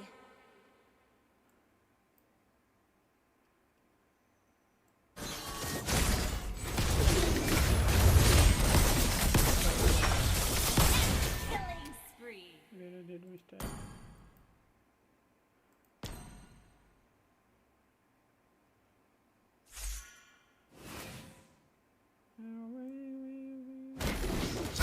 Adding more flavor to the waiting game. Feel the beyond.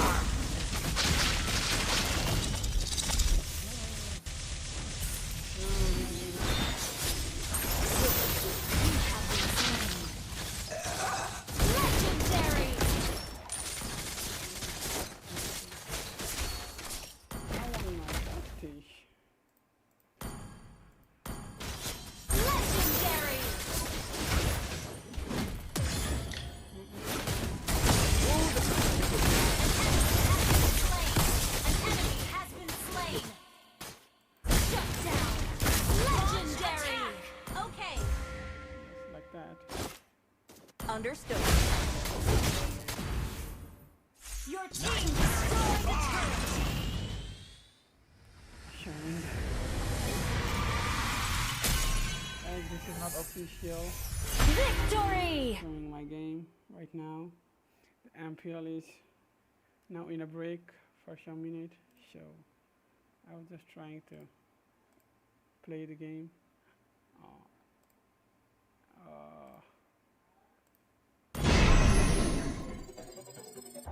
So wait.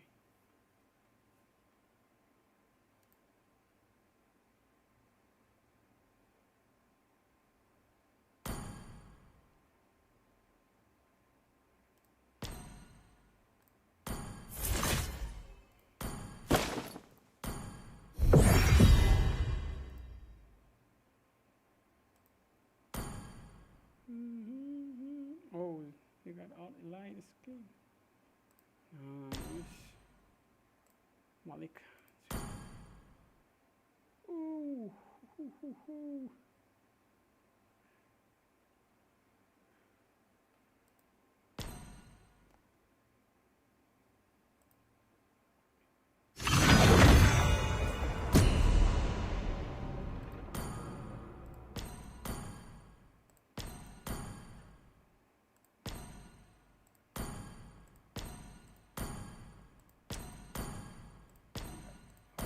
Wide beyond.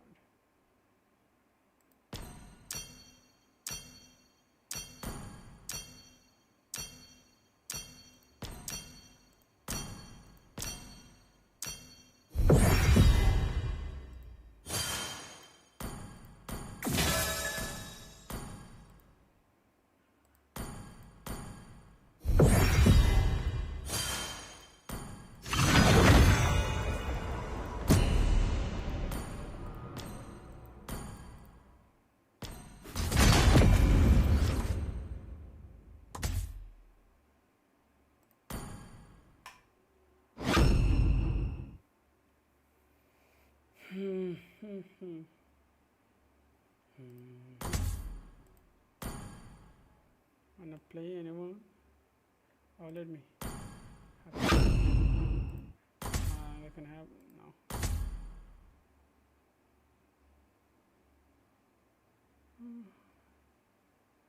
Give it to me now. You left.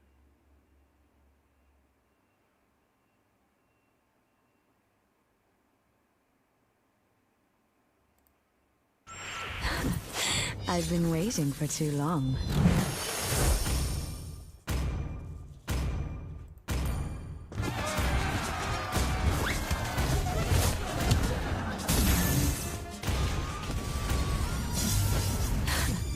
I've been waiting for too long.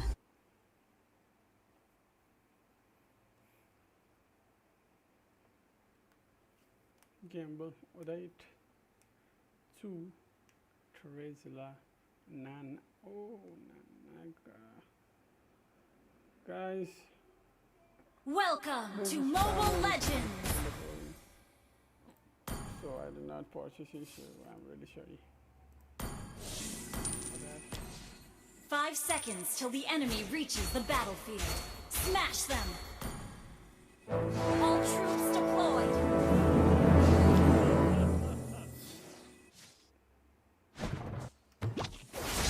Keep up the rhythm. Here! First blood! Yo, I need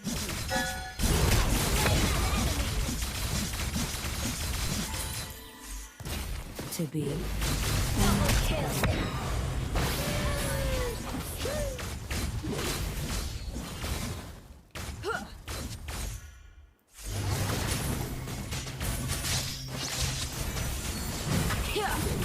Faster and faster.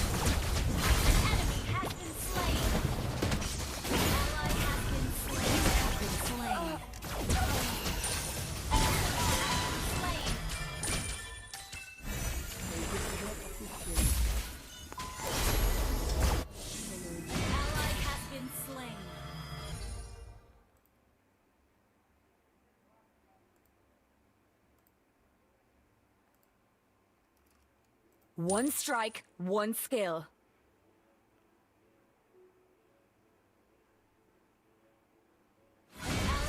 An enemy has been slain. Double kill.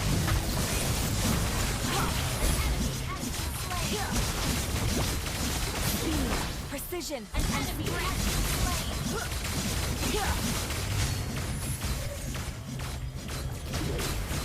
An enemy has been slain.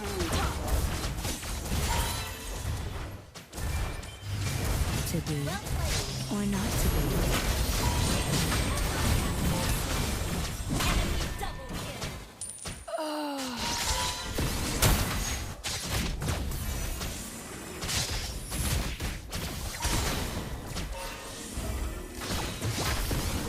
An enemy has been slain. Keep up the rhythm. Ally has been slain.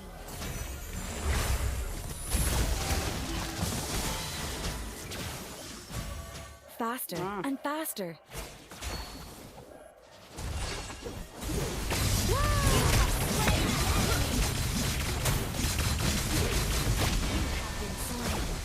Ally has been slain.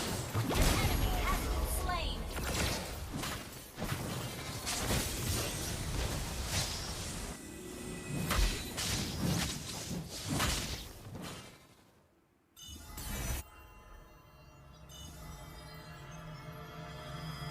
An enemy has been slain. An ally has been slain.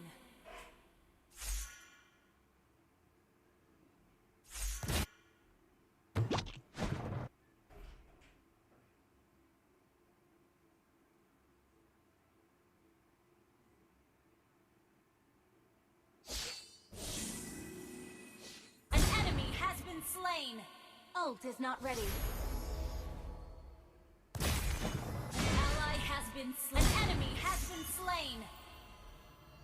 Double kill. An enemy has been slain. An ally has been slain. Your team destroyed a turret.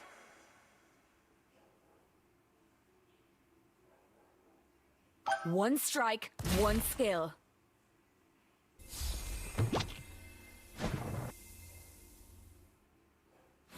Killing spree.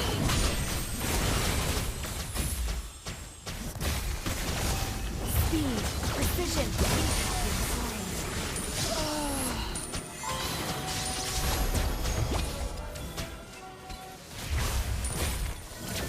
Mega kill. Ally has been slain. Killing spree.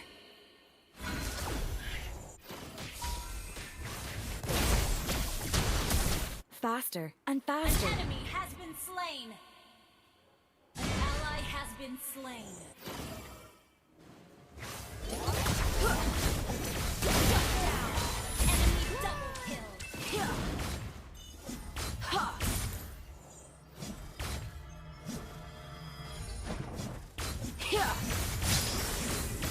Keep up the rhythm.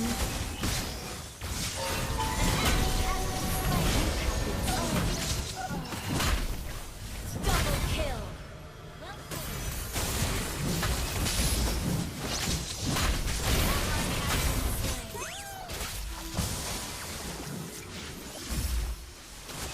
Shut down. An enemy has been slain.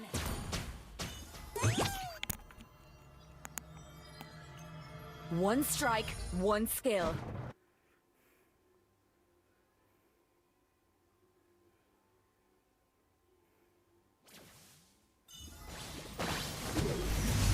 To be or not to be.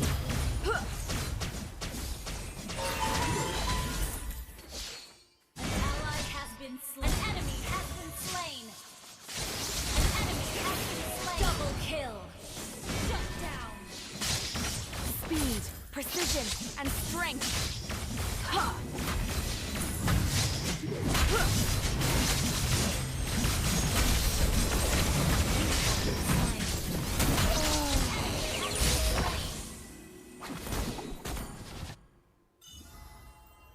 Team.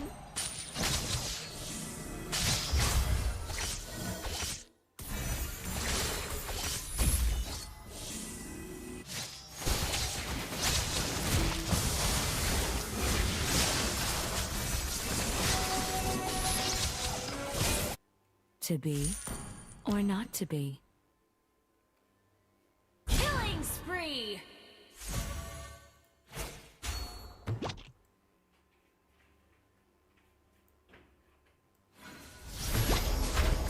Keep up the rhythm.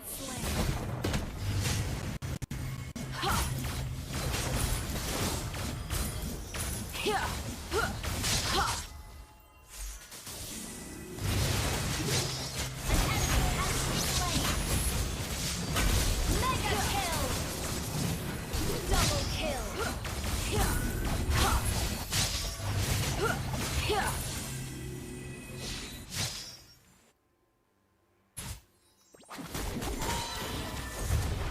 Speed, precision, and strength. An enemy has been slain. Ally has been slain. Unstoppable. Faster and faster. Double kill.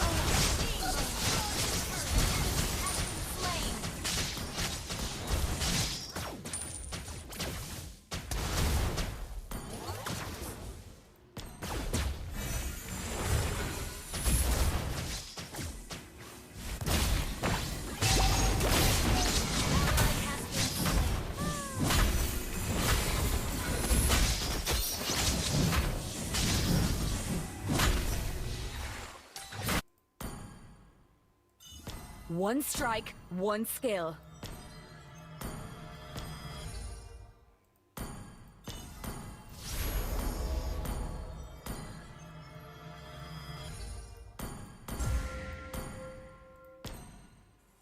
To be or not to be.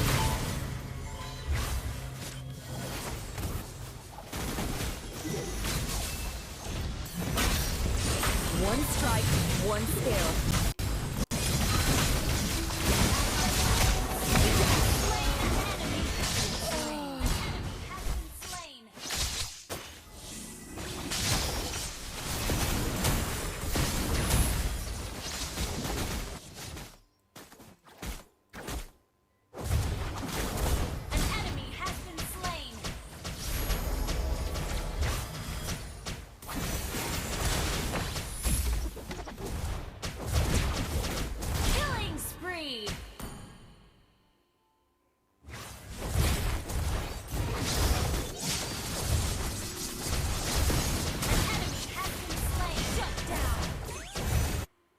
Keep up the rhythm.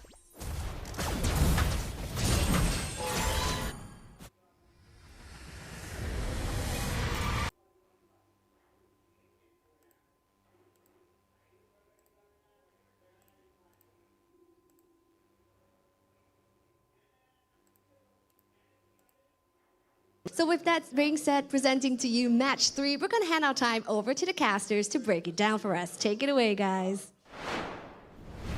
Hello, hello, hello, guys. I am Croissant, and with me we have Scrubs as well as Deadeye. How are we feeling, guys? Excited. I mean, we've just seen 2 sets of matches in the day. We're going into even more exciting ones. You know, big names, NIP Flash going up against Bleed for this match. And of course, we have one more in the afternoon. So, pumped. Yeah, exactly. You know, NIP Flash, the defending champions. You know, they've won 2 seasons in a row. And they're looking really, really strong yesterday. I was watching the matches and I was supremely impressed with how they look. What are your thoughts, Deadeye? Yeah, for sure. And as Cheryl had mentioned, this is the team that Team Bleed will have a great challenge to face with, especially their performance against Evil yesterday. They have lost the series, and again, another giant comes in. It's really a great, somehow, a boundary we can see for them to push in. That's for sure, you know, and you know, Flash is a star-studded lineup. Scrubs, why don't you bring us through that? Yeah, looking at NIP Flash here, we have, of course, you know, the faces that people internationally recognize now. Exactly. Diablo, Hades, Curtizi, JPL, and Vanix, Lord Vanix himself. And really, it is their game to lose, right?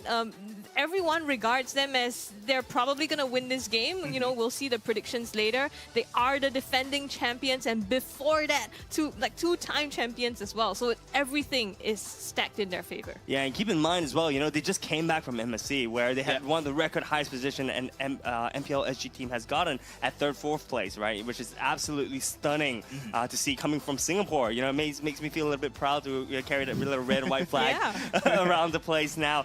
But enough about the star-studded lineup. Let's flip it over to the side of Bleed. Take us through, Deadeye. Yeah, Dominic is here on the EXP, Folkmar in the jungle, Kiwi in the mid, Rome for Jay, and FMM here in the gold lane. Now this team right now we are seeing here, it's a match I've been waiting for, especially in the gold lane. We have talked this one off stream here, FMM against Vanix, but Bleed right now, with their current status, I do believe they are in the top 4. That's my take here. But against this challenge again with Team Flash, this is a game that will somehow prove if they are indeed a team to be reckoned with. Yeah, for sure. You know, and I also do want to point out that, you know, Kiwi, I think, was the MVP rookie of the previous season, right? So I'm also really excited to see the mid lane matchup where we have Kiwi versus Cortese, right?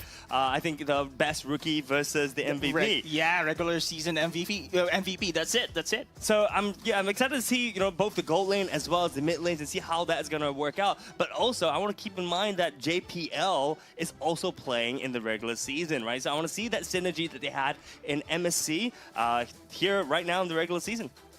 And as a veteran himself, right, JPL has been playing for so long and so many seasons as well. I'm curious though, Bleed, whether they can up their morale, and you know, facing 2 giants is not easy at all. It takes a lot. Mentality has to be very strong. Yeah, for sure. Let's see what the teams have to say about each other onto the head-to-head. I think this current roster, they will face quite difficult games because they have new players and Jay moved to Rome, so I think their chemistry won't be that strong. And they have imports like Dominic, because I don't even know who is he lah. I think comparing them to other teams like RSG, I think they stand a chance to go grand finals based on their current lineup, but I don't think they can beat us. I think Singapore, there's only 2 Rome players lah. The first one is in my team. The second also in my team. So, no choice lah. You see, that's why FMM try, Gear try.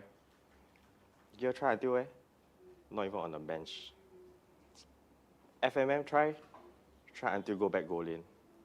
So, no choice lah, try again lah. So that's why, right, moral of the story is, at the end of the day, right, everyone out there, right, can laugh at Lozzy, mechanic not good and everything. But at the end of the day, Lozzy, back champion. FMM, one also don't have, I think. Definitely, I think there will be more expectations for Kiwi to perform. But think of it that way, lah. Best rookie is always given to the player who is brand new to the league and everything, right? At this point of time, MPL is season what? 7? Last year was 7, right? So if you look at it that way, we zoom out. There isn't really much rookie lah. Their mid trio is strong. Their Phoenix is strong. The whole team is strong basically. If Diablo play, then they might play some weird stuff. If not, because Diablo likes to play damage, right?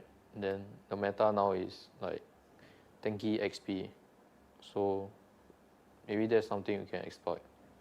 For MLB Flash, they, as what Zarate said, they have all of the best Singaporeans in the team, and yeah, I feel that they are the best team now lah. Yeah. If I had a chance to take 2 players from MLB Flash, it will definitely be Hades and Cortese. As watching from their MSC gameplays, they are the real carry of NIP Flash. Yeah. Wow, some big words coming out from NIP Flash, and a lot of respect actually coming from Bleed. Exactly, and I cannot blame the side of Bleed to have respect. Let's go for Bleed for now because Bleed, that's the fact, man. They're the defending champions. Gold lane, Vanix still the best right now in the gold lane, and you have Curtizi as well as Hades here joining in the carry role as well. Performed very well, and on the other side, though. On the other side, though. But hey, no, before we jump over to NIP Flash, right, I do want to bring up the point. It's interesting because usually when you think of NIP Flash, you think of Vanix, you think of Diablo. Yes, okay, you think of Curtizi because Curtizi was the Season 7 MVP, right? But if you think about it, when Jay was asked which of the two NIP Flash members you'd take, he said Curtizi and Diablo and Hades. Yep. I mean, guys, are these the two players that we want to watch for today? Well, I mean, they did say the entire team does make that up, but it's interesting that, you know, he picked the two, well, of course, non-Singaporean players as well, which it hurts a little bit. All right. It's not. Well, let's take a look at our talent predictions for today, guys. And we are all thinking the same thing. We're all telepathic today. You know, we're all sharing the same hype man. 2-0 NIP Flash.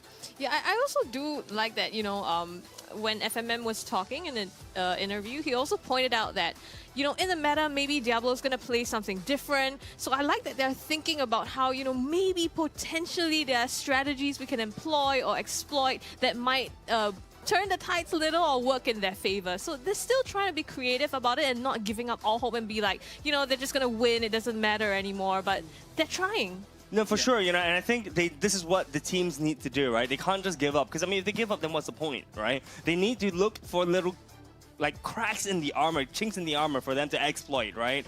But I'm also curious to see what the audience thinks about this matchup. Okay. No doubt. Okay, look, I'll admit, I'm surprised to see 11% to Bleed. I thought it was going to be over 90%. But it goes to show that Bleed still have a lot of faithful fans. Yeah, of course. 11% still a support coming in from Bleed Esports. But again, this only shows that the NP Flash here has the dominating factor.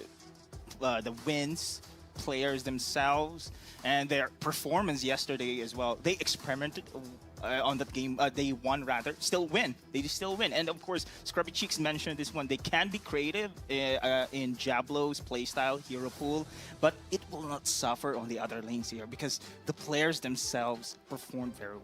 For sure, right? And I think for NIP Flash, you know, as I mentioned before, they have international experience now, you know, and I think playing against international teams, my question is, how would they react when they play with a local team, right? Because, I mean, they're so used to a higher level of gameplay. They're used to maybe matching up with the opponent's turtles, maybe even before, I think, level 4. Now, you know, so I'm curious to see if they're able to adapt to teams which maybe don't really have international experience, right? Or let's say if a team throws a curveball, which is not meta per se, right? Are they going to be able to adapt? What do you think, Sweps? I think NIP Flash is the one that's going to throw something that's a bit off meta. Maybe that's what I'll be looking for. But actually, then something that's on meta might be something that, you know, NIP Flash is looking to sharpen, because like FMM said, you know, some of, like, Diablo's not used to playing tanky EXP hero, or rather he's, you know, a lot flashier with the damage heroes. So pulling that out is something that, and seeing that they're comfortable with it, and the synergy amongst the entire team as well is something that I'm looking forward to see. Yeah, I'm not going to discount Bleed Esports here. We've been highlighted time and time again, and Flash is the better team here. But Bleed, with this revamp of their roster, and of course Imba DJ going in for the coach as well.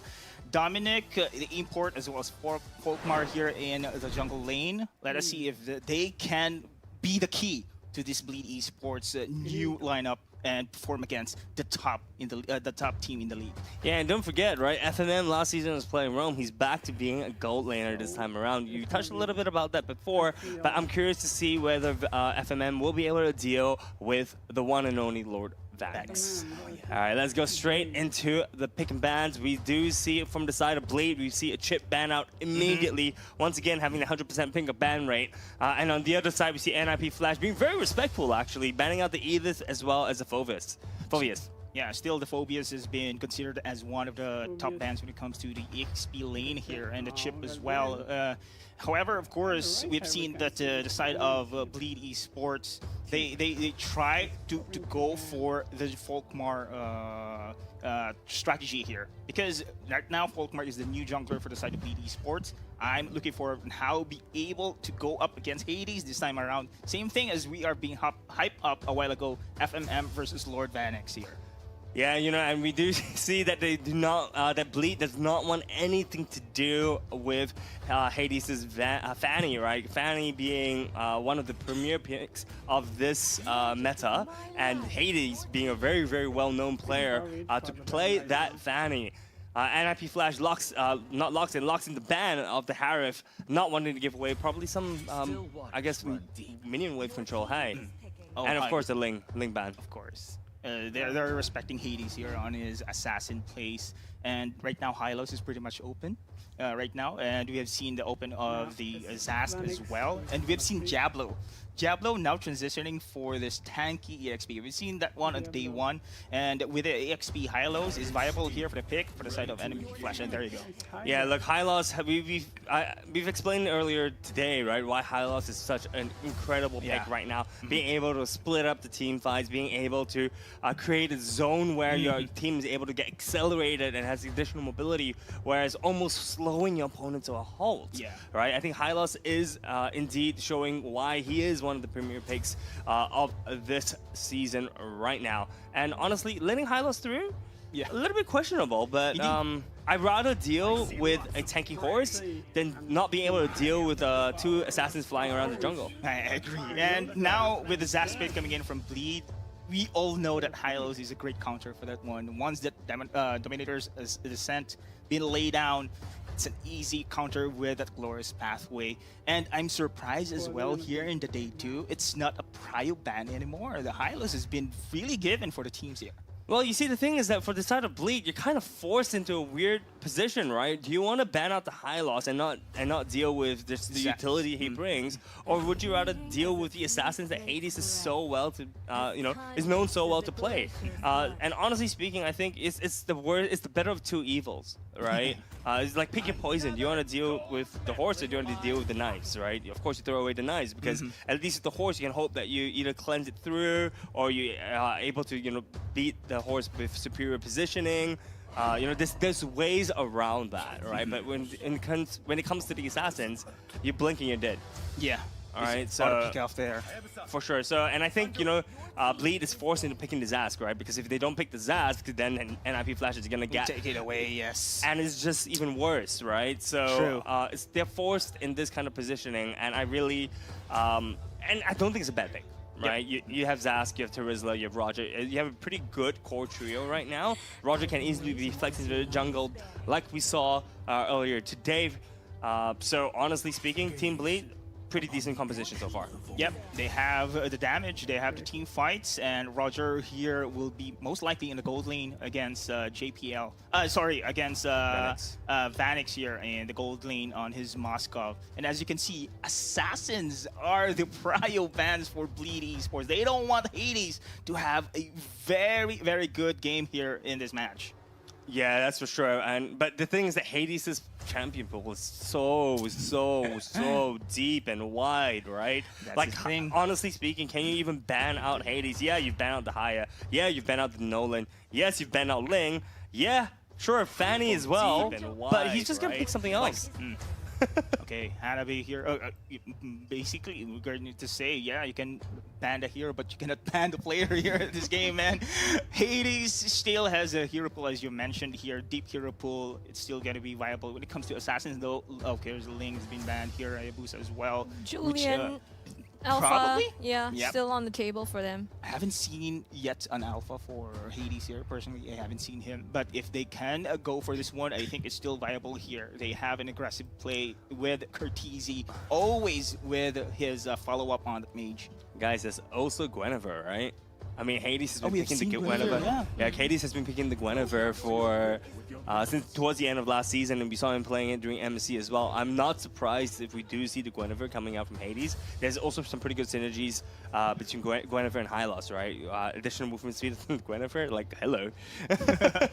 And also, your team also has Aurora to deal to lock people up in place, so it's going to be very easy for you to land your Violet Requiem, right? And just constantly knock up and burst down the team. So, NIP Flash, Hades looking to, I'm guessing, Guinevere is looking like a pretty good pick. I think, okay, yeah, Gwyn is there, but I think they need something more an initiator here. They lack this one on the side of NP Flash right now, and yeah, this is the scrubs called about this one. They add the Julian. At least they have to do the pick off, and okay. There's your initiation. There's the initiation. But this is more of a pick-up comp we're now seeing here for NIP Flash. And Bleed, however, they have an ultimate team fight coordination here with the Tigriz once again. Yeah, Tigreal Implosion. Yeah, Tigriz. Terizla. It took me a while to catch that, but yeah, you know, the implosion together, the penalty zone is a huge AoE, and you know, I mentioned just now, if you're able to kind of layer the CCs together, you have a bouncy castle built in on the land of Dawn for the side of Bleed Esports. All right, walk me through it, right? I've seen Julian and Jawhead being a really good duo as of late. Could you explain why? Of course, the pick-off, Unstoppable Force, Auto Lock, plus you have a combo with an Ejector as well. That's a double crowd control there, but wait. We're seeing a first time, I think, here, PNK Folkmar in the jungle. Popo and Koopa in the... Yeah, it's PNK, man. Yeah, PNK. This is the first time I've seen it, at least definitely in MPL Season 8. That's for sure, you know. I'm going to be... All eyes are going to be, I guess, on Folkmar to see if he's going to be able to utilize the PNK pick super effectively, I guess, versus the stacked team of NIP Flash. Yeah, personally, I think they thought about this one because their bans alone are focused on those assassins here. They're much prepared here because all the bans are on the assassins. We cannot use assassins ourselves. Try a different thing, and this is gonna be the different thing we're looking for. The PNK in the jungle here for Bleed Esports. All right, guys, I'm super excited. We are heading into match 3 of day 2 of MPL Season 8. We have NIP Flash versus Bleed Esports, and we see some pretty standard jungle patterns coming up from both sides of the map. What's great about a PNK though, the Popple Surprise, it gives the vision game as well, and it's not going to be easy for a full head on Hylos when it comes to when he uses his Glorious Pathway there. The traps can stop his onslaught there. It could be one key for them to at least stop this momentum coming in from NIP Flash. And however, the Jawhead and the Julian, they are a threat, especially in the early stage of the game here. Yeah, honestly, if one injected lands, you know, that spell's pretty much doomed the Julians nearby. Having that single target burst, especially I think the change of Jawhead's passive, right? It applies for the damage amp. Applies even for your own teammates right now. I think also for the Jawhead though, you kind of have to be careful, right? Because Popo and Koopa, they're two separate units, and if you throw back one, it has to be Popo, not Koopa. And the same thing applies for, you know, Vanix on the Moskov if you want to use the spear and, you know, knock up somebody. It's kind of like target prioritization, but now split between two. Now this is a question for the mechanics of the players there. The auto locks from these players, they should be on point as well. And yeah, it is actually there a challenge for the targeting coming in from NIP Flash. Yeah, but this is NIP Flash, guys. I mean, look, they're gonna be able to target prioritize properly, right? It's not. You can't discount that factor. Yes, Popo and Koopa. Yeah, you're kind of it's like a 5v6 right now, but at the same time, I have the utmost confidence. I believe in NIP Flash to select the targets properly, right? And at the end of the day, if you think about it.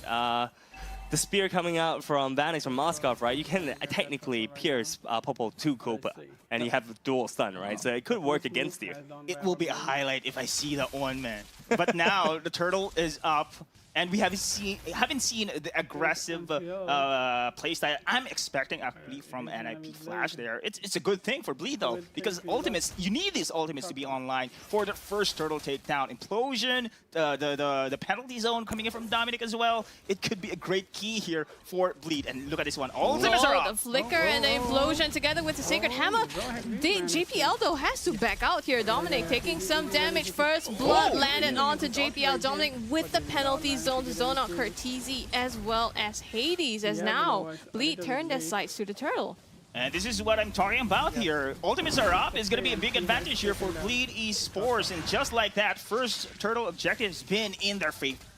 Yeah, look, you're right. Once they hit 4, the fight was definitely towards the side of Bleed. I'm actually surprised that NIP Flash did not initiate for an earlier turtle, right? Julian peaks at level 3, right? Keep in mind, he does not need level 4 to access for his full kit. So it was really surprising that NIP Flash took that late of a turtle fight, especially when you see the big ultimates coming up from the side of Bleed. I really like the fact as well that Jay, the second he hit level 4, he did the flicker implosion. Yeah. Too aggressive. He was literally level 3 before, and then with the second he hit 4, flicker implosion. Aggressiveness coming in from Bleed. I love this one. And speaking of aggressiveness, they are forcing actually the lane pressure on the top side. And look at the position coming in from Jay as well. He's ready to bounce in. It's not only Jay, the entire 4-man team for the side of Bleed are sticking together. They're currently up 700, close to 800 gold at this point in time. Gold difference is not super impactful, but all right, no, we see them going back to their lanes, standard things at this point in time. I think with the bans for the assassins here, it stopped the aggressiveness coming in from NIP Flash, especially for the side of Hades here. Haven't seen pickups here. We've mentioned, of course, the lockdown from Unstoppable Force Plus, Julian's knock-up, and Curtizi's follow-up. It's not here yet at this moment. Yet is very, very true. The playstyle actually feels very different from what I'm used to seeing in NIP Flash, right? Hades, Julian. I mean, it's good. I mean, historically speaking, I haven't personally seen much of that, and I want to see what he can do with this pick, right? I think we mentioned just now it is a matchup to look at, Hades versus to see what I guess Folkmar can do, but so far we've seen the proactive playstyle coming out from Folkmar at this point in time. Second turtle has just spawned as we see the teams moving up towards the turtle. Oh, they're ready to brawl in here. Yeah, sending Koopa there onto JPL, so they're all positioning around the turtle here. They want to take this next objective. And I think just the vision, like you pointed out earlier, is just so beneficial to Bleed here because they know Diablo, though, Glorious Pathway goes to the backline, stunts out Kiwi. Oh, Folkmar goes down, bursted out here. And Hades, they get the chance to take the turtle, but the blink in onto the implosion as well. If they get JPL, they're still continuing, take down Diablo as well, but the turtle goes the way of Hades. That was beautiful, right? We were talking about signs of life. Bleed looking very, very much alive at this point of the game. Jay looking extremely good on the Tigreal. Yeah. The flicker implosions have been so timely. Yeah, indeed. But what I'm surprised about that play is Diablo's concussive blast just deal a lot of damage there on his high-lows. But then again, I thought after the team fight, they will disengage. But I do love how Bleed Esports came back there. They know they have the ultimates up, and they are ready for more here. Taking the inhibitor turret, and this is big already for the momentum in the early stages of the game. I think you mean the first turret. First turrets. What did you say? But look, the first turret is down. First turret goes to the side of Bleed. Gold, though, actually not looking too far apart at this point. Ooh, the ejector onto Jay here with the Glorious Pathway. Tries to escape with the Sacred Hammer, but it's not going to be enough as they take him down. Yeah, look, that was a cut between a rock and a hard place right there. Jay, there was no way for him to escape, and he's such an immobile champion as well. Immobile hero. And with the Glorious Pathway, he's just slow to oblivion, right? There's no way for you to escape that. And that's a signal already that NIP Flash is ready to pounce in, ready to be aggressive at this moment. That's a great takeoff already for NIP Flash, but bot side though. Spirit Destruction. Coming through, does not look like Vanix will come at the moment. Now, putting a lot of pressure on the bottom here. Dominic onto Hades.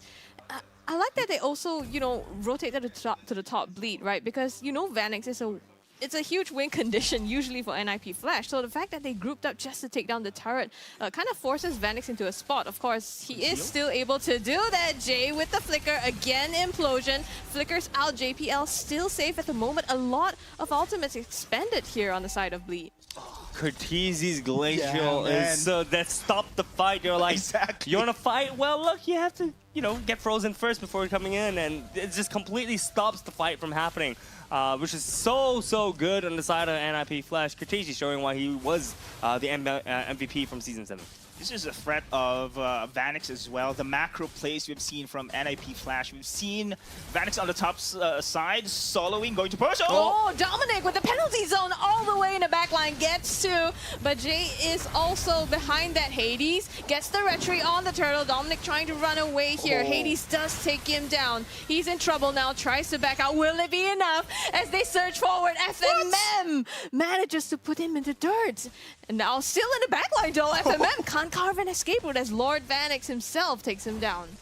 The fight looked a little bit disjointed, not gonna lie. I mean, FMM was like, let's go in, and I thought Bleed was gonna sweep more than just one kill, but no one else was there to follow up with that initial burst, which is super unfortunate for the side of Team Bleed Esports.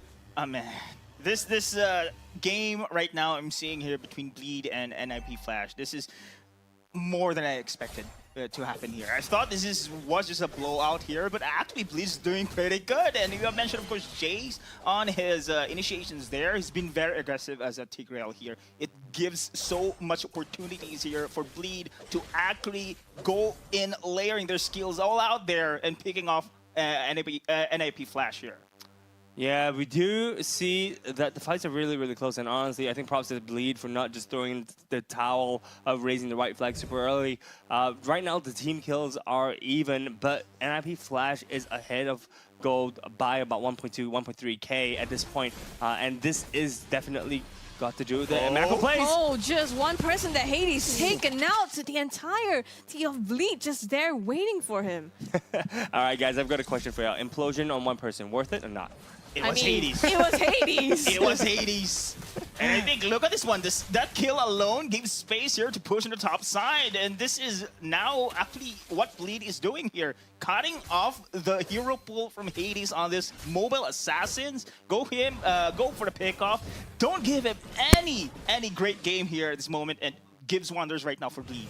And look, take a look at that. Vanix the entire time has been doing what Moscow's do best. Split push, right? There fights, the attention is on the other side. Look, Vanix is literally at the bot lane and an inhibited turret, just rushing it down whilst FMM takes the Lord. Yeah, FMM, they do get the Lord on side of Bleed. JPL goes deep here. They're trying to cut him out, but Cortese with the flickering, with the frigid glacier. They do manage to take Folkmar out from there. What? Dominic in some trouble. Flickers out under pressure from Diablo. Jay also taking hits from the hailstones. Vanix comes through with the stun. Not enough follow-up just yet. They're gonna back off as the Lord comes up top. Oh my gosh, I mean, look at that, right? So Vanix in the whole commotion managed to push down the inhibitor turret as well, and NIP Flash definitely coming out tops from that fight. Yes, Bleed Esports got the Lord, but why does it matter when you can get a free inhibitor turret? And plus the Lord is just nothing there. It's just obliterated by Vanix in a second.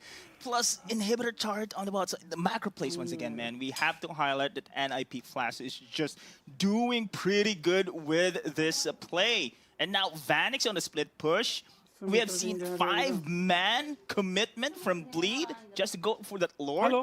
I think we are now saying that mobility-wise, what lacks Bleed Esports here. And look at the gold. The gold difference is 2.2K, and it's almost all in Vanix's pocket.